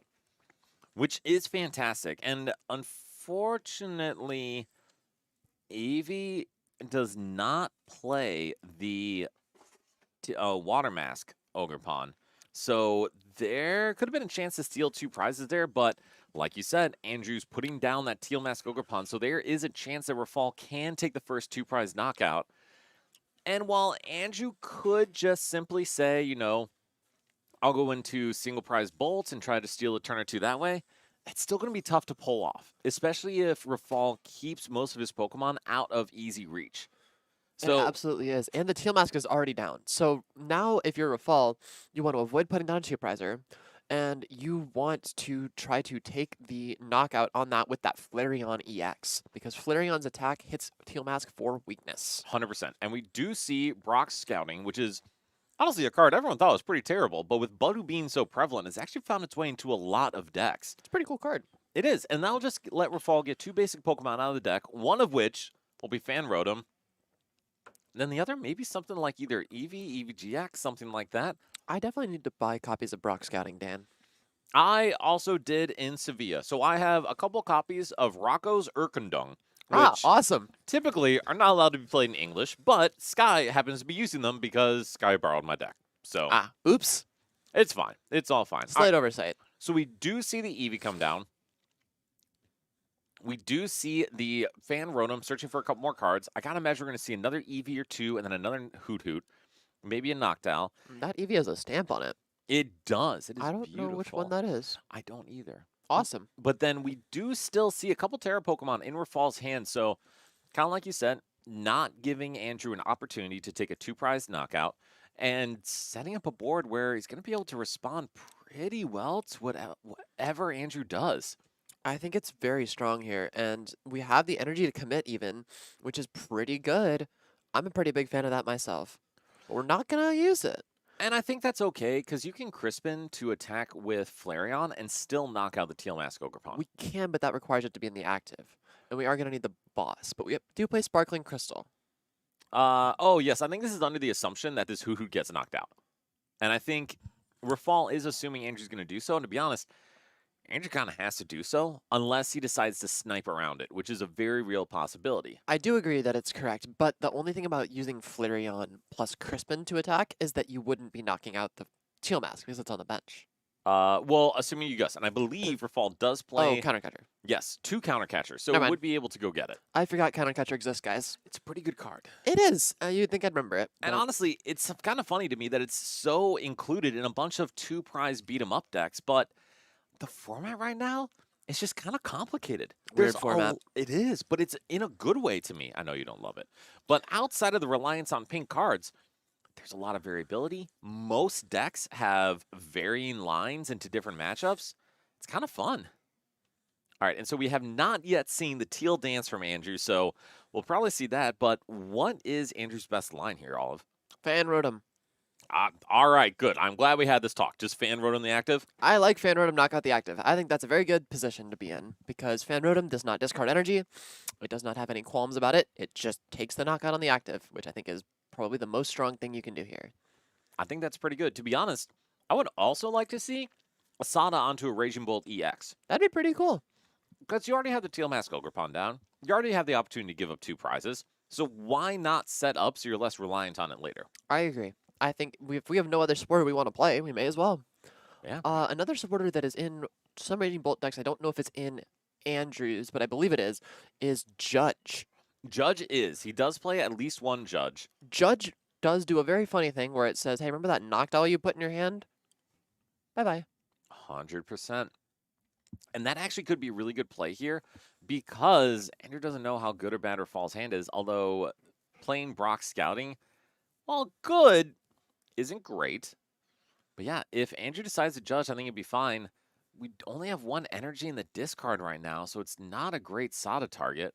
But we will be able to Ultra Ball away these 2 and get a lot of value out of this Sada. And we have a second Raging Bolt in the hand, too.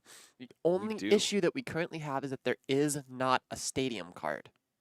That is also true. And Van we Rotem- need that stadium in order to attack. Fan Rotom cannot attack if there's not a Stadium in play, which is also something I've definitely never been burned by. Absolutely not. So it looks like we're actually going to bench this. Interesting. I think we're going to bench the Slitherwing. Yeah. And we are going to Sada grass onto the Bolt and fighting onto the... Well, okay. Yeah, that's fine. There we go. Okay, so grass onto the Bolt, fighting onto the Slitherwing, draw 3. And if we don't hit a stadium, take We a have a knockout Noctowl. Slitherwing. We have a Noctowl. We do have a Noctowl as well. This is just a very interesting board for Nunez. I agree. And another Phantom. So, I mean... There's no attack unless we commit the Noctowl. Exactly. And that kind of stinks for Andrew because we're only going to take a single prize and we have no Hoot Hoots on the board. So all of a sudden, Rafal playing some kind of disruption to the mid or late game is terrifying for Nunez. Absolutely. So, okay. So is it as simple as Fan Rotom attack from here? Is there anything else Nunez needs to do? I think Fan Rotom attack is still the best thing you can do, which is why he found that Stadium instead of something to allow him to attack with Slitherwing. Grabbing that Sada means I'm going to be able to attack next turn with my Raging Bolt. And I think that's probably the best thing he can do here is just pop down that area 0. I'd like to see that second Bolt get benched, because that way if we get a Terra Pokemon removed or the Stadium gets removed, we can just go ahead and pitch a Noctowl. And we get our second Bolt down that way. I also think that I would love to see from Rafal Iono here. I would like to see that as well. I like Iono a lot. That card's very good. It is very good. And so the reason I say that, though, is, and we draw the Crispin, though. That's really good. Rafal's good at Pokemon. He is. And so as much as I'd want to see the disruption now, I mean, honestly, yeah, at this point, just knock out the Teal Mask Ogrepon. Well, we need Boss plus Crystal for that. Or just Counter Catcher. That's right. I keep forgetting Counter Catcher exists. Damn. Yes. And so we do have the Hoot Hoot in order to go get that. I think that, what else is that card in hand? So another Flareon. I see a Mew-EX. I see a lot of 2-prizers in Rafal's hand. Yes. All right, so we see the Noctowl. I think, at least for me, Olive, the big outcome is we want to see another Hoot Hoot down. We want to see a knockout on Teal Mask Ogrepon. And we want to see acceleration to that Eevee. I agree. And is there anything else you want to see? I think that pretty much covers it. As long as we have options to get maybe an out to Sylveon or Clefairy next turn, I think that's also very good because those attackers are very strong into Raging Bolt itself, which is what has to be the response to Flareon. But other than that, I think this position is very strong for Rafal. I think he's in a very winning position as long as he can get some extra Hoot Hoots into play. And we do have 2 Hoot Hoots that we can bench, which is fantastic. I quite like that, Dan. That's very, very good. And honestly, terrifying for Andrew because Rafal's going to take 2 prizes here. And I don't think Andrew plays Briar. No. Although that would be kind of awesome, no. I agree. I think it would be sick. Do we have a Fire Energy in deck? I remember when people tried to play Briar and Bolt, and then they realized that randomly trying to hit it off Pokegear is not as good. But now that we have Noctowl, it's a lot easier. It is. It is. And I got real scared because There's one there's fire at the only very top of one the deck. Fire Energy At the in very deck. top. I think Rafal Rafal likes to put on a show. He is a man of the content for sure. We were having a moment of fear as we look through that, but we are gonna. What? Oh, there's a fire in hand. There's a fire in hand. I saw that on turn 1. I forgot about that. There is Yes. a fire in his hand. Okay, so stress is a lot less. But we are going to see Crispin for the 2 energy. Obviously, one needs to go on the Flareon. Other will own a hand. And I actually really like that. Because now you can knock out the Teal Mask Ogerpon and then have the other energy set as a follow-up. So that way you can attach to the Eevee on the bench and use Flareon again to knock out the Bolt without having to go into something like a Clefairy or something if you don't need. And Oh, then this deck played Briar too. This matchup is horrible for Nunez. this feels atrocious. Briar's not going to be super useful this game, I believe. Yes, but it is something that can come up in this matchup and just seems to make it like extremely favored. But Agreed. And so we do see the counter catcher on the Teal Mask. man, We'll see the knockout with the energy charge from Flareon. Trinity Nova. And only 2 energy, unfortunately, but 2 energy going back onto that Trinity Flareon. Nova was 2 energy. when you really think about it. Okay, technically. But yeah, and we're going to be able to slap that fire energy and a water or a lightning onto the Flareon on the bench. And Fall's got to be feeling pretty good here. If I'm Roth, I'm feeling amazing. And so obviously, Andrew can answer this pretty quickly if we have our counter catcher in hand and a fighting energy, which it looks like we do. But then Fall's going to have a pretty easy response. Noctowl, boss's orders. Exactly. And also, that Slitherwing is not going to be able to attack next turn without knocking itself out. That's not good. No, I mean, it's amazing for Rafal. It is not great for Nunez because then that opens up Rafal to just winning the game next turn. And I don't think Rafal's going to bench another 2-prizer that's weak to fighting. You know, I don't think so either. It doesn't seem like the move. And so Might not be the angle. for Rafal, even if there is a knockout here, he's got to be feeling pretty good about his chances. I think so. Rafal is in an excellent position, and Nunez just has no outs to finding the things he needs because he has no Hoot Hoots in play. Exactly. So there's no way to search the one of Iono. Agreed. And sorry, I was just thinking if we wanted to see another attachment to Slitherwing, but Man, I that don't is think so. not a good 3 cards. So The let me Ultra ask you Ball this, can't Olive. find a Hoot Hoot, though. Why not put down Bolt onto the bench? Oh, and I know why. Because you need an out for a Terra Pokemon to expend your bench. That is correct right now, yes. But that hurts because now you're losing value on that Sada, and you need every advantage you can get here. I think we have to find a Teal Mask off this and just pray that we Teal Dance into like a Hoot Hoot or something. And no, Or- actually, deciding to go straight to the Hoot Hoot. So, important note about this is that there are no Terra Pokemon in play. Yes. So I think what Andrew is banking on is that Rafal will take a knockout and clear a bench spot for him. Unfortunately, my guess is Rafal's going to take that knockout on the Raging Bolt. Unless you see something different here, Olive. I think that's what I would do. I would technically agree. All right, so we do see Rafal's turn, draw for turn. We have water energy in hand to attach to the Flareon. Nest Ball here, and then Olive, what is, Rafal doing this turn? Rafal definitely just wants to find the Noctowl, use Noctowl for that boss's orders, attach energy, and just blow up the Raging Bolt. I think we want to make sure we're set up as much as we can be to win the game on the following turn, and I think Lily's Clefairy is a very good way to do that. And I would agree. And honestly, if we have another Crispin counter catcher, that seems even better to me. I agree. Because that way we keep both Flareon around to knock out either a Teal Mask Ogerpon or slap that water energy on and one-shot a Bolt or anything else. Hey, Bryce, do you have a Band-Aid? All right, so we apparently have some injuries on the crew, but I'm curious here. Rafal does not have an out to a Noctowl. Mm-hmm.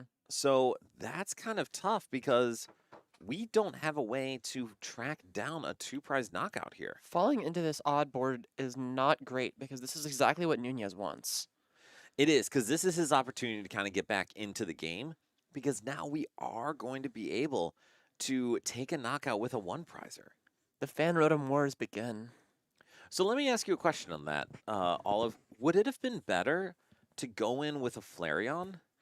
I think I would like that more just because you can Iono on the following turn and it'll hurt harder. And also, Andrew wouldn't be able to take a knockout without a Fighting Energy Sada and And committing more to the board. Exactly. Regardless, I don't think Rafal's in a bad position here, just kind of allowing Andrew to get back into the game. It's like we've talked about, we're playing our opponent back in. Right, exactly.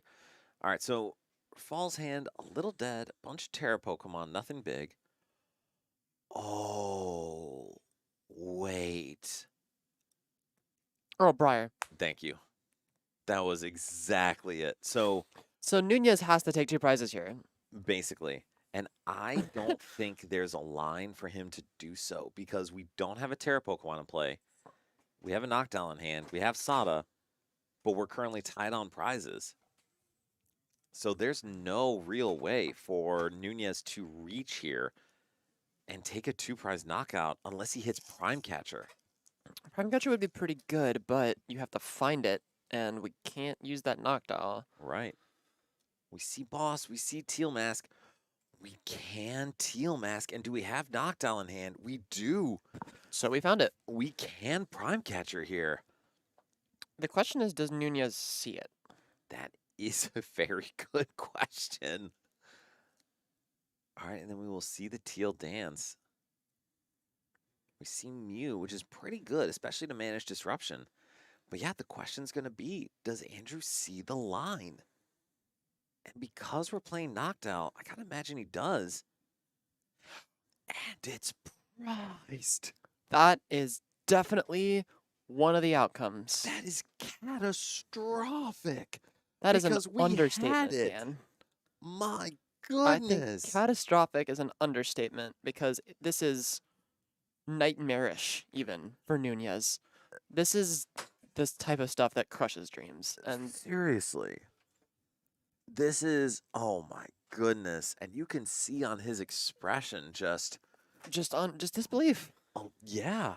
frustration. Trying very hard to keep his cool while on camera, and I admire that. And Yeah, not crashing out is pretty respectable here. Yes. I would. oh, but that is brutal. So then to be honest, there is an option. Well, Rafal still has to find it because Rafal's hand was not great. True. We do see the Pheasantipity come down. It also means we can't take knockout with Lily's Clefairy, right? Because it's not a Terra Pokemon, so Briar Correct. does not work. Correct. But with the 2 Flareon on board and a Water Energy in hand, we are going to be able to knock out basically anything on Andrew's board. I would like to see the Jamming Tower if Nunez has it. I would also agree. I think I see it in his hand. I would love to see that get played here because it just limits Rafal even just a little bit. It's definitely better than leaving him with everything. Definitely. And because Rafal probably can't get rid of one of the Flareons without Andrew having, risking Andrew having Prime Catcher. It also runs the risk now of Rafal having a Night Stretcher for the knockdown instead, Yes. which was not a play before. But I think it's overall better. And I think this is fine. I think this is fine for Rafal. That's what I would have done. Yeah, it doesn't change any of his game plan. No, your game plan is still the same. You still want to do the exact same thing to win the game. Prime Catcher. Andrew takes the Prime Catcher. Salt off in the wound prizes. for... Something important to note here as well about Jamming Tower is that Sparkling Crystal on Rafal's deck is no longer turned on, although I believe we have the Water Energy. We do have the water in hand. So So we it need to doesn't- see Counter Catcher, and we have the knockdown. That's going to be game. Rafal, Assuming Gladys. second Counter Catcher is in hand. Or in I deck. saw it in the Okay, deck. Rafal Gladys is going to be able to take this one out. And just use the first attack, take 3 prizes off of Briar. Rafal takes the game, goes to 5-1, guarantees himself a spot in Top Cut and a spot in the Invitational in June. And Bryce, do we have another game? Who won the other game? All right, so Ben lost an opportunity to get in there and is now 5-1. Excellent performance by Ben. So It can be very tilting to when you lose a game to a brick to just fall into a spiral of being tilted and upset. But Ben managed to pull himself back together, stabilize, and finish it out strong. Absolutely. And honestly, it's impressive to be able to do that. It's a high-pressure situation. Obviously, anytime you want to win, big tournament is a big deal. There's also a bunch of money on the line, so it's more than just I do CP. like money. Say it again, Bryce. Oh, Andrew won. Oh, Never mind. I'm sorry, Ben. My heart goes out to you. But Andrew did win. Same thing all stands. Being able to get yourself into a position to do that well and lock up a spot in the Invitational, that's pretty cool, man. It is pretty cool. I'm a fan. All right, so Olive, if you don't mind, can I kick you out briefly? because I'm going to have you grab Rafal so I can interview him a little bit for the win. And then let's go play a game and take a little break and get Rafal or someone to commentate here. That Sound sounds good? awesome. Beautiful. Be All right back.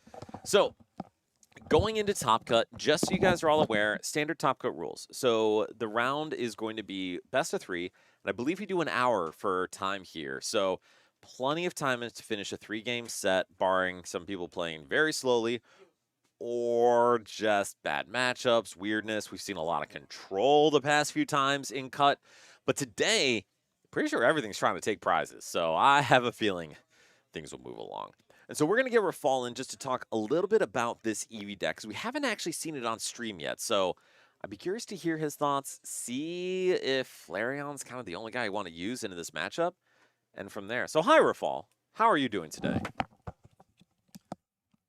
I'm 5-1. That's pretty good. Yeah.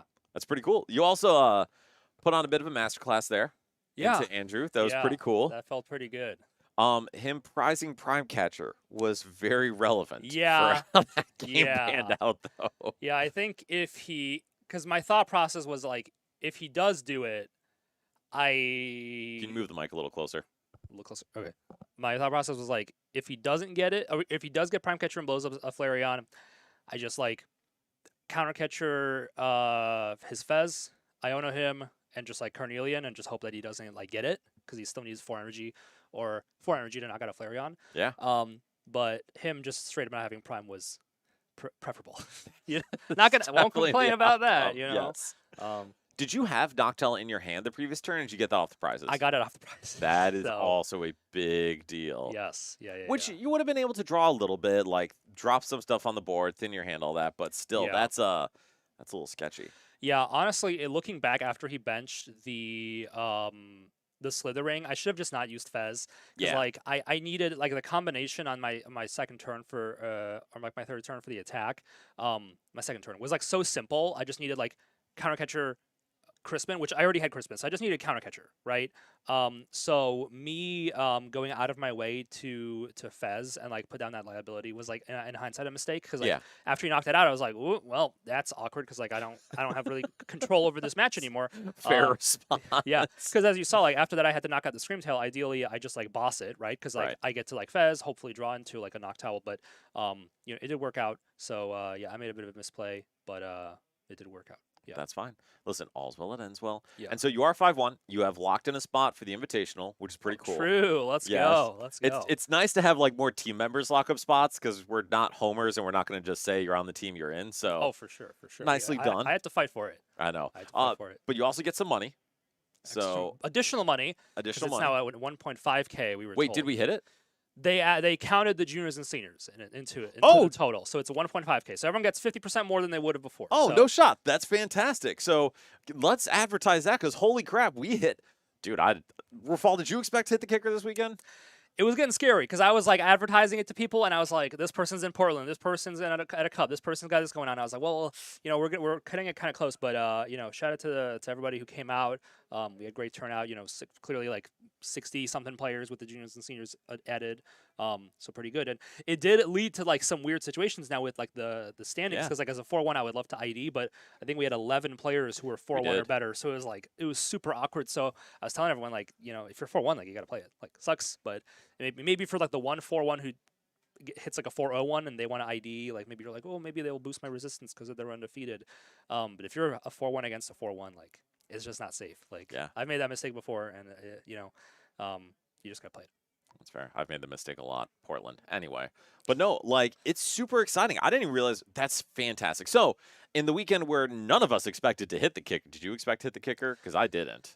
I didn't think so. It didn't. Yeah. It looked like it. I also, to be fair, I didn't realize how many slots were originally allotted on online, because I was seeing it like 40 slots left. I didn't realize. I think we started at like 100. We started at 90. 90. I Because think. I thought we started at like 70, and I was like, Yeah. oh no, we got like nobody. But in hindsight, yeah, we had, you know, somewhere between the 50s and 60s present, 50 something masters at least. So Well, and I'll tell you guys, for those watching, listening, who are going to rewatch this, like, it is a great community here. It's a great opportunity to come play. Before I was even on the team or doing all this, it was my favorite place to come play in tournaments and stuff like that. So, man, if we can get 64 people in here when there's 6 or 8 other cups and a regional weekend, like we're gonna have some good stuff when there's not Oh, a yeah. billion things happening. So we would love to have you all come out here, and if not, regardless, thanks for hanging out with us on stream. Appreciate it. For sure. I know there's Portland going on, but who cares about that, right? We got the real gaming here. Exactly. Yeah. All right, so Rafal, I was gonna have you join us for top 8 of commentating. Alas. Obviously, that is Yeah, not How happening. unfortunate. So we're gonna have to figure something out. But Yeah. I may ask you to recruit help to have 2 people commentate while Olive and I play a quick game of next format. So if you don't mind, could I ask you to go hunt something down while I talk through a couple next format decks? Yeah. So you got all your decks. I just got to get a caster. If you can get a caster, can I steal your Marnies? Yes. Awesome. I will bring it. I will bring it to the table. Perfect. And then if Yeah. you can ask Kevin for Hydreigon, if they're Ooh. Okay. if they're not in it still, are they in it? Kevin won. I don't know how it's gonna go with all the 4-1s playing. Okay. So you might have to give me a minute or two because I also like have to sort my deck for Top Cut. If you could just ask whoever's not in Top Cut from the Nerd Rage team to find 2 commentators, Yes. that would be lovely. Will do. All right. I will awesome. be back in a Thank few. you. Perfect. So then from our end, actually, I'm just going to go with you. We're going to take a quick break here while we get that set up, and that way we can just cruise straight through Top Cut. So we will be back in hopefully like 5 minutes to get started with a next format game, a Destin Rivals game, and then into Top Cut to see who takes home that $1,500 freaking dollars. Wow. So we will be back in just a minute.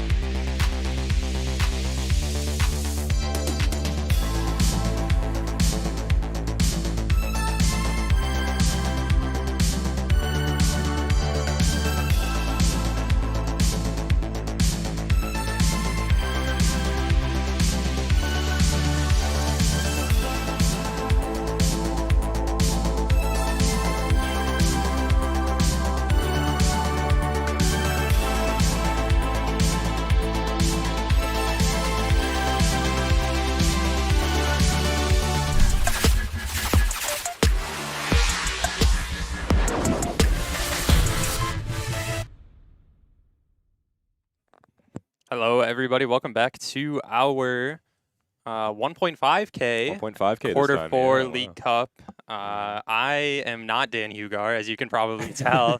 Ryan Prusak here with John Wengard, Hello, hello. coming down from Wisconsin to join us today. Both of those scrubs making it. Happy to have you on the mic with me Thank here. you, thank you. It's been a while. We are taking a little bit of a break while the top 8 players get settled and we figure everything out with deck lists and let people get food in their stomachs. I believe we're playing next format, is it? We have, yeah, I think Dan was very adamant on playing Hydreigon.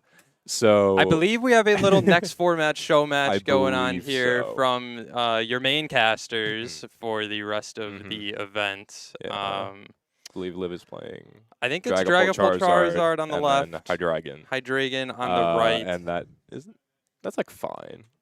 I can't really tell. It Yeah, seems I see okay. Jacques, I see no Dino though. Oh, Liv's hand looks great. Maybe. Yeah, Puff and Buddy, first 2 cards. Yeah. Sweet. All right. We'll see who's going first. Oh, We'll is see it double how we Puffin? get in Yeah. here. What do we think about the matchup? I have 0 clue how this goes. I assume Liv's deck plays Shaman, Yeah. which would stop the If there's- Obsidian. Yeah. But So it's just crushing headbutt. Just I mean, the attack is good. it's fine, yeah, but I feel like a late game Zard is just good enough. Yep. Yep. Okay. Okay, we were Got correct about word. that at least. Dragapult Charizard confirmed from Olive. Chiyu probably not doing anything here. No. Is that's the Chiyu that kills Goldango? Yeah, right? yeah. For It does like one- 110, and then if yeah. something died last turn, I think it's 110 more. Is it? I don't. Something That seems like a Uh, lot. It kills the fire weak thing. Anywho, Olive starting off. Charmander top deck. Perfect, Happy yep. to see Buddy And Poffin Poffin. in hand. Mm-hmm. And it didn't seem like there was a lot more happening. But I you know don't really there's- need anything else. I know there's here, an yeah. energy. Do we want to put that energy on like a Dreepy Oh. if that's where It's we a go? fire. Right. Yeah, that makes it a little worse. I'm looking at Dan's hand really sad right now. I see Jacques, but I don't see much else. To be Uh-oh. honest. There's a counter Oh, there's an game? Arvin in the back. Oh, okay. okay, we're But we set. have is that Pidgeot in there too? Oh my god, is this next format? Wait, it is just, that a Pidgeot? Yeah, it's Pidgeot. Oh, it is a yeah, Pidgeot. It's just current format Hydreigon. I apparently think the it's same as current next format Hydreigon. Yeah. Against next format. I don't know. How are we changing it with Uh, Team Rocket stuff? Yeah. We see the Relor come down. Okay, yeah, actually. yeah. So choosing. So that's our Rabsca- this isn't next format then. Hmm. Because you just play Interesting. Rabsca, right? Yeah, Yeah. you would think. What round is this? Ooh, We're Dino in up top. between right now. Before No, top 8. yeah, we're in a Just little giving- intermission between the top cut and our Swiss rounds. So just a little Mm-hmm. for fun show match. Wanted to give the casters a little break, so they're out there Mhm. playing. We're in here casting. Trying to figure out the matchup on the fly. We're learning. Oh, They're he has lear- the Maractus in there. They're probably learning. We're Uh-huh. learning. Does the Maractus do anything? Also, do you? I Oh, don't no, he had know. the Dino. He topped up the Dino. He topped deck okay. the Dino. Yeah, okay. Rescue board into Itchy Pollen candy. seems fine, and Yeah. it's time to announce Badu a Yeah, lot of so times here we here, go. John. Dan's follow-up honestly isn't that bad though. He has Very- his Jacques for the Pidgeotto. Very useful Buddy Poffin, It's top decked. Yeah, he has Jacques for Pidgeotto's Vilos. Yeah, Besides that though, not kind of whatever. much. But we'll slowly get yeah. our Pidgeot up, and Yeah. then from there we'll start doing things. He right? gets his Pidgeot, So, Liv gets their Dracloak. Yeah, It seems pretty even so far. we're just gonna Itchy Pollen a couple times, Mhm. and we'll figure it out. Brock for one Dracloak, Yeah. love that. Terrible card. But it does start getting us a constant stream Yeah. of draw. We'll start building our hand a little Under bit. the Badu lock, it's nice. Yeah. Oh, he has his Vilos in hand already. Okay. Oh, sure. All right. So we can jock for a blank, as well as no our way. Pidgeotto. Sure. He would just like to see an energy at this point. There's the Rabsca. Yeah. Okay, Okay. Well, that was a pretty sweet. good group pickup. Boom. There's a play stamp Rabsca. Yo. Rabsca established. Okay, we're just prioritizing Dragapult here then. Yeah, it seems Sure. okay. Yeah. And boom. Pidgey not doing anything. No, not exactly. Pidgey, bro. But the jock comes down. Mm-hmm. We save our Pidgey a little bit. Suppose. Yeah. Give it a little more HP. I guess if Liv was somehow able to pull off Phantom Dive next turn. Right. Yeah, sure. Even something like Dragon Headbutt wouldn't yeah, be that terrible. Boss Dragon. Yeah. But we get out of range of that also. So Okay. I mean, we'll see. It's not. I think too it's bad. gonna be a little slow start here. Yeah. We're gonna He's already do- got the counter gain on though. Yeah. He can just find one dark eventually and get the Yeah, crushing headbutt we'll be going. okay. Yeah. Evolve the dudes. This makes sense. How good is your And deck HP with Paladin. just Dragon or with just Crushing Headbutt? Probably not very. But because it is the Rabska instead of Shaman, you can go Yeah. after it, and it takes multiple turns to get it Sure, back up. sure. And he's showing the Yeah. and the Hydreigon. So you could go chase it down, and then maybe they either have to take a full turn off and TM Evo it back up, Sure. or you get a turn There's the for Luminous Obsidian. on the last so, card too. Okay. And that Dreepy was this turn, right? Yeah. yeah, the other Droopy was this okay. turn. Okay. So Liv's got a really good setup going then. Yeah, We have this double looks attach good. on the Dracloak. If that's what she goes for, I would assume so. But you're not really threatened Yeah, next turn at all. There's no energy on no, Dan's I don't side. think so. Totally fine. Mm-hmm. And just Itchy Itchy Pollen. Do we bench the Pollen. third Dreepy? Or second Charmander? Maybe. Just going second Charmander. Yeah, one of them makes sense. Sure. Charmander, sure. Cool. Itchy Pollen. Still no items. Can we get our... Oh, we I got see another Pidgeot, Pidgeot. yo. Okay. We got Iono'd into Pidgeot. the other And Pidgeot. Iono, okay. Do we have a card to shuffle? We probably don't want to shuffle. We didn't see any like energy or anything. Brock? Okay, just Brock for the Hydreigon. Yeah. Yeah, big one. And quick search for the energy, I would assume. Great, now I get to see what Dan's deck actually is. We're looking through it. There's a Clefairy in there? Oh my god, what is Neo Upper too? Neo Okay, Upper. yeah. Crispins, I'm sure, to like splash the thing. Okay, yeah. It's kind of cool. It's interesting. Cactus. I'm very interested in the cactus, yeah. I'm sure there's Turos in Liv's deck, I right? would assume there's probably at least one, yeah. That seems to be a Charizard thing. He's All right. debating over. We're gonna Iono something. first, and Well, then he quick Brock. search, I think. Oh no, we Brock. Yeah. Yeah, I don't know what we're Dan, quick search. doing. Don't forget about it, please.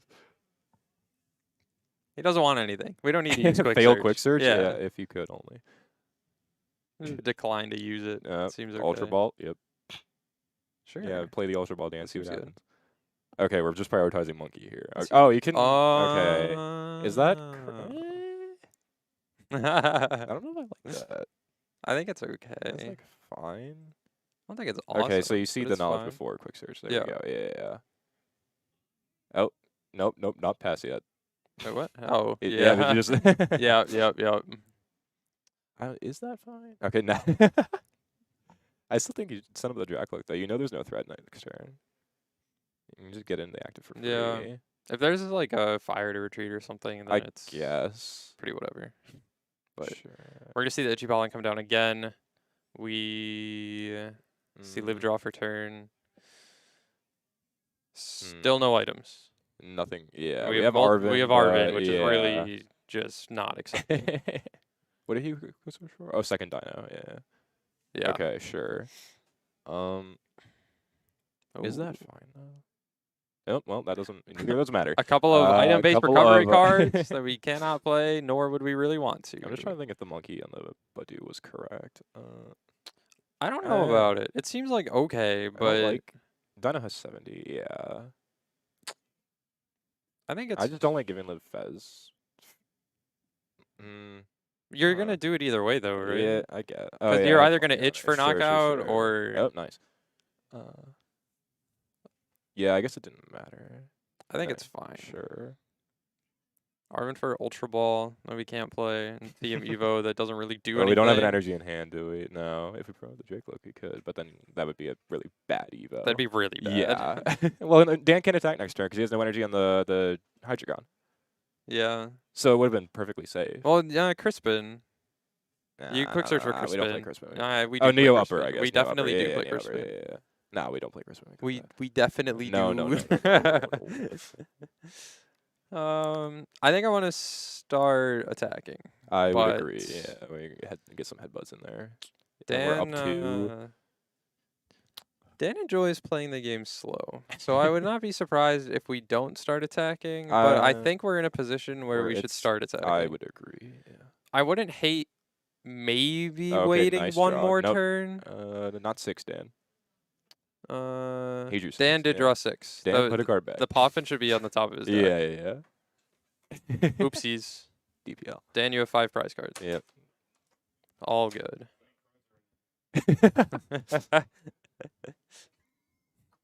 Is it the Poffin? Yeah, it's the okay. Poffin. He It's the got it. Poffin. Yeah, go out there. How many cards do you have in here? Thank you, Bryce. Thank you, Bryce. Keeping everything clean and good. Okay, so if we crushing headbutt, we get our Hydreigon smacked into first, though. But that's like probably fine at this point. We've taken the first 2. I wouldn't hate waiting one more turn, Uh, but because if we wait one more turn, then we can quick search for boss next turn and then Sure. take out the She's probably not threatening evolving Dracloak. into. Yeah. Yeah. If anything, it'd just be energy spread this turn. Right. Sure. So we get Oh, we got Crispin. Crispin for next turn. Oh, we take the Rapska this turn? No, next. Well, you can't. yeah. He's just gonna. He's going for Rapska next turn. Rapska next turn would be good too. Maybe he forgot about the Rapska on the bench. Triple cloak now though is pretty Ooh. good. Yeah, I mean, Liv's board So- looks great. Yeah, it's just unfortunate there's a Hydreigon ready next turn. We did evolve, which is pretty Okay, we're definitely fine. Phantom Diving this turn then. Yeah. Boss. See how the recons come down. Boss seems good. Yeah.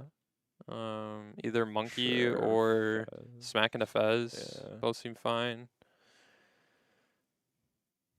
I Mm. don't even know if ever. Do you take out Vilas? So you can punch with Zard next turn. No, because he's only taken 1, so it's not doing enough on the Hydreigon. Yeah. Yeah, Boss. just the monkey, I sure. like this. it's fine. We can take 2, and then we can soften up the Fez. Put So- 1 on Fez. Seems okay. Yeah, you're taking out Buddy. Yeah. Yeah. We have to knock out the buddy for Yeah, sure. So we have an easy 4 prizes lined up. It's just how do we get the last 2? Yep. It's probably just with Charizard later, I would assume. Yeah, late Charizard seems Yeah. okay. You could also Put Phantom Dive, one- put 2 on Pidgeot now, or 1 on Pidgeot. One on now. Pidgeot's Yeah. enough, I think. Sure. that One gets on us to 270. Hydreigon. Okay. Is that enough? 369. That is enough. Yeah, so when Dan takes 3 prizes, it's Mhm. enough for Pidgeot to go down. Okay, we have Yep. an easy route from here then. Seems good. Yeah. Mhm. I think this makes sense. And then Oh. I think it's just going to come down I think to Did you forget what the reps was? Okay. what Dan can do to try to get Obsidian off. Yeah, that seems very hard at this point. I mean, we have... I mean, like, Obsidian's easy, but it doesn't win you the game anymore. Right. 'Cause you take 1 off Ravska, you take 3 off Obsidian, you're down to 1. If Livian gives you that. It just depends on Clefairy. if the Clef is The interesting. Clefairy is interesting here, actually, yeah. I don't know I if don't know if it... that's correct. I mean, like, you take 2, sure. Yeah. But, it just gets responded on by Sure. presumably a Charizard. Yeah, you're going to stamp Charizard, and that just feels really bad. He has the Crispin in hand. He's asking Liv if he should do it. Yeah, I think they're talking about it. Yeah, I don't think I like it. I would agree. Okay. What oh, it's It's just upper. I pop- was gonna it's say just what pop. stamp Dan plays, but it's Neo, Neo upper. upper, yeah, it's Neo upper, yeah. Cause I was gonna say we go like counter catcher or like boss stamp, Rabska, Stamp and Hydreigon and would try go to not crazy. get try to have Liv not get Charizard and then you Yeah. Obsidian the Charmanders. Like, Curious what that he's seems looking good, for but we here. don't have that. We still have quick search. Mm, Your Hydreigon's alive no matter what. I mean, this is interesting. That's why you could 200 the active, but you can't Obsidian ever. Right. Yeah. So like don't if know. you would need, I think the easiest way to win is 200 active Mhm. into KO Rabska into Obsidian. Obsidian. That's 3 turns. Right. I feel like you don't have that. You might. You get Mm. to stay behind so that the Zard doesn't do. I mean, Liv can just win enough. in 2 Phantom Dives, though, if you don't Yeah. go for the Dragapult. Yeah. Because you can just, just kill Fez plus Pidgeot, right? Yeah. No, we you don't can't kill quite Pidgeot next reach turn. You're on 10 Pidgeot. short. We would reach if we had put Well, 2 on it. No, with Dragapult plus Charizard, not double Dragapult. My bad, yeah. The 210 from Zard would be there if you put 60 with yeah, Phantom Dive on. Yeah. So she has a pretty easy route from Should here. be fine. I think that's counter catcher Rabska. That's kind of catcher Rapska, yeah. And then Liv let's go drew crushing boss, Headbutt. though. Yeah. You're down double Gust now, though. How many bosses it play normally? I assume it's 2 or 3. Yeah, I don't know. I would Uh, assume probably 2. 2. And an amount of counter catcher, but I don't know what's happening. Mill 3? Yeah, boom. 3 big ones. Bang. That's not Uh-oh. bad. Those were all pretty good. That's not bad. Fire is probably the least relevant to Mill, but For sure. Counter catcher is good, though. yeah. Depending on. Uh, I mean, it's okay. Yeah. Dan might stay at 4. So you can go forever. behind this turn. So my problem is this gives Liv time to. Well, no, it's fine because you can Obsidian next turn Yeah, and yeah, then yeah. finish off. Like the, he's guaranteed an Obsidian next Yeah. turn. I think that's a Watchtower. In Yeah. The, Oh, so we are playing next format. Yeah. Okay. We're still thinking current. I don't know where we are. I think the Hydreigon list is current format. I I don't know about. I don't know what the stadium was. Pulsar list. Yeah, Liv, just search your deck real quick. Show me the bottom card. That It's is definitely that's the Watchtower. Watchtower. Yeah. But we're still playing Rabska. Rabska for next format. Real. I see the vision. It is TM Evo, I guess, right? Yeah. Yeah. But like, Dragapult's still a deck. I kind of. Yeah. Pretty sure Dragapult's still a deck. I'll just have to take your word for that one. Boss Fez. Yeah. We're doing it. We're taking prize cards. 60 on Pidgeot. No, it doesn't really matter. I don't at this feel like it point. matters. Well, no, you have to put 3 on for Zard to do 240. If that's what we're going for. Yeah. Or you just set up the Hydreigon with the Neo upper. How do we set that up though? To I mean our Yeah, but, like, our the problem- Dan's- Charmanders are gonna get cooked, Well, no, right? if Dan Obsidians, let me just go double Dragapult. But if he Obsidians, he probably loses. Because then Dragapult just goes untouched, right? Well, you hit the active and then you can finish it off with Hudbet. Sure. I assume Liv plays a count of Turo, though. Probably. That's, yeah. So that's fair. 3. Okay, so we go to 300. Sure. 260, sure. Oh, 3, 3, 2, okay. That's fine. Does bringing it to 260 make a difference for the Pidgeot? Well, you can Phantom Dive and put 6 on it and then dive to If you get a KO Phantom it. Dive, sure. This is the turn that Dan needs to make Mm. something happen. Iono to 2. Live down double boss is pretty big. We have Obsidian on the active if we want it. Petrion doesn't do anything. We have Quick Search. We have, and we're staring down double Dragapult, but Not too threatening.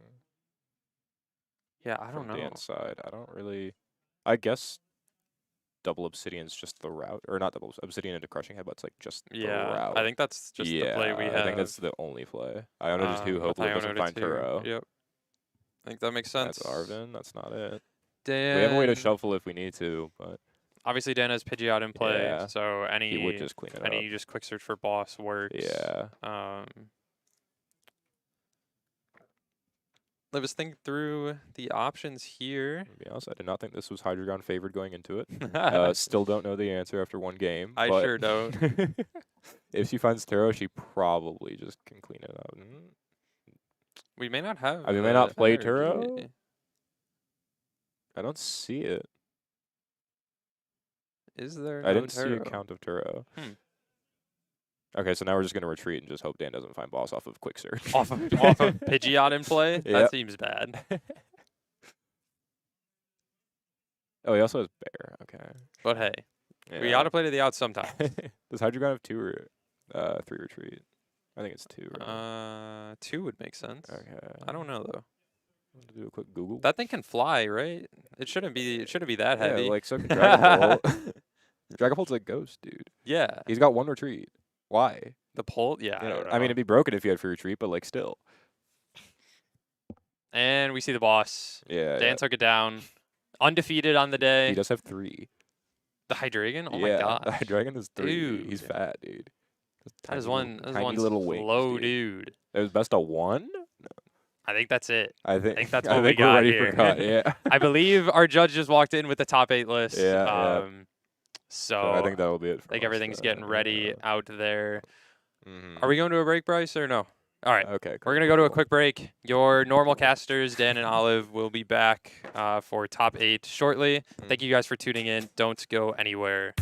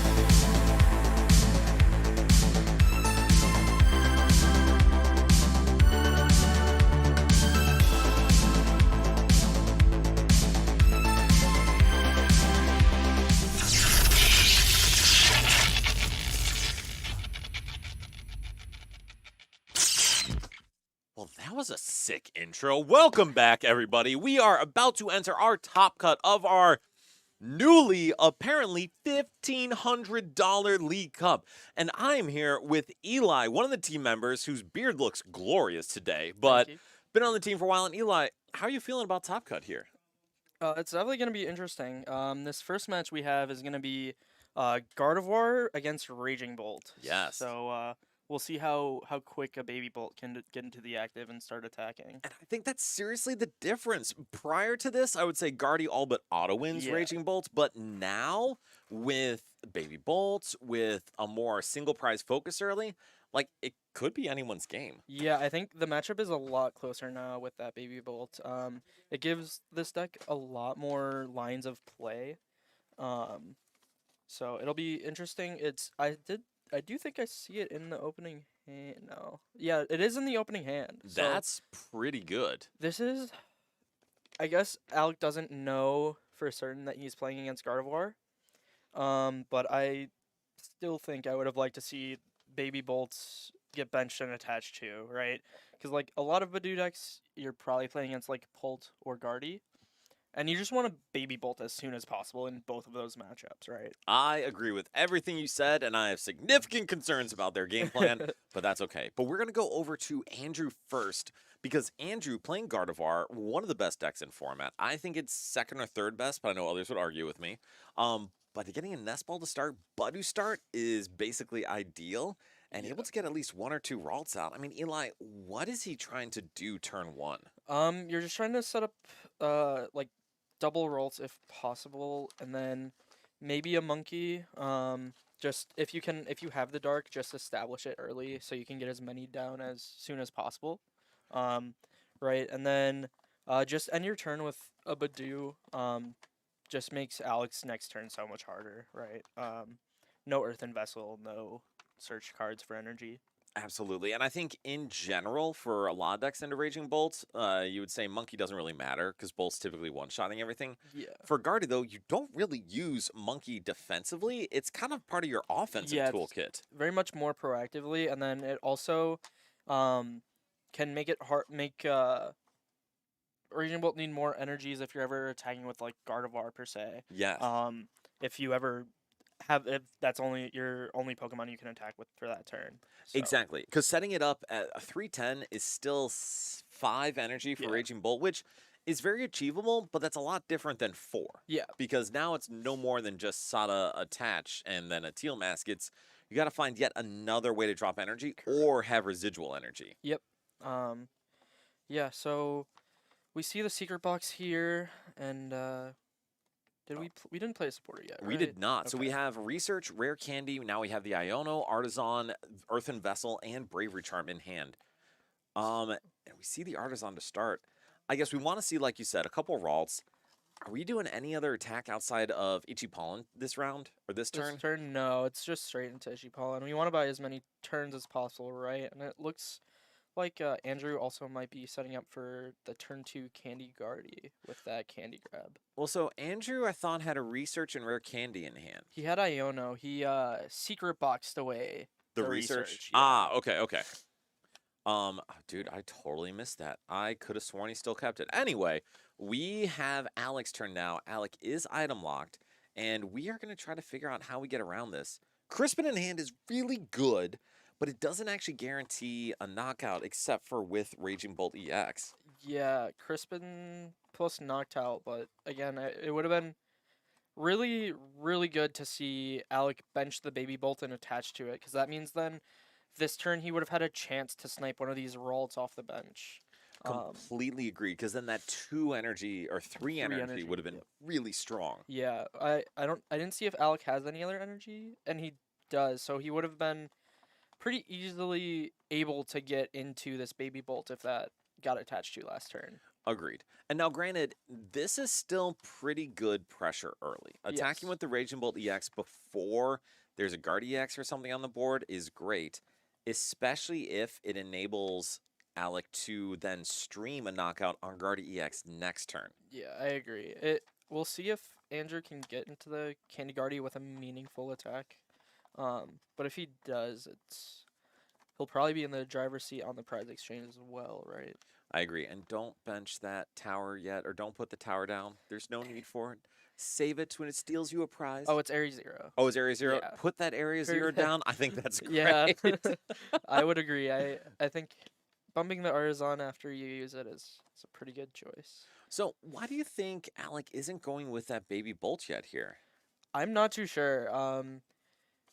Maybe he thinks he'll need too many energy to get like in a turn well item locked, so it's not worth going for. And I could see that being possible. And I think without Latias on the board, maybe Alec's concerned about it getting stuck and buddied anyway. Very true. So we do see, though, going back into Andrew's turn, Earthen Vessel away Cleffa, get a couple energy out of the deck. And I mean, Andrew's hand is pretty good. Yeah, because I believe he has the Ultra Ball as well, right? I think so. So he can get these two psychic energies into the discard, Candy Guardy, and then we also have an Iono. And if we're able to get a Lily's Clefairy on top of that, Oh my that'd gosh. it'd be a pretty disgusting turn. Well, being able to one-shot this Raging Bolt with Gardevoir would be absolutely wild, Yeah. especially because he could then respond with that Lily's Clefairy the next turn. Correct. Yeah. Like just putting the Guardy and then also if you're able to set up the Clefairy is really insane. It's okay. Oh, that's I was that's gonna fine. say That makes it's sense. very interesting. He chose to candy the benched one. Yes. Because you definitely want to be attacking this turn. I don't think he would have minded putting that damage on and retreating it, but I think he's thinking he wants to save Monkey for other things and not have to risk. And we see Pheasantipity, and not have to risk putting things more easily in bolt range. Yeah, I like if he had to attach retreat the Ralts, that does put it in baby bolt range for only 2 energy compared to Yes. the 3, which I think is pretty big. So I'm glad he was able to candy the active instead of the benched one. Agreed. I think that's a huge difference. And now we don't have access to Monkey Dory right now, which is not bad. But now it's going to be a lot harder because we're going to be able to hit for 190. Well, But- we don't have this. Is it worth hitting for 190 instead of like retreating and cleffing? I think, or buddoing. I think buttowing is probably worth it, but with a big caveat. Now Alec is on even prizes. That is very true. That damage should be 4. Yes. Bryce, can you yell and say it should be 4 damage on the Guardy? Unless Alright. I'm missing something. Yes, we do see Teal Max Craft. That can't have been the right thing I- to advance, right? Yeah, it has to be a hoot. Yes. Just yeah, there's no way that was the right counter catcher bring up. All right, so we do see Teal Dance. Oh, what a Teal Dance for Is it Alec. into the Sada? No, into the There- lightning Oh, energy. into the lightning. Yeah, And that's Sada is still great here, and I don't think there's a reason to not play it, right? no. Yeah, you would. I think that's an instant play. I think just attaching the 2 and then being able to go even, and you also have an immense amount of energy on board for the Guardy KO the following turn is just massive. It's a huge deal because then it takes so much pressure off the rest of your board. Correct. So yeah. now you don't need to try to find knockdowns as much. You're less reliant on Fez. Now any disruption is like, oh, that's cool, murder. Yeah, just being able to instantly hit back into the Gardevoir is massive. It is. Yeah, I would like to. Yep, I like that attachment, and I think we should just leave. Where would you like the energy to come off? I of? actually think I like it coming off the active because I think Okay. there's a much higher probability of the active getting knocked out than the gusted one because That is fair. sure, clearing 2 energy is good, but there's no guarantees that Alec won't be able to respond, and so you may want to save that counter catcher for later. Very true. Does Andrew have much to do this? Okay, he does have the Ultra Ball. He does, and I think that Ultra Ball is the biggest deal, so we can go get either Monkey or Clefairy, and we're going to Fez, and we have a research. We're seeing a lot of cards this turn. Dude, It's Andrew's like- hand is great. Yeah, I don't know what. I wonder what he wants to end up in his active this turn. So for me, I imagine it's either going to be a Lily's Clefairy straight up, or it's going to be a clean Gardevoir, if possible. Because this should be able to get a Monkey Dory, but we would need another rare candy. Oh wait, did we prize the Clefairy? Oh, the Lily's Clefairy is prized? Yeah. Oh, I didn't see it on man. that deck search. So this game just got a lot harder Yeah. for Andrew. Yeah, especially with not getting a Monkey Dory down earlier. So now we can't take a one shot with Guardy this turn, which is probably fine because we can either Drifloon or Screamtail if we're able to get enough energy in the discard. For sure. And I gotta say though, the way this game is going, Andrew seemed like he had a great start in comparison to what Alec was trying to pull off, but that Iona really got him nothing. Yeah, And then now, and I love that attachment actually, I agree.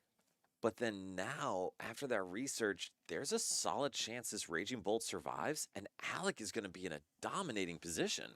We got Bravery Charm and Ultra Ball, so depending on how many Psychics are in discard, we can maybe do something with a Screamtail. True. Or Drifloon. Looks like, is it 4 or 5 now? I think we need 5 energy to, or we need 4 energy, I think, to reach a knockout. Is Yeah, it 4? Yeah, yeah, 4 energy 4 to reach a knockout. Yep. Which definitely in range of that. And honestly, it could be less because we have the Monkey Dory from Gardevoir.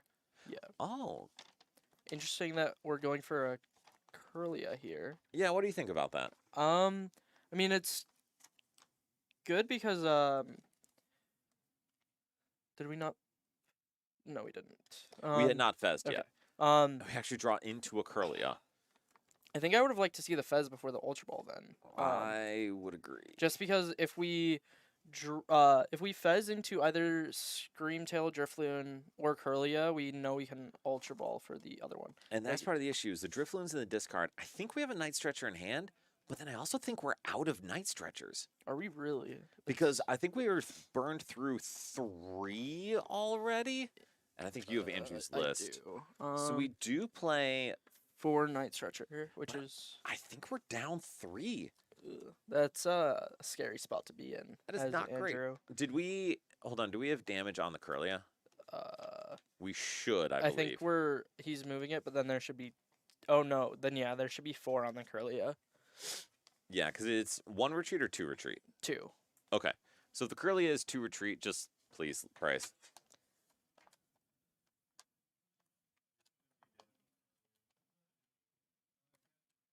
No, you attached a monkey that turn.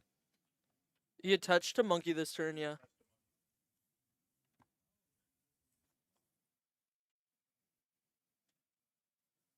So then 1 energy should go back into his hand. Bryce, can you tell him 1 energy should go back into his hand?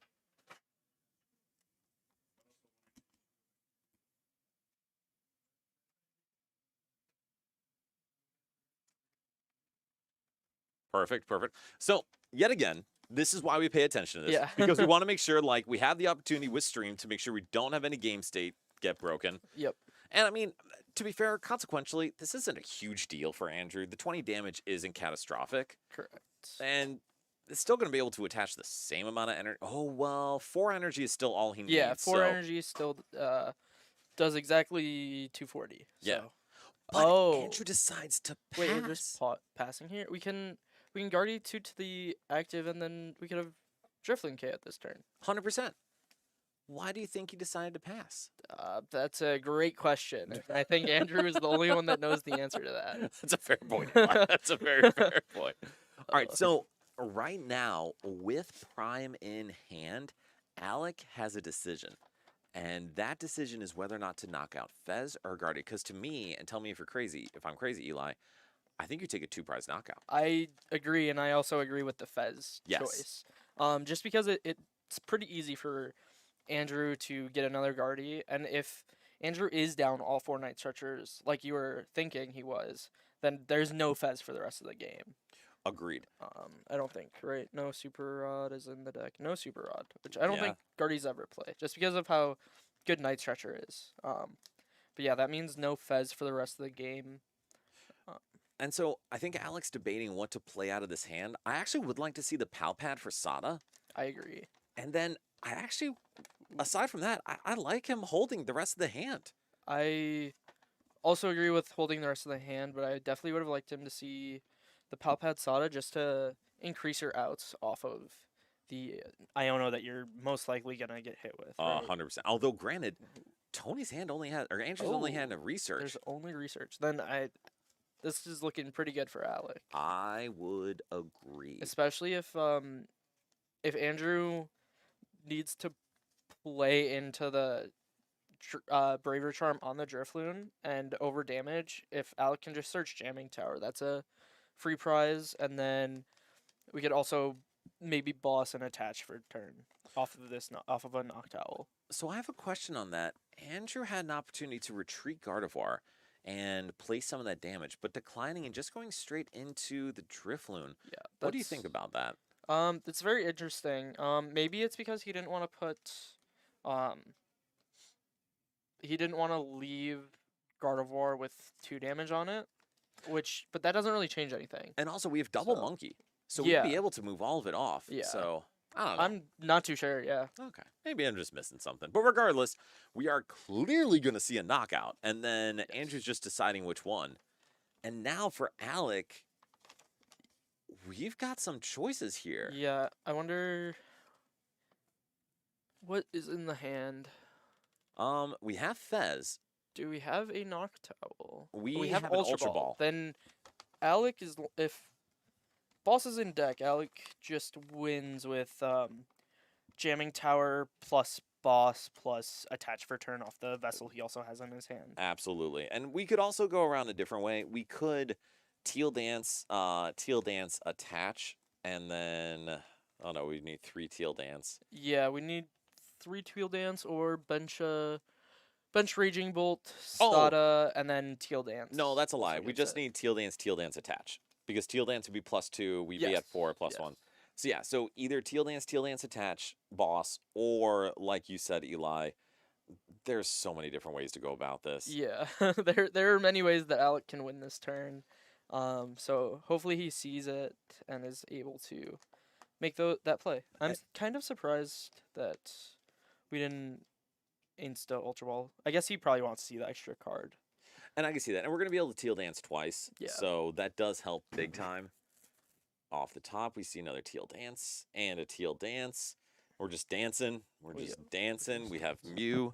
We still have Fez that we can draw with. And we have Hoot Hoot. Or Noctowl.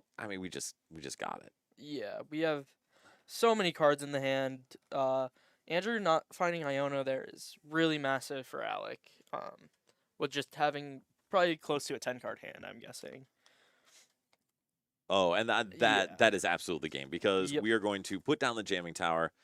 Andrew will have to put something up, and then Alec can knock out anything down. So, Yep. Raging Bolt takes game 1 into Gardevoir, just as everyone expected in this format. Eli, is this actually what we should expect? I don't.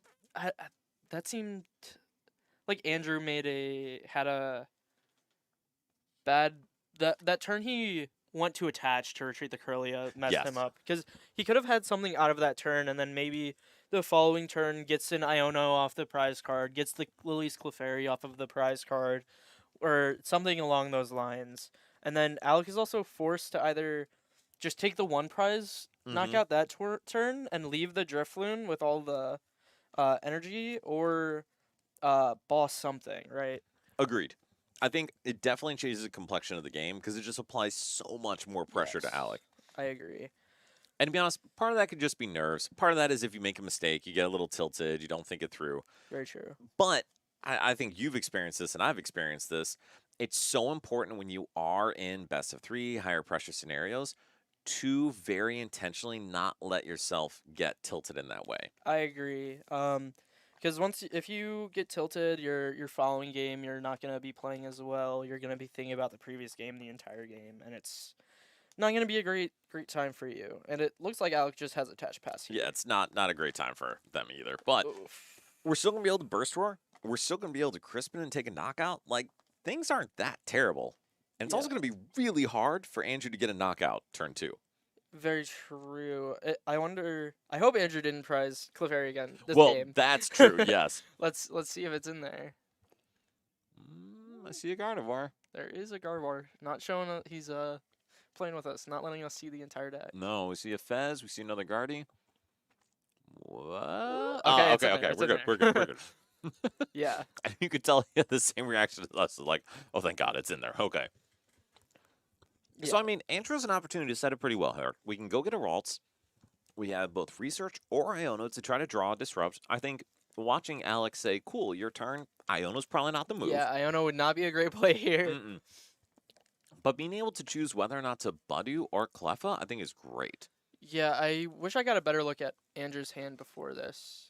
It was like Rare Candy, Bravery Charm, Iono, Research, and maybe a Psychic? So then we're ripping the Research, and we'll see if we can draw into the Badu plus second rolls. And if we do, that'd be Andrew would just have most of what he wants on his turn one, basically. Completely agreed. I don't love, I Oh, guess, Screen Tail. I like doing this. Yes. Just so that we get the use out of both the Screamtail and the Bravery Charm. That's a later point in the game. So the only thing I'm thinking with this is not that I mind having Cleffa on the board. Ooh, But we're it- playing Iono. Interesting. Why do you think? After seeing Alec go Attach Pass, and then also the only other card is Research in the deck, only other card in hand is Research.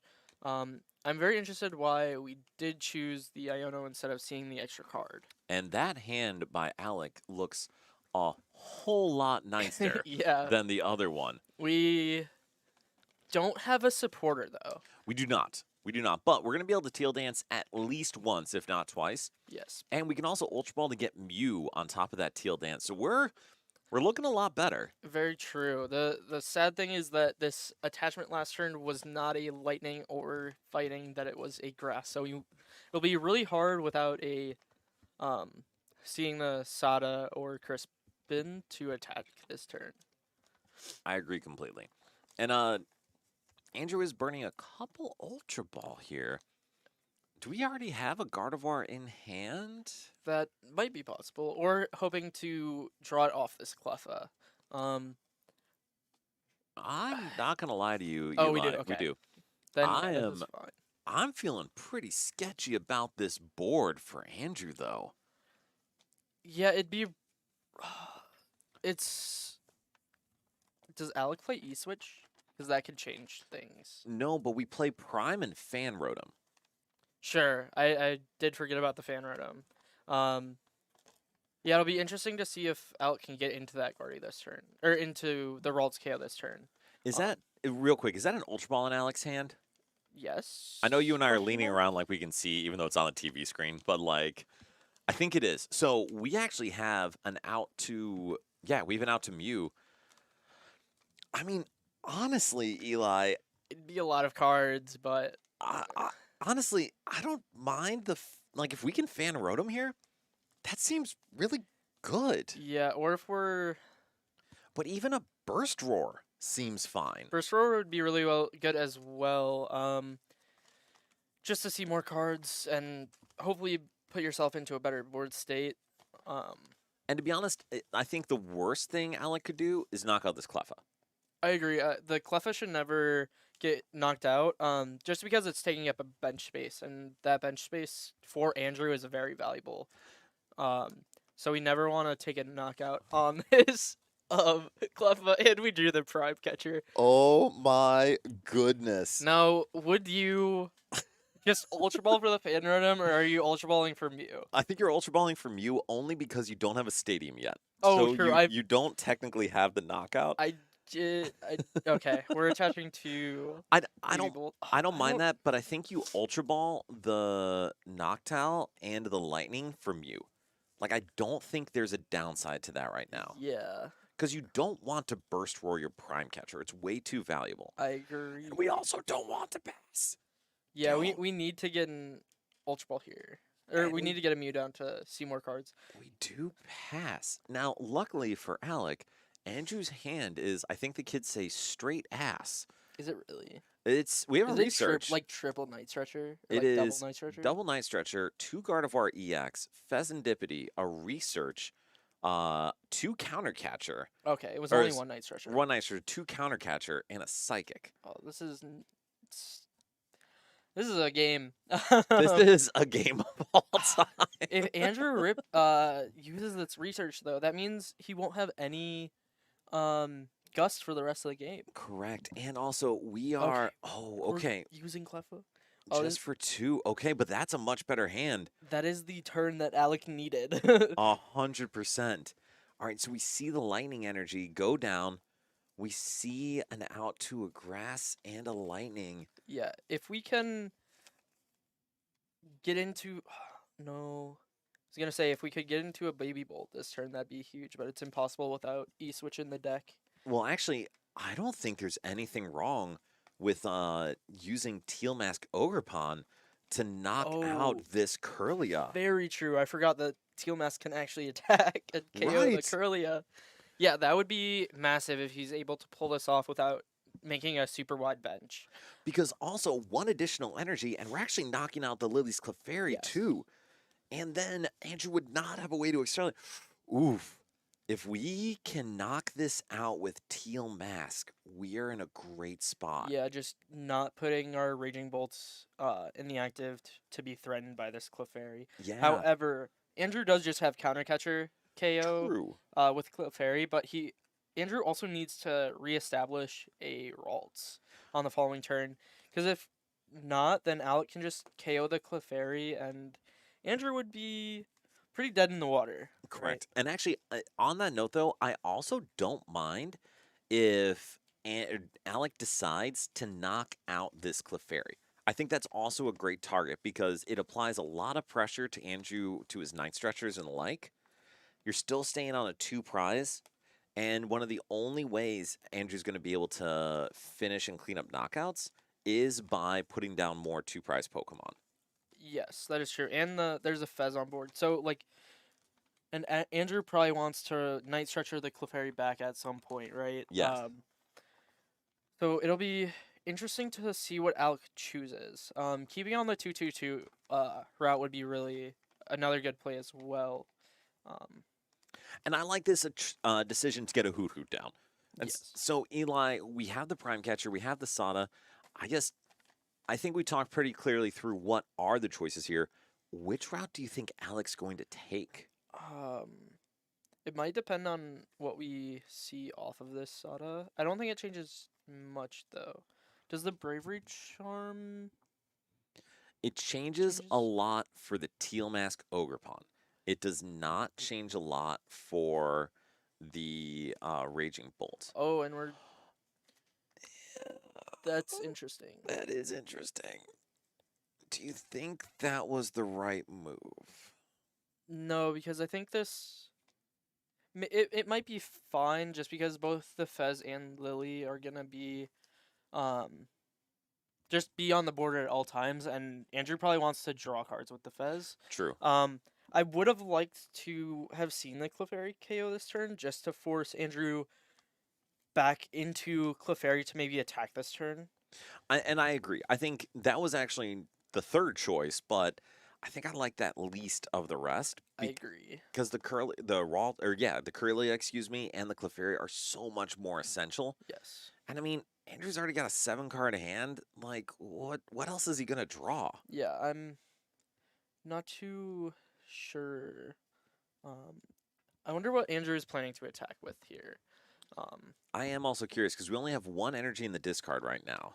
Yeah, so we could take the easy KO with Clefairy. But then we're just putting up a 190 HP Pokemon that gets KO'd back pretty easily.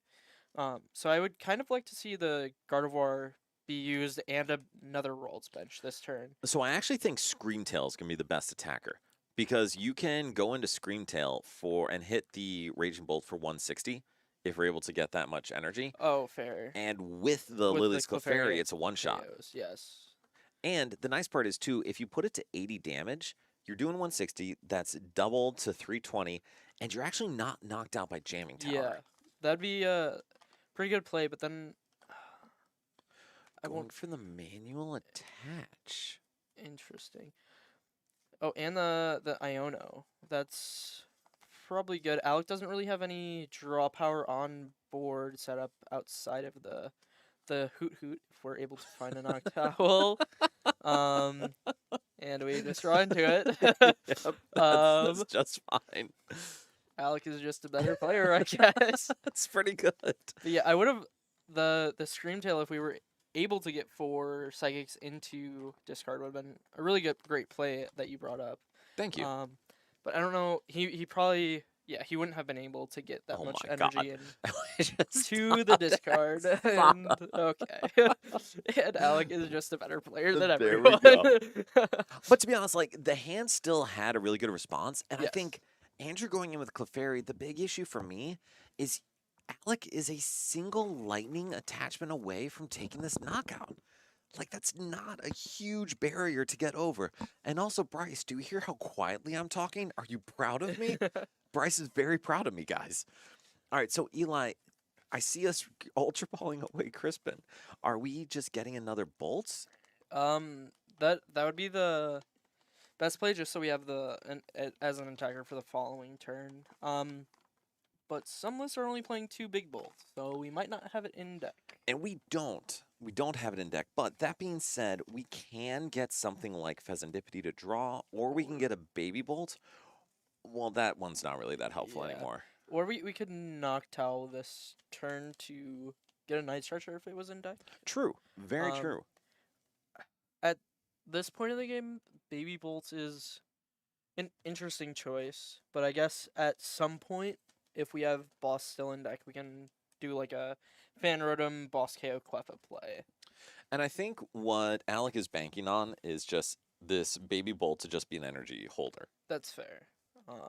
And with that, if we do see a knockout here, oh my goodness. Okay. We are, as the kids say again, cooking. The tricky part though is what do we want to get out of the discard here? Do we just get a bolt and attach to it? Yeah, I think just setting up the energy for the following turn is a really good play. Just anything with this deck with being able to increase energy on board is so massive. So that's my only question then. Is it better to get the bolt down and attach? I think you have to. Yeah, But I would agree. and I don't love getting rid of the teal mask Ogrepon here, but as long as you palpad in the Sada, it's probably the best choice. Yeah. I definitely want to see Sada being put back this turn. Yes. Because you're so far ahead that the only way Andrew's going to take a one-shot on your active or on anything for 2 prizes is going to require a 2-prizer. Yeah. I guess, except like Drifloon. Oh, true. So But then that puts it in jamming tower range. Exactly. We could also Screamtail no, Alec, don't, no, bad Alec, no. That's okay. Yeah, I don't know about that, but No, I do. I do know about that. And why not are we getting... Okay. Eli, why are we doing this? great question. Okay. And so this is maybe feedback for Alec, too, as you're watching this. I would love to know the reasoning because there was an opportunity to set up a more sustainable board with a Raging Bolt on the bench. Yeah. But we declined to do so. And even though the bolts in the active may survive, you're only a Night Stretcher away from it getting knocked out. And then you're going to be in a pretty tough spot. Yeah, because if we got the bolt down last turn, we would, and if we're not getting we're getting Iono this turn. But if we got the bolt down last turn, that's one less piece that we would need going into this next turn, right? Correct. Oh, are we not getting Iono'd? I would guess Andrew's getting an Iono out of the deck. Oh no, we're getting a We're getting Countercatcher Research, or what? We're not taking a knockout on this active bolt. Are we taking a knockout on the bolt? Are we gusting up the Baby Bolts and then Screamtail sniping the Hoot Hoot? That might That be could good. be interesting. That might be Okay. But I would like that paired with an Iono. And see, actually, I don't like that at all if it's not paired with Iono. Yes. Simply because that Baby Bolt, all Alec has to do is attach a Lightning and knock out Cleffa, and then suddenly there's so much pressure on Andrew. I agree. Yeah. maybe he brings up the Hoot Hoot. We are Oh, we are getting an grabbing- Iono. Okay. Okay. Okay. And I think just an Phew. opportunity to further thin the deck. But what was in his hand that he wanted to keep instead of Iono? Yeah, I don't know. If we put this Artisan into play, then that gives the out for fan room to Alec later, Yeah. to win the game. So yeah, I don't know. I don't like this art. If we're playing the Artisan, I don't like that. Yeah. Are playing the Artisan. Is it just to... So, and this is also where I'm a little confused. So, Andrew's bench is full. Yeah. And so, I don't know if I see the same benefit to doing that. Getting another Night Stretcher is definitely beneficial. But, to be honest, there's nothing in there you need to get right now. Yeah. What's he lining up for this turn? I assume it's going to be a knockout with Gardevoir EX. Yeah. Okay, yeah. But, oh man, this There's is gonna be tough. 280 left on this active Gardevoir, Which- so we need a 4 energy Raging Bolt. Which is not going to be hard to get. No, well, let's see what Alec has in hand, and how easy this will be to do. Oh my goodness. We still need a way to get the big bolt on board though. But this is exactly what we talked about. If we had gotten the big bolt down and Yeah. attached to it, that is literally game. Yeah, we would have had game off this Iono with just the Sada in the hand. So that's unfortunate that Alec didn't see that line of play. But let's see what Alec can pull off this turn. Well, I think you want to go into baby bolt here, correct? No, I think since we have the retrieval, I think going Teal Mask is fine because it's in quotation for Retreater. True. What was and a second Sada. That's not too great. We should do a grass pawn cycle this turn. So let me ask, do you think we want to Artisan to shuffle up the Night Stretcher and stuff at the bottom of the deck? If that's the only way to get a big Raging Bolt EX back in the deck, I definitely do like to see it. And I agree. Also because there's a knockdown at the Noctowl. bottom of the deck. Yeah, I was gonna say that as well. Because if we get Noctowl, we also have the game, I believe. And I definitely would want to see Alec get a basic here, unless there's something you're missing. Or I'm missing that you see. No, I think. Oh, we can't grab that, Alec. Cannot? It has to be a basic or a non-Roblox Pokemon. Yes. Okay, we did piece it together, which is good. Probably Probably a Hoot Hoot, right? Like we should have grabbed a Hoot Hoot. or a Slitherwing to further accelerate energy onto. Sure. Yeah, that would also be a good play to make. That's okay. It's okay. We've still got Fine, plenty of Alec. opportunity to find stuff. Alec draws into the Night Stretcher here every time. I believe it, to be honest. Or You know, we've had a good history of top decking here, so it is very possible. That is very true. I also do not love the 2 grass. So you all can't see me, but maybe you hear in my voice how hard I am cringing here. And it's the Ultra Ball for the Hoot Hoot. Oh. Which I guess we Or can for get. the Noctowl, I mean. Sorry. Yeah, but then we can get Night Stretcher. Yeah, that's game. Night Stretcher and Out to an Earthen energy. Vessel. Yeah. Yeah, or another retrieval. And we have. Or Latias. Or like Nest Ball for Latias. Well, no, because we still need the attachment to the big bolt. Oh, very true.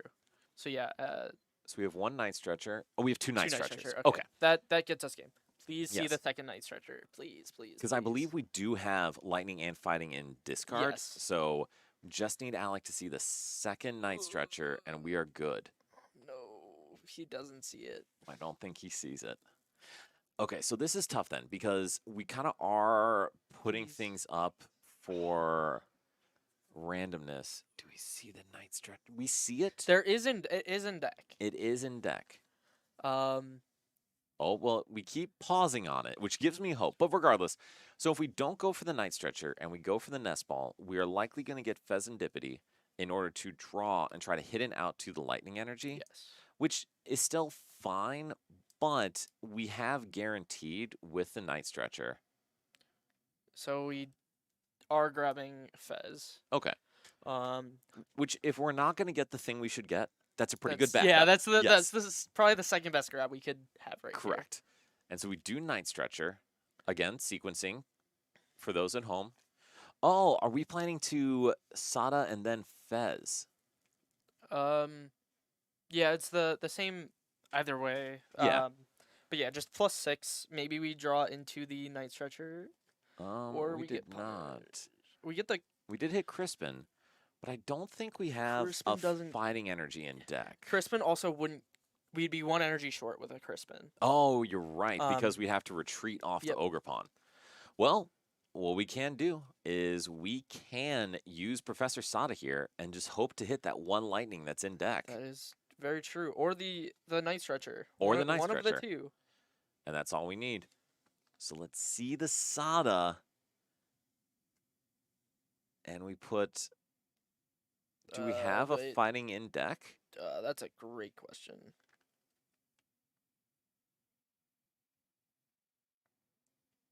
Okay. Okay. I mean, to be fair, any type of retrieval, Night Stretcher, anything will do it. Was that the Night Stretcher? Was it? I don't think so. Oh, no, no, it it was was a jamming jamming. tower. Ugh. All right. So, We have to retreat into a knockdown. We do. do.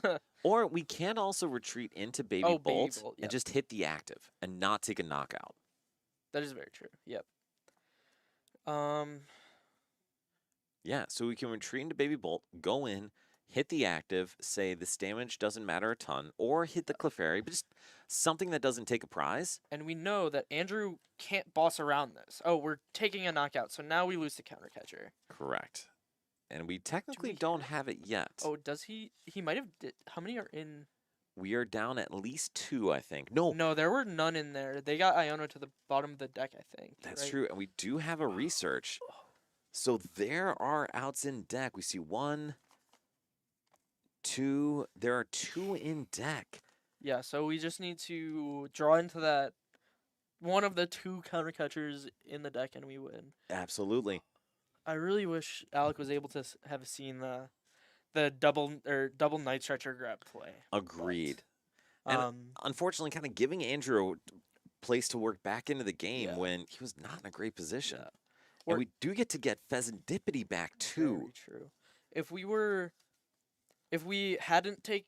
didn't take a knockout on this last turn, we also would have been completely safe this following turn. Correct, because I believe Andrew is playing Brent's list, and there is Yep. no boss's orders. Yeah, I did not see a boss's orders when I was looking. Yep, it's only 4 We did not hit it. off of 10 cards we whiffed. Off of 10 cards, we did not hit the counter catcher. That is disgusting. So there is an opportunity, because there's not a ton of psychic energy in Andrew's discard, to still close out this game for Alec. Yes. Well, so Alec will need to have 5 energy this following turn because we will be moving the 30 that's on the Gardevoir off of it. We only need 2 energy on the Baby Bolt unless Oh. if Andrew does not take a knockout on this. Well, Andrew hopefully takes a knockout, I would agree. right?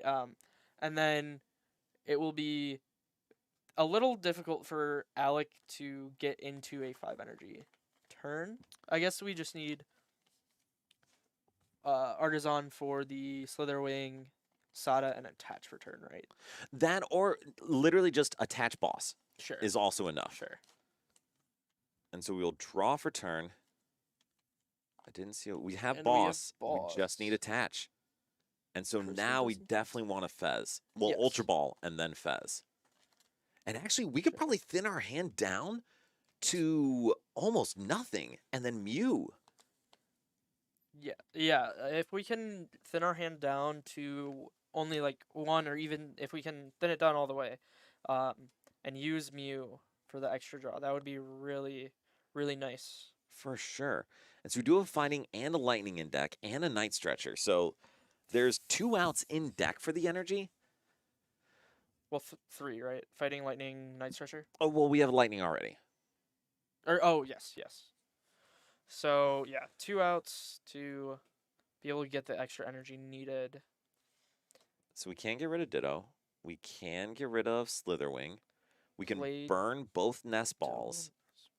If we feel aggressive, we can just straight up boss Use the boss. and then just say, hey, we're going to hit it. Yeah. And Mew is in deck, I believe. Mew is in deck. I did see it. So we'll fail it.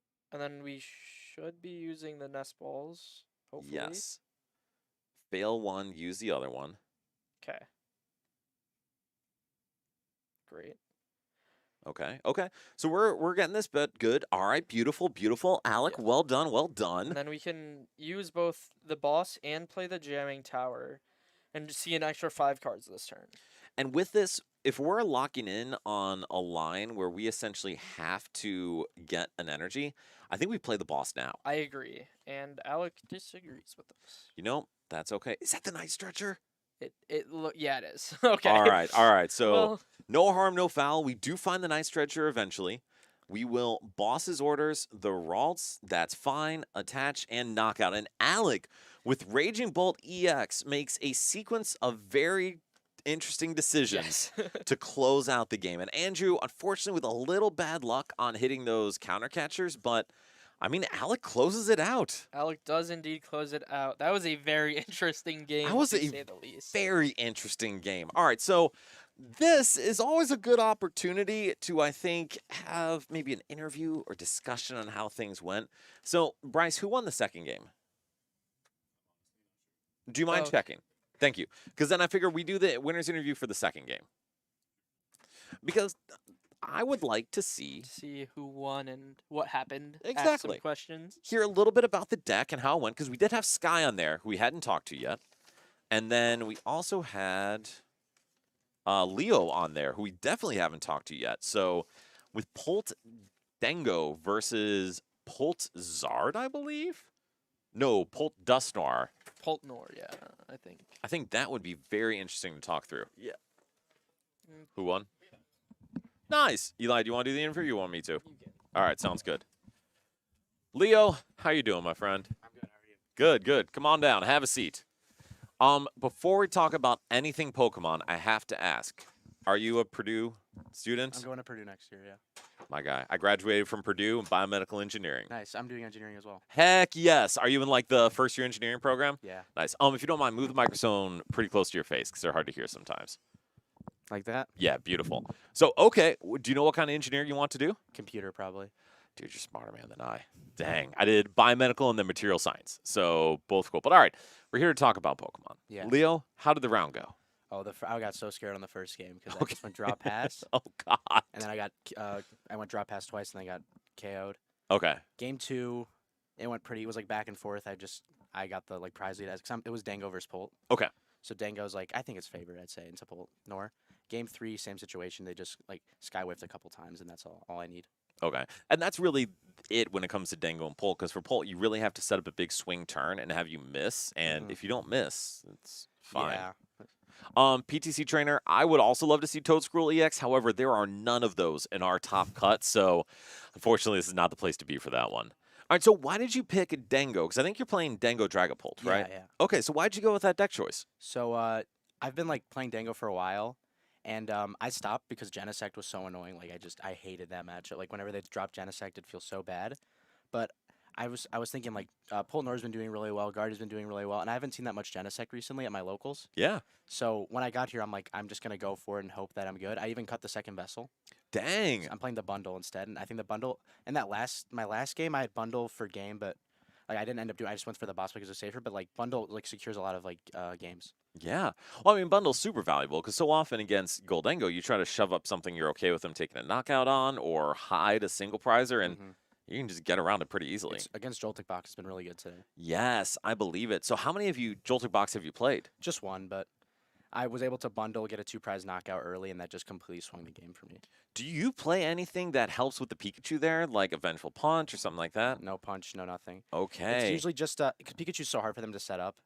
I feel like once they've done 2 Pikachu attacks, like I just don't bench single prizer. So I'll go like triple Dango. If I can go like double Evo up, if I go second, then they Joltik and I evolve, and I have 3 Dangos. It's almost impossible for them to get 3 Pikas back to back to back. That makes a ton of sense because they have to basically completely overload on the Pika. So fair enough. All right. So what has been a challenging matchup for you today? Well, my only loss so far has been the Iron Thorns. Which Oh, is round God. 1. Okay. Apparently, he said that's his worst matchup is Dango, but I prized Esearch Pro and went draw pass. Oh, God. Treepy, Okay. so Well, that's that's pretty bad. That's pretty bad. Oof. And so I guess that makes sense. So what else have you played today? I played against, let's see, 2 Moon to Dunsparce. It's a good matchup for me, so those are both easy. I think 3 Dragapults. Okay. They just couldn't get, all 3 was just they couldn't get off the ground, or if they did on that swing turn with the unfair stamp Dusknoir, like I was just able to get out of it. Okay. And then I want to say there's one more I can't remember. And oh, the Joltik box. Okay. So I think it was Thorns, Joltik box, Pults, and then whatever 2 Moons, and that was all 7 games. Yeah. So minus the moons, that's a pretty good description of the meta. Yeah, for sure. The moons, that is unique. I think there was 2 in the whole, or maybe 2 or 3 in the whole room, and I hit both. Yeah, there were two of my friends were playing Mm. moons. So I put okay, both of them, okay. yeah. Fair enough. So Josh, PTCG trainer, yes, Josh absolutely did play the spice. So Josh brought a Iron Thorns EX with a Ditto, so that way he could transform. And apparently did not work his way into Top Cut, but still pretty cool list. Yeah. All right, so then Leo, is it Leo, Leonidas? It's Leo. Leo, this is why I check on the front end. Leo, thank you for correcting me. What are you hoping to hit next round, or what are you hitting next round? So Top Cut right now is looking kind of rough. Okay. Gardevoir's a good matchup, but other than that, there's Eevee, Bolt, and Moon, which are all like just the like Moon with the poison package. Yeah. That and Bolt are like fine, but Eevee's so bad. Like I think it's an auto loss. Eevee seems atrocious since they can accelerate to the next attacker while one-shotting you. Yeah, the only way I can win that is if I like go first or second. I get like 3 Gimme Ghouls down. I don't Evo because they can just like Boss Crystal attach. And then I have to like have triple Dango, and it's so rough. But I can do it. I mean, we'll see. Okay, fair enough. Well, hey, we may see you on stream, which I'm very curious. So, Yeah. all right. Well, Leo, thank you very much for talking to us. Appreciate it. Good luck, and Thank you so then good luck much. at Purdue too. Thank you, Dan. Do you know if you're living in Earhart? I'm not sure yet. Okay, fair enough. Well, have fun, man. We'll be rooting for basketball together. Yep. All right, I will let you get out of here. You can go grab Eli, bring him back in, and good luck in your next round. Thank you so much. For sure. All right, so we have, honestly, quite an interesting spread. So I'm really glad we featured Roaring Moon EX on stream a little earlier because, holy crap, the thing's in top 4. That's wild. And then we have Rafal playing Eevee Box. Sounds like it's in top 4. Man, we got some cool stuff. And so like we said, we do have a $1,500 prize now split across top 8. And I can't remember exactly where the amounts go, but I'm going to have to talk to them about that. But I'm telling y'all, if you're listening, if you're here, if you're paying attention, we would love to have you come out for the next one. We are going to have a 3v3 tournament at the end of July, which we'll definitely have a good prize for. And then starting next year with our cups again, they'll all have a kicker. Until Norm tells us we can't, we're all going to have a kicker where we get 64 players, it's 1,500, 90 players. We're at $2,000 prize. Dude, Eli, that's a lot of money. It is a lot of money. I really hope that the entirety of next year we're able to get to that 90 kicker. That would Yes. be an insane amount of people to have up showing every quarter for a cup. But also For really sure. nice for the players that do well in those tournaments. And one of the nice payoff is obviously only 8 of the 64 players like got in the top cut, but we have with our league series, I think a good motivation to still come and play. I 'Cause agree. Even if you don't make top 8, you still have a chance to qualify for the League Invitational, to get to go play. And Bryce, you mind throwing up that thing again for League Invitational. And like we said, June 20, well, the 3v3, great. We'll start on this one.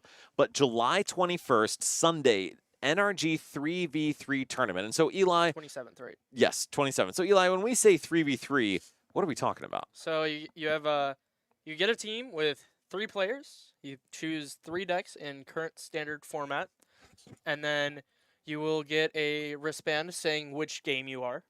And then you will match up with the other person from another team with that same wristband. And then all 3, it's basically like a best of 3, but you only play 1 game each. And whoever of the teams win 2 of those games wins the round. And it's same Swiss system as we use currently. Yep. And then depending on how many teams we get, we'll either have a top 4 or top 8 cut. Absolutely. And hopefully it'll be a great day. I love 3v3s. Dude, it's so much fun. I've only played in one, but it was a blast. And Yes. that's one of the ones where when we say top 4, it sounds like, well, you only have 12 people in the tournament. Well, it's top 4 because it's 3 players per Yeah. team. So I think 23 teams would be 69 people. So, So yeah. that would still be a top Yep. 4. But we'll be figuring out. I think it's going to be a lot of fun. We've done these before, and one of the nice parts that I've had at least is, dude, it's all about a community and playing with your friends. So having your friends actually there, all cheering each other on, supporting each other, dude, it's fantastic. Yes. Oh, also, you get to talk with people and ask for suggestions on plays with the person that's next to you. Yes. So it's another way to see other plays. Um, and yeah. And So no, you get to ask for help. You get a little bit of coaching. So when you do set up your team, whoever you have in the middle, it doesn't matter about their deck building, whatever. Make sure they're the ones that best see plays so they can help you out with it. Yep. All right. Listen, After Crash, if you know 2 people, you at least make the minimum criteria for having a team, and that is a great start. that is very true. Yes. So hopefully we see you out here too. And then, like we said, we have our League Invitational on June 21st. So we had our top 4 from April already set. We've got our top 8 from today are now guaranteed a spot in the Invitational. We still got our top 4 on Thursday, and then our top 12 point getters are going to be in there. And Eli, you're still in the top 12 point getters right now. I was 13th going into today. Oh, okay. So So you're right there. I'm right there. I've had to miss a couple of Thursdays. Haven't had some of the greatest performances at the challenges, but I'm right there. Maybe after today, might have moved up. It Okay. depends how what the auto invites look like for people who were ahead of me, Yes. and I believe Roth gets added to that auto invite, so he drops out, and then Yes, also he how does. people ahead of me did today as well. And I think Senior also made top 8, and so he Yes. dropped off. And Alec was also ahead and also made top 8. Yes. So we are just clearing the road Yeah. for you, bud. So I might be fine. Sadly, I think even if I do get my invite, I realize that it's on a Saturday, so I probably won't be able to make it out. Listen, you have literally a month's notice. And also, yes, I know. So what for PGCG Trainer, yes, there is a leaderboard live update. When I say live, I need to be very clear. It's not like per round live, but after the tournament today, we'll go in, add all the standings, all the information on rounds, wins, the like. And so we should have that updated by probably end of day tomorrow. End of Yeah. day, I would say, yeah. Just because it's going to be a long day. Yeah. We'll see where we're at. Ruff was saying he might be able to add them for him tonight, but Perfect. then Reno needs to also look at it and Yes. be able to input everything. So we have, to kind of answer the PTC trainer, so we have Reno Escamilla as one of our team members, and he is the brilliant mind behind putting together our online pairings, our online leaderboard, like everything we're doing. Because now, guys, when you come to Nerd Rage, you get online pairings. Yes. And so we can talk a little more about that. But first, we got to talk about this matchup of Goldango featuring Leo versus Alex playing Gardevoir. And Alex, as we saw, getting into top 4 here. Who, buddy? Do we have a game for ourselves here? We do. I am I haven't played this matchup that much. So I'm not too sure on how it goes outside of Wait, actually, hold up. The other game then would be Roaring Moon versus EVBox, right? Bryce is Okay. not there. So Eli, talk to us about this matchup. I may make a move and switch us over to that. Hello. So we see here that Alex is going first. So I'm guessing Leonidas. We're gonna switch games. Okay, and we are switching games to Rafal versus Alec. Oh wait, we just Oh, Alec. You're right. Yeah, we just did Alec. So never mind. We are sticking with this game. So we see Alex going first. Probably lost the coin flip because I believe you just want to go second. Yes. Just to be able to Badoo turn on your first turn. So we will probably see Leonidas try to get into TM Evo this following turn. And it'll be interesting to see how much he values the Dreepy and Drakloak.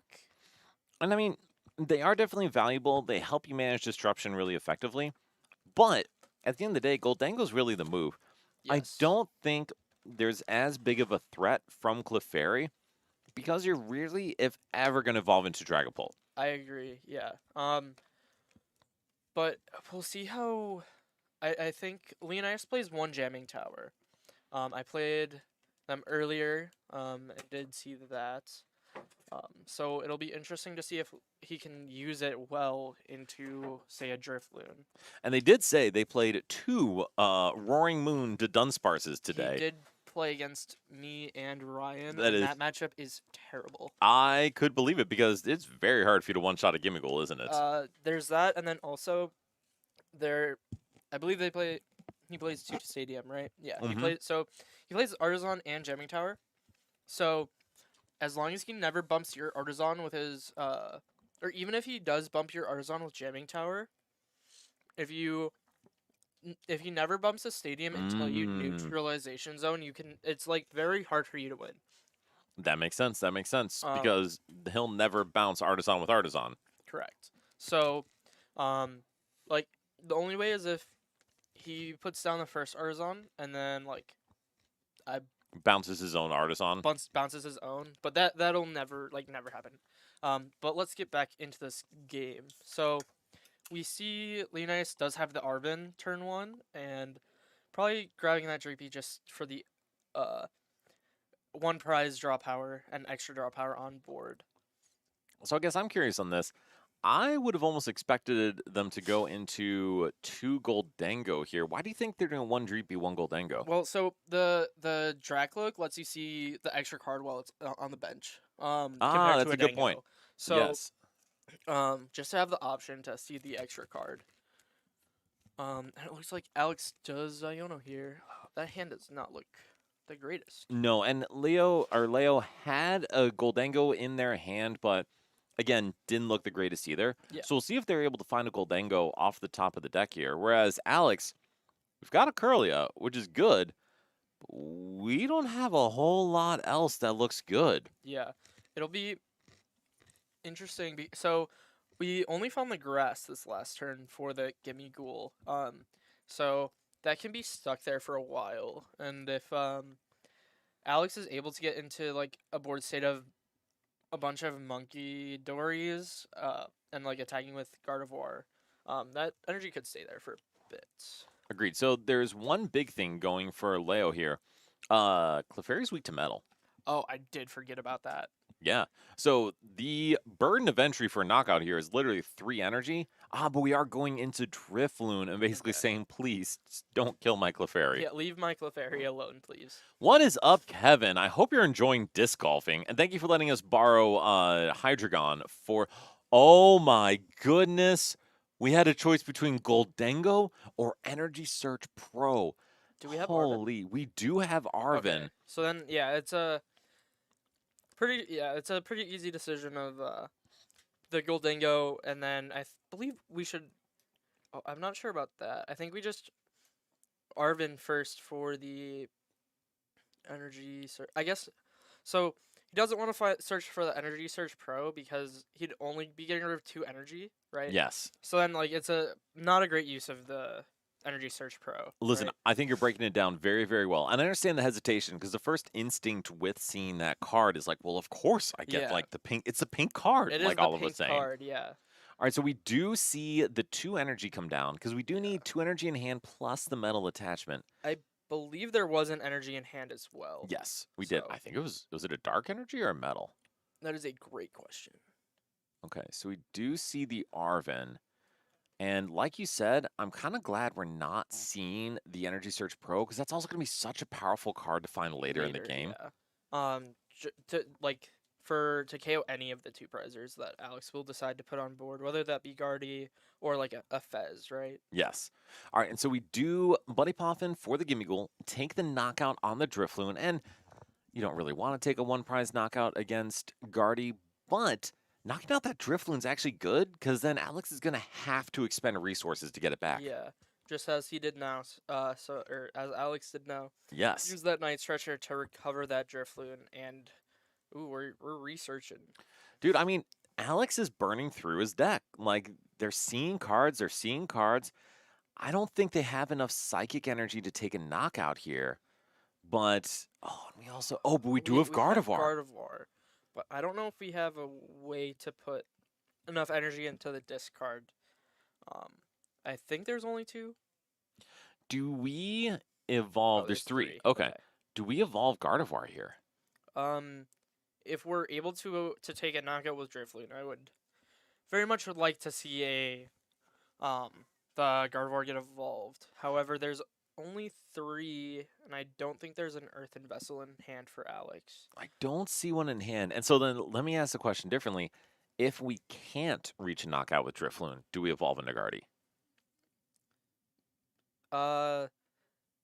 Maybe now, since we did put the other another 2-prize liability on board, it'd be fine too. Just because either way, there's gonna be a boss target in the Drifloon or something. So Yeah. um, And that makes complete sense. yeah, I think if we didn't put the Fez down, it'd be fine to wait because we're not gonna get Iono'd that often by Leonidas.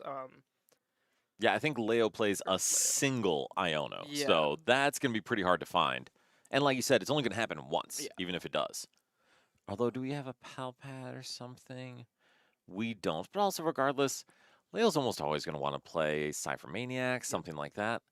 And it looks like we can only get 4 energy into the discard this turn if we retreat off this Ralts. So I'm really interested to see what Alex chooses to attack with. And that is interesting because we would love to do a manual attachment of a dark energy to the monkey to fix math, but unfortunately, we're not really going to get there. Yeah. So we are doing 240, right? We are, which means we will be a monkey ping away from a knockout. Yes. Does Leo play a Turo? Yes, and they actually have it in hand. Okay. Well, so if Leo Turos this turn, I feel like that's a pretty massive play, just completely taking away this turn from Alex, and also taking away a Drifloon and a Bravery Charm. 100%. And so what I would also be curious to do is to see if we can move some damage from this Goldango to the Drifloon, take a knockout on something else. So because if we get the Dark Energy for this Monkey Dory, then our Goldango won't be in range of Monkey Dory the following turn. Exactly. So then that puts Leo in a pretty good spot. And see, we drew the boss's order. So honestly, because Gus is usually pretty hard to find, and you're often using your supporters to get superiors and this seems like an incredible turn to go after either Fezandipity or Clefairy. I don't know what you think about that. It really just depends on how many energy Leo has access to. If Leo can get enough the 5 energy for the Fez KO, that'd be a really great play. But if not, then I think we just want to go for a 2-prize KO at in any way possible this turn. And I think that makes sense. And I think that's what they're deciding between is the boss to take 2 prizes, or do they just try to set up and take another knockout, or just Turo here? And honestly, we have Superior in hand. We have boss. I don't know. I would like to see the knockout either on Fez or Clefairy. I mean, on Guardy too, if we feel aggressive. Sure. But if we have the energy for that, we could be if we. Oh. But that doesn't let us do the Monkey Dory play. You're right. So I'm actually not too sure how I feel about this. And yeah, so did you think? I'm actually really interested why Leo made this play. So I am too, and I think we may have gotten a little lost in the sauce with all the options available. Wait, we can't do that. We did boss. Okay. And we do need 3 energy to take this knockout, I believe. And yep, that will do it. So we go down to 3 prizes. That Goldango on the bench is available for a monkey knockout. Okay. I was gonna say that'd be pretty broken if it got to attach to our bench. Yes. But so the one thing that Leo is going for him is there's no energy in the discard. Yeah. So if Alex is going to move energy off or damage off of this Drifloon, it's moving off the Drifloon. Yes, but I feel like it's so easy for Alex to just find like Earthen Vessel like he just did. True. Especially off the plus 3 draw from Fez. So I'm not too sure how I feel about the play. Well, so here's the tricky thing: is even if we do move the energy to the Goldango to knock it out, we do get 2 prizes, which is really cool. But we're still not acting or knocking out the active. Um, you're correct. Yeah. Cause what we're one energy short. Exactly. And so if we do put the extra energy on the Drifloon to knock out the active, that's cool. Yeah. And we're not cleaning up the one on the bench. I wonder if I know I saw Alex had another psychic, so I wonder if he has a research or something to be able to get it into discard. Cause I don't think we actually have any supporters in hand. really, okay. Because if Alex was able to clear the active and this bench Goldango this turn, it would pretty much, I feel like, set up near checkmate. Agreed. right? Adam, Kevin, great to have you guys here. And yes, it is Rafal playing Eevee Box, Alec playing Raging Bolt, Leo playing Goldango, and Alex playing Gardevoir. Oh, interesting. So we Oh, are going for a mind bend here. that is interesting. I wonder what. We did Guardy the. No, we didn't. Okay. So yeah, so we're gonna see the monkey knockout on that. Okay. We're listening live from Hole 5. Awesome. Glad to have you guys. Kevin, are you there with Ben and Ryan and other guys? Oh, we moved the damage from the Drifloon so that it can't get Jamming Tower KO'd. And we have the Iono. Oh, we do have the Iono. So I'm actually curious, Eli. What do you think about that decision to move the damage from Drifloon? I like it. It makes it so that Leo can't have a 3-prize turn this following turn. True. Um, Well, no, that's actually not true. Because we could still Monkey Dory the damage, oh, and then less Then- likely goes, oh my Oh, okay. goodness. well, but then It's still not great. Leonidas would either have to draw into his switch, or a way to get this Goldango out of the active. Yes. Or just flip heads. Sure, that is very true. I'm just saying, you can just flip heads. It's way easier that way. I flip tails every time. But if you're just Listen, built like that, you're built like that. if they're in top 4 today, we had a bajillion people here today. They just got it. Sure, that I can't disagree with you there. And the Arvin for the Switch, at least unless it's prize. But I believe he plays a Switch I believe he does as well. because I believe he played it against me. Yep, there is a Switch. Perfect. And in the then if we have another tool in the deck, we will actually be able to use that to discard the superior.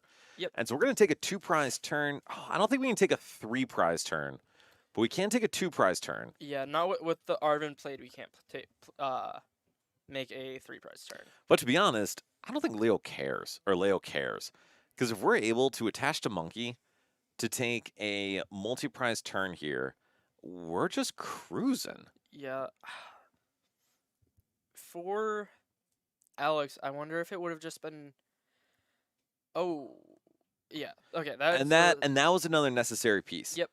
I wonder if it would have been better to just attack with the Drifloon to set it up for a monkey KO this following turn to then be able to take 4 prizes this turn. Well, and honestly, it could probably take a 6-prize turn if Alex really wanted to, Sure. or just close out the game because, like you said, we could double Monkey. Yeah. But alas, this is the route we took. This is the bed we've made. Yep. And we do see an Iono, so we could put Leo down to 1. And I don't know if we're going to be able to knock out the active, but that's still really good. If we're able to go Iono to 1, plus then get double monkey this turn and set up for a turn where the next turn we go monkey to the active, knocking it out, and then counter catcher KO the Goldango that's on the bench. That would be a way for us to win the game. Yes. And Leo will have 6 cards to play with after Iono to 1, draw for turn, active Goldango, Dracloak, and then also the Goldango that's on the bench. Yes, and that is assuming that Alex does not take a knockout, which we have a Yes. nest ball. We don't seem to have a counter catcher yet, but I mean, that's all we need is a counter catcher to take a knockout on the bench Dengo. Well, I don't think we want to take a knockout this turn. I think we do. I think we do rather desperately. Because Wait. otherwise, we are enabling Leo to have more draw. And Well, no, but so if we take a knockout though, we then give Fezes an out as well, right? Fez is an out if he finds Fez. Sure. And to your point, I understand what you're saying. If it were a different deck, I would say preventing Fez draw is a big deal. But if you don't take a knockout, you're saying he's drawing 1 extra rather than 3, which 2 cards is a big deal. But maybe he finds Turo and goes into the bench one and draws 2 more. Sure. There's enough outs where I think just making sure you advance your board is probably worthwhile. That's fair. And we have Olive joining us here, who's going to join us shortly. So we'll get through this game, and then we'll see what we want to do. But so for Alex, it looks like Alex did decide to try to take the knockout. And getting the third monkey on the bench. And that, honestly, makes a lot of sense. Yep. Because he's going to need that in order to clean up that Goldango. Yep, because we'll need to do extra 70 with monkeys over on the following turn. Yes. If we don't get KO'd and lose the game. Well, yes, there's also that. And the bright side for Alex, too, is Countercatcher's live for the rest of the game. Yes, that is very true. However, how many does Alex play? 2? Alex plays, I believe the standard is 3 with no boss. Wrong one. That's important. That's That's also the not wrong the one. wrong All one. right. But yes, I believe standard, if it is the Brent Tonneson list, is 3 Countercatcher with no boss. Yes. So should be no where's- boss, but It's probably over there. Yes. So, Alex kind of debating what to do here. Do we play this Earthen Vessel? Is there any other energy we can get rid of?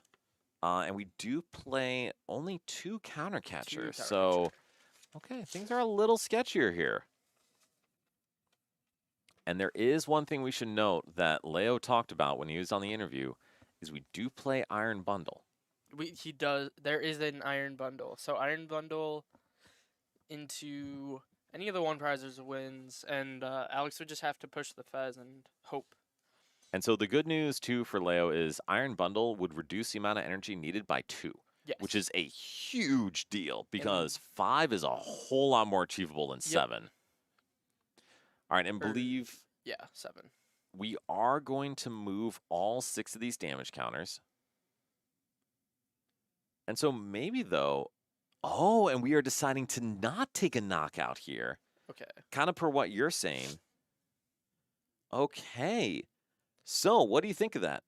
Ooh, all right, so Eli, we sometimes did- you're right. Leo sometimes was you're able right. to see the Fez. So, Sometimes you're right. Oh, well, however, there is superior plus Night Stretcher and plus Pokegear. we do have a Pokegear. We have the Dragapult, which is just fodder for Superior. If this is an Arvin, I believe Leo can get into Yes. or boss, maybe. No, because we don't have that. Yeah, boss is fine. Yeah, because we We have Night Stretcher and Superior. boss KO Curly. Oh, yeah, because we only need 1. Yep. Perfect. Easy. All right, there. Oh, and Bundle was the last Okay. prize. Well, so Goldango takes down game 1, and it ended up being a pretty interesting game. But honestly, Eli, Leo played that really well. Yeah, Leo seems like he's played all day pretty well, especially being here in top 4. But that game just shows like how aggressive Goldango can be in this format, right? Yeah. And there's so much draw available. Even with that disruption down to 1, we saw so many cards. Yeah, and that 260 is such an awkward number to hit. Is. Like needing 5 energies compared to the 4 with like Drifloon. And yeah, it's such an awkward number for a lot of decks to hit. And with that Monkey Dory, which Leo used to great effect there, Yes. like, you also make things way harder for your opponent trying to, like, map out perfect math. Mhm. And for Alex, it matters a little bit less because we can move things more aggressively. Yep. But into stuff like Dragapults or, like, where you're trying to, like, fix perfect numbers, that monkey is a huge problem. Yeah, I would agree with that. All right, so we do see everyone draw their hands. We see monkey's not bad and a Cleffa. No out. Oh Oh, no, we have the nest ball. Okay. we do, and Cleffa's a tough one to start because now that's an easy monkey knockout. That is very true, but I feel like we're gonna need to see the extra cards with this opening hand because we don't really have a way to discard any energy on the following turn, or no, even like Candy Guardy or anything. Right. All right, so we do a Screamtail. Like you said, we have a nest ball, but this is going to be very tough. Yeah, so we're Oh, gonna Moshi, push- did you lose to Leo yesterday in finals? Matchup is sometimes free for Guardy. I think it's pretty close, but it's tough. It seems pretty close, but if Guardy isn't able to get going within the first couple of turns, it seems not too amazing, or like seems really close. I should Yes. say. And Brian, glad to have you with us, even if it's not in person. Happy to have you here. And honestly, for Alex, for only getting 1 Ralts down, dude, this is a very good turn 1. Holy. Getting double monkey, monkey dory, plus the dark on it, and getting that Screamtail. This seems pretty good. And- However, was that double counter catcher? It was indeed, and a research. Okay. So Well, we are definitely hoping to not have to research this hand. yeah, and we see Leo just immediately TM Eva. Right, we're doing nothing else. Nothing else is happening.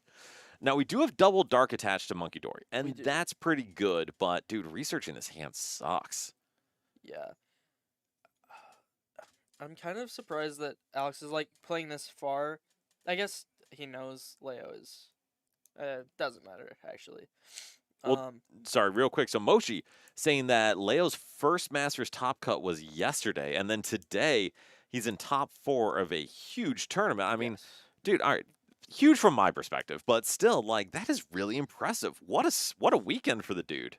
I would agree that a 64-person cup is pretty massive, I would agree. especially for a quarter 4 last weekend that can be Right. cups can be ran. I saw a lot of, which is totally understandable. I say it with no shade, like a lot of people with like 14, 22, like people cups. Yeah. And to be honest, we've had those. Winning any cup, I think, is very impressive. I'm just happy to have this many people here to play. I agree. The more people we have, the better the competition should hopefully be. Yeah, we see that Alex did decide that to research away the double counter catcher, so Alex will not have any more gust to this game. Which is a huge deal. Yeah. Yeah, that is a huge, huge deal. Now, granted, we do have Screamtail down. So We do. Screamtail can make up a lot of difference there, but Screamtail maxes at 240 damage. Yep. So it is, yeah, Moshi, exactly. Leo, just a huge run on both days. And we do see the Cleffa again for Alex. So now things are interesting for Leo. Yeah, I mean, there's like no two prizers. I guess you're hoping to at some point go back, take a 3 prize turn with a jamming tower, right? Yes. So taking the 1 here is fine. Or if we can get around this Cleffa and leave it to be able to use Monkey Dory to move damage over at some point to get us back to even. And I imagine that's what Leo's going to do. Like, I think we're absolutely going to see Hyperblower played this turn unless Leo decides to do another Evo TM. Sure. But I don't think it makes sense in any world to hit into this Cleffa. I would agree. Now, here's my question for you, Eli. Is this an Energy Search Pro or is this an Earthen Vessel moment? Everything gets KO'd 2, 3 energy. We have 1. Well, we might need to, unless we're just saying we're gonna KO this Cleffa, because we only have access to 3 energy, and we need access to 4 because of the attachment. I believe. We could technically use our Superior Energy Retrieval, but that feels objectively horrible. Superior energy retrieval for 1 would be pretty bad. So it looks like Leo might be just content. Oh, is using the bundle and Ooh, and I think Leo's getting a little bailed out because, to Yeah. your point, deciding that we're gonna feed the Rawls. Now, granted, I think is the right decision. And Leo, I think, made a very big breaking play saying Alex is gonna see me get the vessel and assume that I could knock out Sure. anything. Yeah, that play was because if Alex just says like pushes Screamtail, and Wait, the bundle should be discarded, right? yes, Bryce, do you mind? Thank you, Bryce. um, if Alex like just pushes the Screamtail, um, and says if you got it, you got it, and Leo wouldn't have had it. Nope. It would have been very interesting. Agreed. Thank you, Bryce. Again, we said it before. Let's make sure everything's okay on the board state. Yep. So from Alex's end, we have another Ultra Ball of Double Psychic, which, I mean, outside of losing those 2 counter catcher, everything is going really well for Alex here. Yeah, if we can get into a Drifloon knockout this turn, that would be pretty good. That limits Leo's draw power pretty heavily. And then also could force Leo to maybe need to bench something like the Fez to be able to be Screamtailed at some point. Sorry, my wife was texting me. Whenever my wife texts me with a baby at home, I have to pay attention That to it. is very fair. But yes, so I do think though Alex getting a Ralts down is a good decision. And even though Leo's up 1 prize or Leo's up 1 prize, I mean, to be honest, Alex's board is really good minus that Cleffa. Yep. Multiple monkeys. We've got Screamtail. We're gonna have us backup like Ralts to support Gardevoir. Like, aside from a primary attacker like a Drifloon or something, like this is good. Yeah, the only thing we're missing is that attacker. Yes. But prioritizing having the Ralts on board in case the Gardevoir gets killed or gets knocked out so we don't auto lose to that is pretty good. I wonder if we'll see Alex here either Mind Bend this active or Screamtail KO this Dreepy. And I don't think that's a bad idea at all. The only issue is I think what Leo would respond to that with is just not putting down another single prizer. Sure. And we saw this with Flareon a couple rounds ago. There was no problem with taking an odd prize knockout because you can Briar. But Alex doesn't have that advantage since it's going to be so hard for them to try to like find that random prize. So we do see Screamtail. I wonder if he's going to just... Oh, we can take the knockout if we move Monkey Dory. That's true, because we have the So- 2 damage on Monkey Dory, so perfect math. So that's actually a massive play. Being able to get rid of the Metal Energy and an extra draw. 100%. I wonder if what Leo will want to do this turn. Well, getting a Well, buddy poppin' is something he pretty- definitely wanted to do. It's very true. Being able to get these extra gimme ghouls down. Well, extra gimme ghoul down, unfortunately. Yeah. But this is, like, things turned around pretty quick for Alex here. And unfortunately, like you mentioned, there's not a lot of disruption coming out of Goldango, so that giant hand he's amassed is probably going to stick around. For a little bit at least. Yeah. All right, and so we do see the Cloak come down, which is big. Oh, this is interesting. So here's the other tricky part. We can't, outside of a Crispin, attach to both a Monkey Dory and a Goldango. So there's a solid chance that this Screamtail survives the turn, unless we also find our jamming tower. So Yeah, and we used all of our draws, so we're not drawing anything anymore this turn. But I think that Leo has to kind of take this 1 prize KO, right? Like, you would think so. We can use Counter Catcher, which could be beneficial here, but we are fortunately, searching the Oh, never mind. yes, we do have Counter Catcher, and to be honest, we could Counter Catcher up Guardy. This But is we a wouldn't- tough spot to be in. Yeah, we wouldn't have enough. And I guess if Alex has no energy in discard, but then if Alex just has like Turo, the Screamtail, that play isn't great. Right. Agreed. Oh, but we do have Pheasantipity. Okay, so So why Pheasantipity? Oh, I guess we're locking in to get the energy out of the deck with eSearch Pro. yeah. Okay. And then we're hoping to draw into the counter catcher off of this Fez. Yes. I think because we had the Ultra Ball before, I think if we should have Ultra Balled for the Fez, because then that increases our outs. Because then we have the Energy Search Pro and also the counter catcher. But I guess we're thinning 7 cards as well. We so- are, and I think one of the that was exactly it. Thinning the 7 cards is a big deal. All right, so we will see the knockout on the Screamtail. Shoot, I had another thought. The other thing we could have found is Night Stretcher in order to get Bundle back and bundle around that. But even then, there is a chance for Alex to respond, take another 2-prize knockout. But Alex is starting to run out of resources a little bit when it comes to attackers. Yeah, I want to see how many Night Stretchers are left. So we do have 2 Night Stretcher at least. I think the top deck is the Top part of the deck. Card of the deck is a Night Stretcher. All right, so Or it looked like a dark card.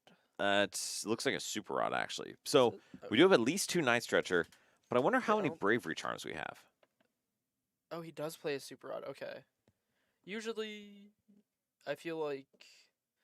Okay, so he cut a Night Stretcher for a Super Rod, which Which, is interesting. To be fair, it's not bad.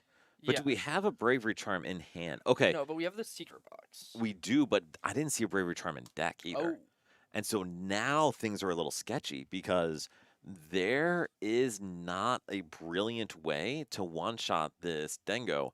We're going to have to do something like we did last game, where we monkey 2 to 3 times and then hit in and knock out the Dengo. yeah, because we're out of counter catchers, so we can't ever take the knockout on the Fez with anything, even with the Screamtail, because we don't have the Bravery Charm. Exactly. So I wonder how many Alex plays, and I think it's 2 Bravery Charm. 3 Bravery 3 Charm. Bravery Charm. So prized one, Yeah, maybe? likely 1 at least is prized. Maybe 2 are prized. No, I think we researched 1 early. Yeah. So if we're able to get to a point, I guess we can take a knockout on the Fez with double monkey. Okay. Right? With Screamtail. I believe. Absolutely. And then if we're able to get the Bravery Charm off the prizes, that gives us a way to then take a Drifloon knockout the following turn. Definitely. Okay, so we see a Gold Dengo, 2 Buddy Poffin, and a Gear. That could certainly help us out try to respond. Yep. And the nice part is if the active Goldengo is not knocked out, then we are going to be able to attach to a Monkey Dory. And that Yes. can fix a lot of things for us. So we're hitting for 160, right? Yes, indeed. And then we are going to have to attach 1 more. So we are going to get the 6 to go down And then move him to the Fez. and knock out the Fez. And I mean, Alex goes down to 2 prizes remaining in a much, much better spot here. We did hit the Superior. We hit an Arvin. And then now we're going to be able to draw a bit more. And so Leo, I think, making a wise choice of, do I want to find... whiffing the Pokegear. That is not great. We really needed something to be able to see, or some type of supporter to do something this turn, right? And I think you really, really wanted Cypher Maniacs because that's why we were saving the active Goldengo. And we do have Arvin, but we Draw see a another- Night Stretcher. That could be big. Yeah. So we will be able to bundle around this. The only issue is I don't know how we are clearing this thing out. And so is it better to just straight up knock it out? Well, I don't. This Screamtail doesn't really do anything though, right? Like, unless True. it's paired with Monkey Dories. So if we're able to, like, Gust KO a Monkey Dory, our Goldengo's never getting KO'd unless the energy can get moved off the Screamtail. Very true. And so what I would love to see here is for Leo to knock out the clean Guardy without the energy. Sure. Oh, Or the going monkey after a Dory. monkey. Okay. Yeah, so KOing the monkey Dory makes it so that Alex can't get to like a 3 monkey Dory board. And then it traps the energy on the Screamtail. That makes a ton of sense. We are, however, yeah, we're only able to do 160 with the Screamtail right now, barring the inclusion of another Bravery Charm. Yes. And we did hit one off We- of prizing. We did get we did get the Bravery Charm needed. So with 2 more on, so put 20 on the Gardevoir, and then we accelerate 2 more to the Screamtail. Yep. We can move the 20 from the Gardevoir to the Dango. Yep. And Screamtail to KO the active. And there we go. So we do see the knockout game taken by Alex. Man, we got a game 3, people. Yeah, I wonder how much time is left going into this. If this will come down to a... Bryce, do you mind checking on that? I honestly would love it to not come down to time rules because I agree. both of those games are pretty efficient. Both players are hustling, and it's really just going to come down to, I think, who can be the most aggressive. Yeah, if Leo can... If we are going into time, and Leo can play as fast as he did game 1, I think it'd be very hard for Alex to come back. Yeah. But if it goes like game 2, it'll be very interesting to see who... 22 Oh, minutes. Okay. we so got time for a we have game. plenty of time. So who do you think is favored going into this game? I think Alex is slightly favored, but I don't think it's a massive amount. It really depends on how well can Alex set up his Monkey Dories to be able to make the plays with like Screamtail KOing, and also how many Bravery Charms Alex has in deck will be a big factor. That definitely is. I think the other thing to keep in mind is, does Alex put damage on Leo's board when not taking a knockout? Very true. And we started Clefairy again. It's not ideal. So we do have an Ultra Ball, we do have a Nest Ball, so we'll be able to do something, but that does not feel great. Yeah. I mean, so I don't know if I feel like we could have... No, that's probably fine. I think Alex is banking on not getting his hand disrupted and saying that I have Candy Ultra Ball, That's me, in fair. hand. So I'm going to just Ultra Ball Candy into Gardevoir Yeah. next turn. And then also have the Iona to draw additional cards. Exactly. However, Is it too little dark? does Alex know. Yeah. There is Iona coming right at him. All right, so unfortunately for Leo, he is going to have to hope to draw Buddy Poffin and Team Evo, which we did not hit, but we got Buddy Poffin. To be honest, of the 2 of those, that is the way more important That one. is very true. Yeah, if we see the Team Evo, that's just for a Dracloak right now, which Right. isn't too great into the Gardevoir matchup. No, especially because Clefairy will literally need an attachment and like 3 more Pokemon to knock out the poor little Gimmighoul. Yep.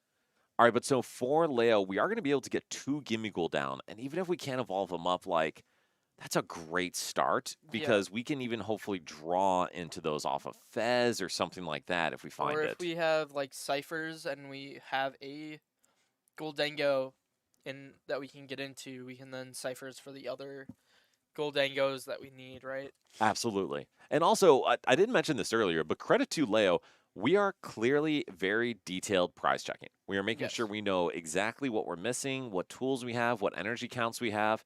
And man, that makes life so much easier when you're making decisions throughout the game.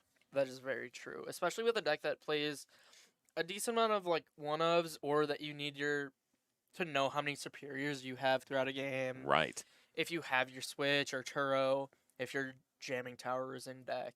Well, and also stuff like, hey, does Superior Energy or whatever, Energy Search Pro, Yes, yeah. how many does that actually get me? Like, if Energy Search Pro only gets me 2 energy and I have a ton in my hand, should I really be getting that out with Arvin? It should be Earth and Vessel. This is very interesting. So That it looks like is. Leo might have prized double Gimme Ghoul. Gimme Ghoul.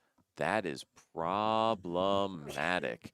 And so we are passing right over to Alex. Alex goes in with Earth and Vessel, gets a couple energy out, and then I think we're going to pretty easily be able to knock out this Gimme Ghoul. Yeah.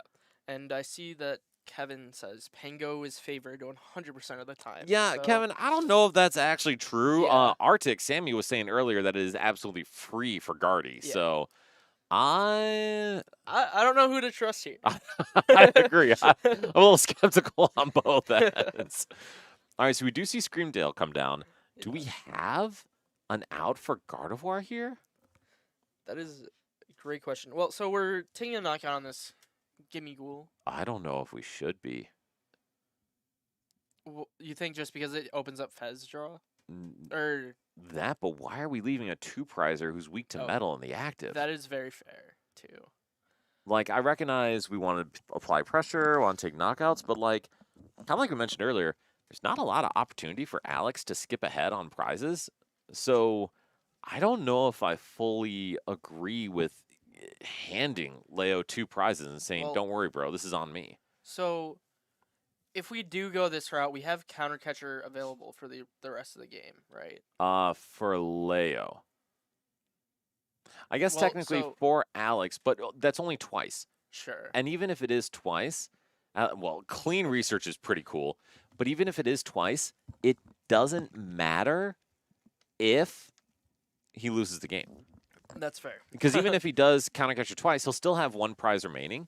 And then Leo will have the opportunity to clean up. So if it goes 5, Leo takes 2, 4 to 5, counter catcher 3 to 4, 2 to 3, counter catcher 2 to 1. Correct. And Leo can just win the game But there.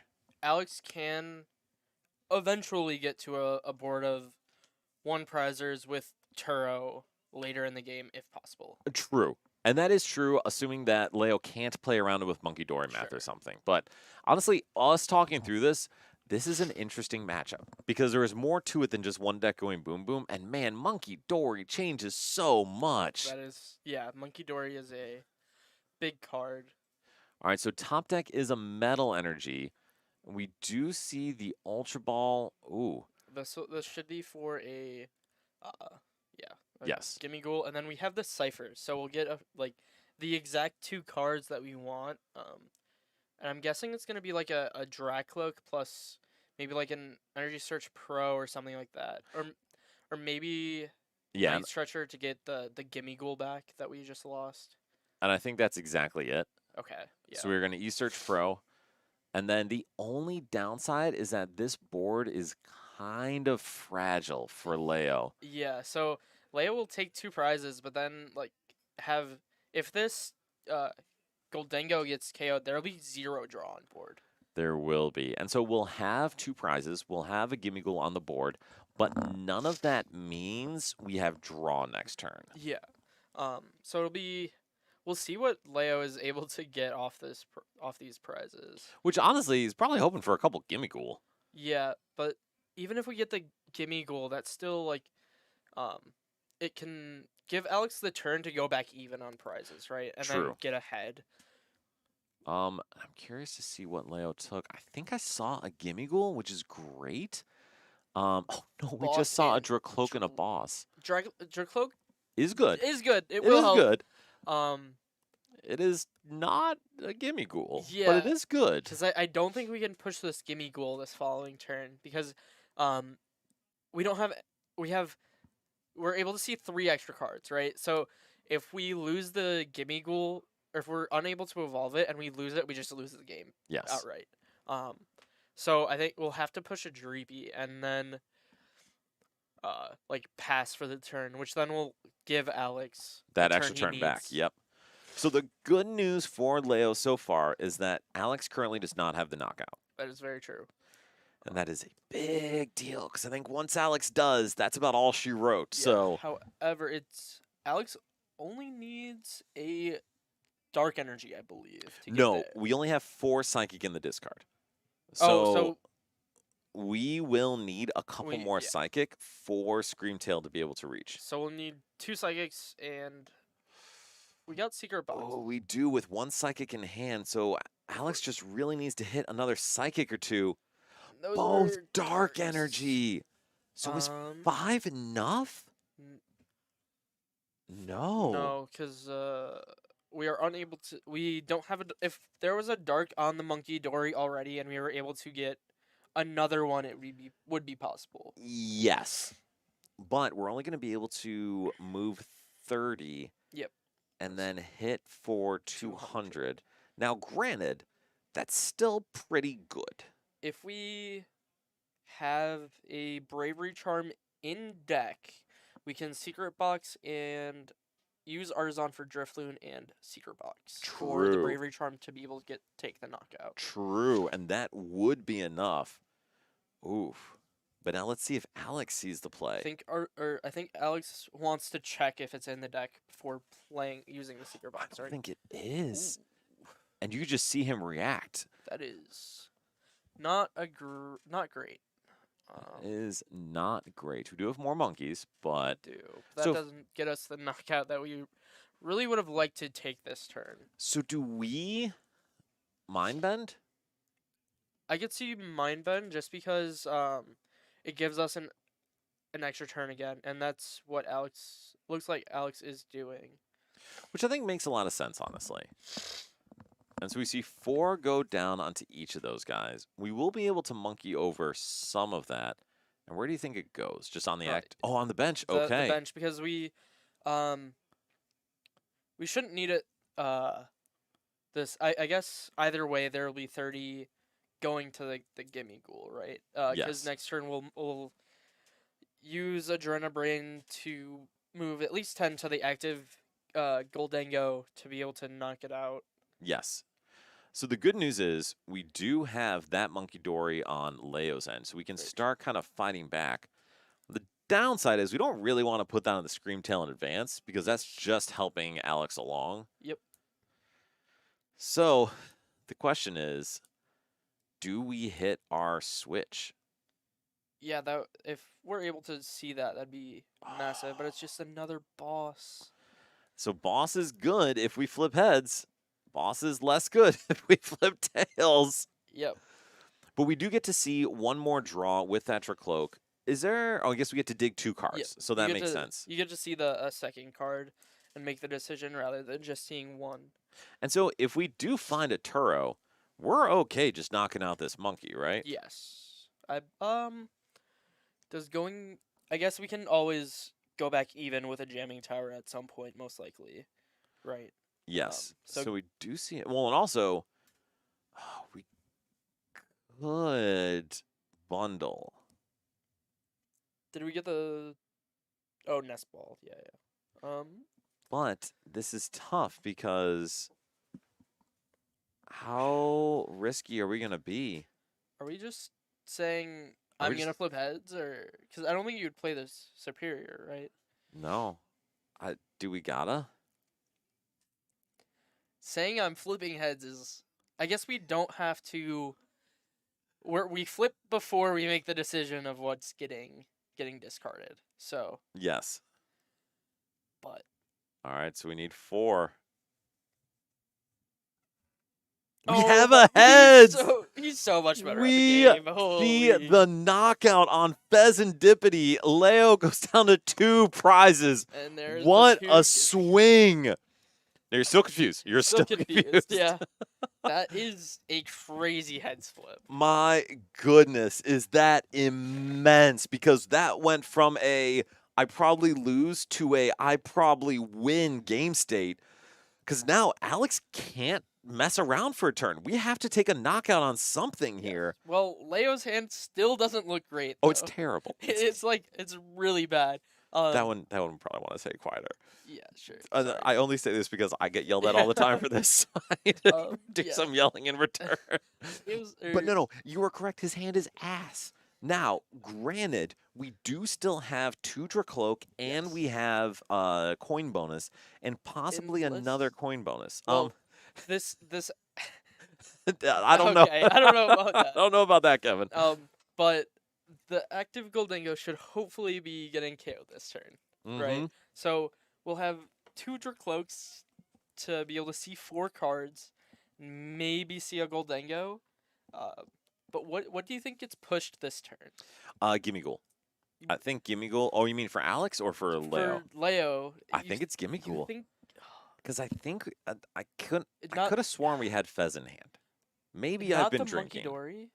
I think the Oh, wouldn't monkey. the- No, monkey dory. Yes. If Okay, we I have was- nothing, monkey dory. Okay. I thought we had access to Fez, in which case I would say gimme, but monkey is fine. Okay. I was gonna say because it has to be the monkey, right? Just so that we have the mobility. 100%. Okay. So then, with that, getting that bravery charm. What's a bravery charm going on? We still don't have access to Drifloon, do we? I don't think so, unless it got discarded. Oh, that was a research. Okay, and so Oh, okay, that makes sense. have the Scream Tail. Losing the bravery charm is not great, to say the least. Oh yeah, those are going into hand from the secret box. Okay, that That makes more sense. A lot more sense, yeah. Yes. All right, so we do see a couple monkeys here. Still have the bravery charm. We have countercatcher. Are we sniping this Goldango and countercatchering? What could happen is that we countercatcher one of the Dracloaks, Yup. and then we snipe this Goldango to knock it out, and then make it so it's very hard for Leo to get into a knockout this following turn. We will see what Leo draws. And he Oh gets man. the jamming tower. And the Arvin for a switch if we need. My goodness. Well, okay, so Leo still only in quotations has draw for turn plus double Dracloak with this Goldango getting KO'd. Yes. But we do have Arvin. we do have Arvin. And Arvin at worst can get us an out to Pheasantipity. Yes, that All is right, so very we do see true. 160 or 80 on there, which can do 160. We are not at we are at Oh, knockout if we yep. move all 40. Yep. Ooh. I think that's better because now this Screamtail isn't threatened by a jamming tower. So we stay in a range where it's still hard for Leo to take 2 prizes this next turn. It is. And this could give Alex the turn back that he needed. What Oh was that my top goodness, a deck? Goldango. We are in a position to still pull this off. And yeah, having the 80 down, I think, is great because it does limit that multi-prize turn. So we have the Arvin for switch. Do we have enough cards to discard for for superior? Not yet, but we do get to coin bonus twice. Once. Well, coin bonus for 2, Oh, excuse me. sure, Yes. okay. Coin bonus once, coin bonus for 2. And we do have the switch, I believe. I don't know if we have a TM Evo, because we could also discard that, and we do. Okay, so that's pretty massive. It is. So And then we get a Gimme Gold Artisan, which is also massive. yeah, so Leo will be going down to 1 prize, and this will be hard for Alex to get back into, it feels like. So the big issue, too, is not just the, not just the fact that there's another Gimme Gold down, or that Leo is taking a knockout, but Alex would need 3 monkeys to knock out a single prizer on the bench, and then also go in with a Drifloon to knock out the active. And that is a lot to ask for right now. It is, but it is also very possible So to happen. do we have a Bravery Charm left is the question. We do in hand. That helps. It is an. Do we have a Drifloon in hand? I didn't see the Drifloon in hand, so it's possible that it's still prized. But we also need Artisan now. We do. So we need an out to Drifloon. We need, and that's it.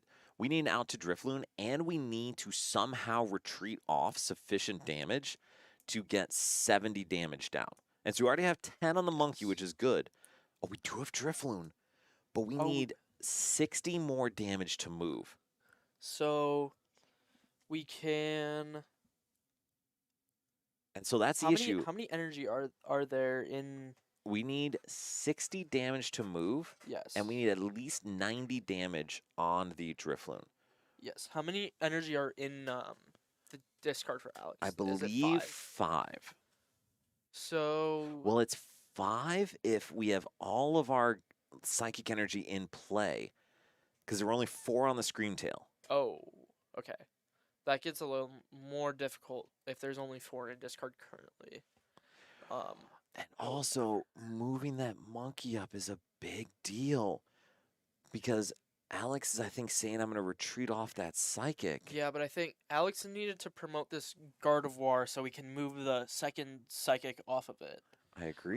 Because then we would have access to 6, and then Well, the or oth- no, we would still only have access to 5. well, so here's the other thing. Alex didn't actually need to psychic embrace that energy That is very true. because Alex could have just moved the 1 damage and it still would have been enough to knock out the Goldango on the bench.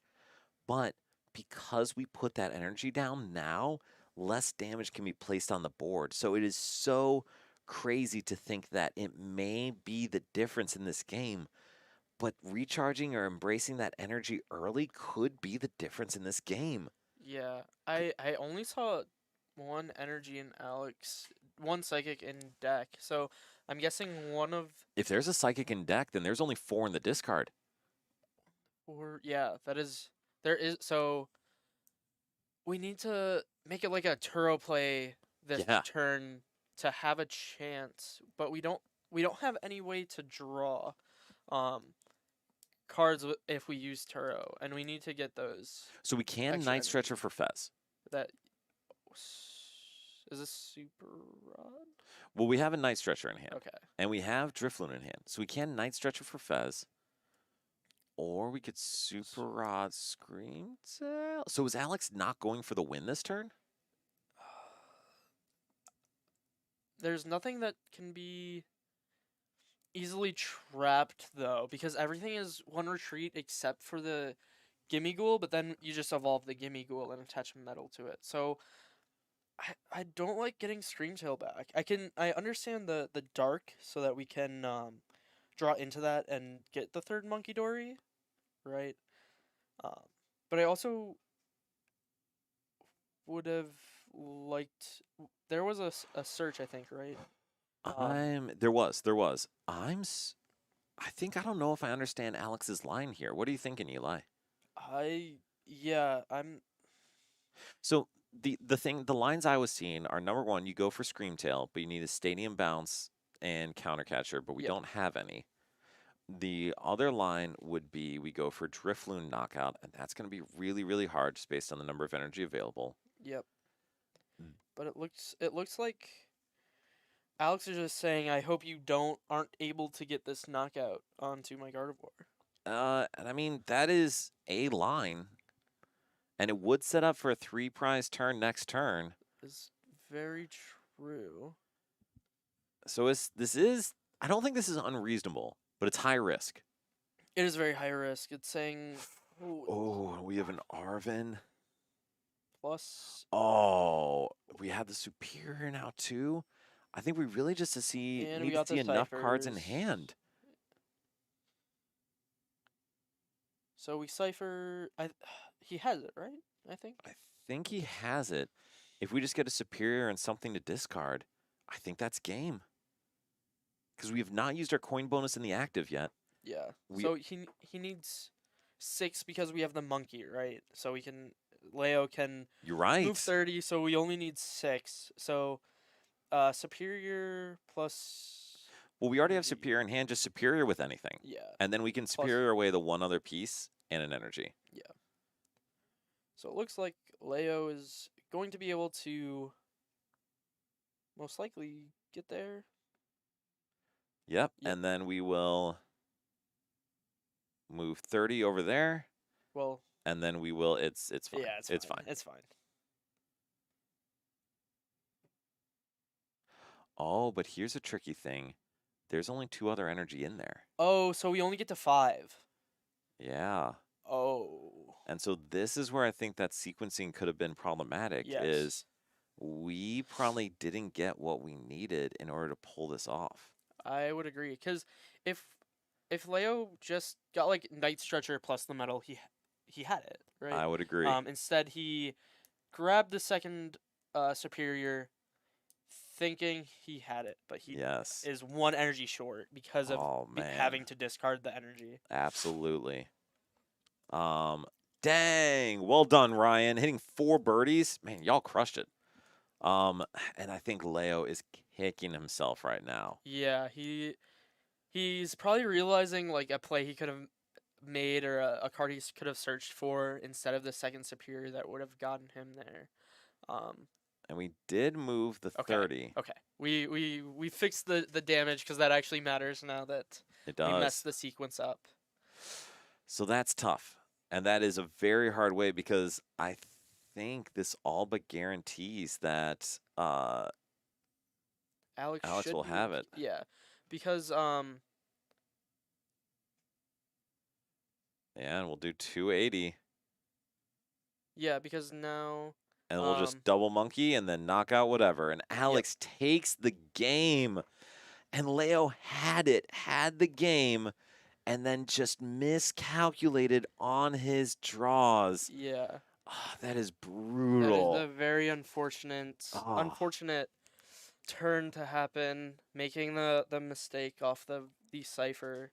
It is a very rough way to end that game. And man, to Leo to be that close to finals and just miscount, Yeah. dude. So aside from that, though, honestly, I think Leo played an almost perfect game. I would agree very much so. Yes. Cruz has to go home, and he is giving me the win. Oh, Oh. Okay. Okay. So fair enough. So we have a bit of an update. Alex Cruz won that round, he did. and Alex needs to go home. So we have a winner a round early with Rafal. So, I mean, congratulations, Rafal. That's Yeah. fantastic. NRG win. NRG wins. NRG All right. win, baby. So, Eli, if you don't mind, can you go snag Rafal and see if Cruz. Yeah, just snag Rafal. Okay. And then if you don't mind checking with Cruz to grab the Turtwig out of my bag right there. Okay. Yes. Trust me, all these words make sense in context. Yes, my bag's right over behind Bryce. All right, so, folks, whenever we have a big event, the thing you always hope for is a solid climax and finish to the event. What you don't hope for is for finals to be scooped. However, such is life. So, perfect, Hello. thank you. Hello. So, we here have Rafal Gladys, who has gotten second at the last 14 Nerd Rage Cups. That's yeah. Very This excited. is my of the last 5 cups at NRG. This is my 3rd top cut. And 2 second places. And hey, I won it. You did. Technically, I mean, you know, it would have also been if we played it out. I mean, it was definitely an unfavored matchup for me, but I appreciate Cruz. You know, he's got to get going. We split the money, so you know, enough. everyone goes home happy. When did you split? Just now just between now, you two? just Okay. now, yeah. So how much did you guys each walk away with? $400. That's pretty good. Yeah, it's as if we had both won a $1,000 cup. So I will not complain. And is Mello, is that Adam? Yes, that is Adam. I have hit Adam at like every NRG locals, every cup, every week for the last like year. And yeah, it's my pretty good cool. luck charm hitting Adam, I guess. Well, dude, congratulations. Like $400 Thank you. richer is a huge deal. You got the cup. You're going to get the fancy Ends Cup mat, which is amazing. So how are you feeling, man? I mean, I feel good. You know, again, anticlimactic because we didn't play the I know. finals because he's got to get going. But yeah, I feel good. I mean, I felt like I was playing it pretty well throughout the entire tournament. EVs was a tough deck. It was my first time playing it physically. I've been really grinding it online, trying to get like the hang of it. My first couple games, I was like, this deck is really difficult to play. But yeah. I mean, it seems like a cool deck. And I will say, you I don't know if you were watching the end of that match. You got a little bailed out on the finals because Leo had game Oh, really? and chose the wrong 2 cards off of Cypher Maniac. I felt like he was going a little quick there at the end. Yeah. Do you mind if I run out just for a minute? I'll get Eli back in. Yeah, Or you please can go keep for it. chatting. No, I'll just be keep right back chatting. to It's finish the totally interview. fine. So, Bryce, if you don't mind, can you just throw up that top finishers for the Invitational again? Because Now that we are through, we know who our other 8 competitors are. So we saw right there, Rafal Gladitz, take him off the list. Alex Cruz, take him off the list. Leo, take him off the list. And then along that, we have Sky, we have Alec, and then we have, who else am I missing?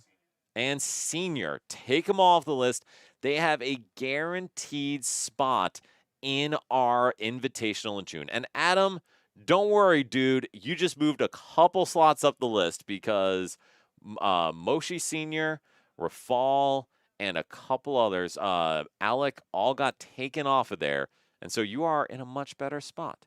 And all you got to do, Adam, is just top 4 on Thursday, and you don't even have to worry about it. So, as I mentioned, we got a bunch of people locked in, and Thursday is our. Listen, don't even worry, Moshi. You're going to be all right. So, on Thursday, we have our last opportunity both to get points and to qualify automatically for Invitational on Thursday. And Bryce, you have any idea how much store credit we're at? Okay. I also do not, but it is a lot. And so, Olive, would love to have you join briefly if you would like to sign on a bit.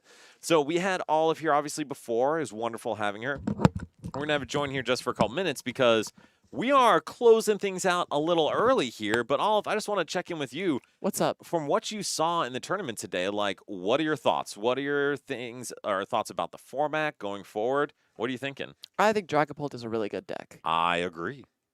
That's okay. That's great. Have a good night. Thanks for coming. Yeah, that was my takeaway. Anything else you want to add on to that? Not really. The format's a little bit old at this point because we've had a bunch of events in it. Yeah. It's Gardevoir is really good still too. Deck is very strong. And I think you even said it earlier. I think Eevee is very, very strong and really underplayed for how good it is. The deck is incredibly strong. I think the fact that Ian Robb picked it up for Milwaukee is a testament to how powerful that deck is. It's been pretty good. It has fairly good matchup spreads. Does interesting stuff. It's a unique deck. The only problem is that all the EVs cost $1 million because of prismatic evolutions. True. Well, all right. I'm gonna get you off of here and have Rafal come on so we can close out. But I guess Olive, any shout outs? Anyone you want to mention before we get you out of here? Just the people over at Project Artemis, because they support me and I like that and I support them. That's awesome. Also, Dr. Kevin Krieger on Yes, Artemis. Kevin Krieger. Love them. Fantastic. So, Olive, thank you so much for joining. Really appreciate you being a part of things. And I will let you get out of here and bring Rafal in. Absolutely. Thank you. All right, and Rafal, so we can close out today and get everyone out of here. I'm back again. Awesome. What's up? Please. Yes, that's my hoodie. So just want to close out today. So number one, again, congratulations. And then number two, I know you have now secured your spot in the Invitational in June. Yeah. What are you thinking going into June? How have you seen the League Series been going? Is this something we should be hyped about for a couple of weeks? I'm pretty excited. I think it's been a lot of fun. I think just within us running it for like 2.5 months, I think like locals turnout has been massive. I don't think we've had like there were kind of periods in the winter when like a lot of people were like kind of iffy on how they'd continue their season. I think that was before they changed some of like the BFLs and stuff. Like we would have like 20 people at locals. You know, it's also the winter, right? But then it's like you have the contrast of like we have 40 people at locals every week. There's like a dozen new players. Like people are learning how to play like as they come to locals. Like we're inviting them to play and stuff. Like just like total night and day shift. Yeah. Like it's been like coming into locals now, and I'm just like I don't know this person, like and getting to know them. And now they're coming to the cups and stuff or becoming regulars. It's just been really great to see just the community really blowing up. And I think having, people being able to see like, me coming out to locals, coming out on a Thursday night just to play some Pokemon, like has like some tangible, rewards. It's not just like prizing. It's not just like standings for that week, but like, even if you're like not doing too hot, you can like track how you've been doing, compare yourself with your friends, like see yourself improving, like, and I'm the one who's like tracking a lot of the numbers, like me and Reno, and there's some players where like, sometimes they'll go like 2-2 a couple times at locals, but like they're maintaining their position because like they're being, it's not always just like coming in and popping off. It's like they're showing up consistently, so like people are showing up consistently. People are just, kind of doing well, and they're getting rewarded for it because they're going to be able to play in a invitational tournament in a month. So Absolutely. I think overall it's been very successful. No, I agree. And I think it's been honestly, even having 20 players at locals, I love that that became our baseline because for people who go to locals, 20 people is not always the baseline for a local. So, but you're right. I think our lowest we've had since we started this was like 32, 33 players. Yeah, it's been which is that's what I meant. The 20 fantastic. was like winter, no one wants to drive out, it's 0 degrees outside, and this is like now we're having 30 something. We had 40 something a couple times. There was one point where I said we're on track to have 50 people locals, which was me looking back. It's not exponential like that. It doesn't quite work like that. The math doesn't math Yeah, that way, yes. yeah. But legitimately, we do have our league challenge Thursday. It's the last chance to earn points, last chance to auto qualify. I'm hoping we do a really good turnout because it's also the last CP event of the season here at the store. We're getting there, and then after that, it's NAIC, and then the week after NAIC is going to be the Invitational, and after that, we're going to have some summer events. I don't know what we're doing compared to like last summer because I know we had like alternate formats, but at least we have a 3v3 tournament happening in July. So if anyone's listening and they want to get a team together, it'll be late July. We'll have more information for it soon. We already shared. It's the perfect. 27th. Exactly, Yes. July 27th on Sunday. Yeah, we'll have a 3v3 tournament, huge prizing. Get your teams together, get your friends together. It'll be a lot of fun. Yeah. So yeah, we're excited for even without the official format tournaments going on. With our locals doing so well, I think we're just gonna have a very good summer at NRG. I'm very excited for the next few months. I agree. It's going to be a fun time. So, Fall, thank you so much. And also, like you mentioned, thank you so much for all the work you've done for the League Series. We'll talk about them more, too, on Thursday. But appreciate all the work and effort you've put in because you've been a big My factor pleasure, behind my it pleasure. happening. So thank you. All right. So, Fall, congratulations to everyone here who participated today. Dude, love having you all come out. I really appreciate it. We hit our kicker, which is wild on a busy weekend like this. So, like we said, for the next 1K stuff that's coming around, we're going to keep the kicker. And the more people get out here, the more money available for everyone to win. So, I think we're going to sign off here. Rafal, thank you again. Eli, thank you so much for joining. And Olive, thank you. Bryce, thank you for running the show. And also, please give a ton of credit to Michael and Andrew and Zeke for running this whole thing. So, doesn't have them then. And also, thank you all for sticking with us throughout the 4,000 other options you had to watch today. Really appreciate you being a part of things. And we will see you here next time, this Thursday, at Nerd Rage Gaming. Bye.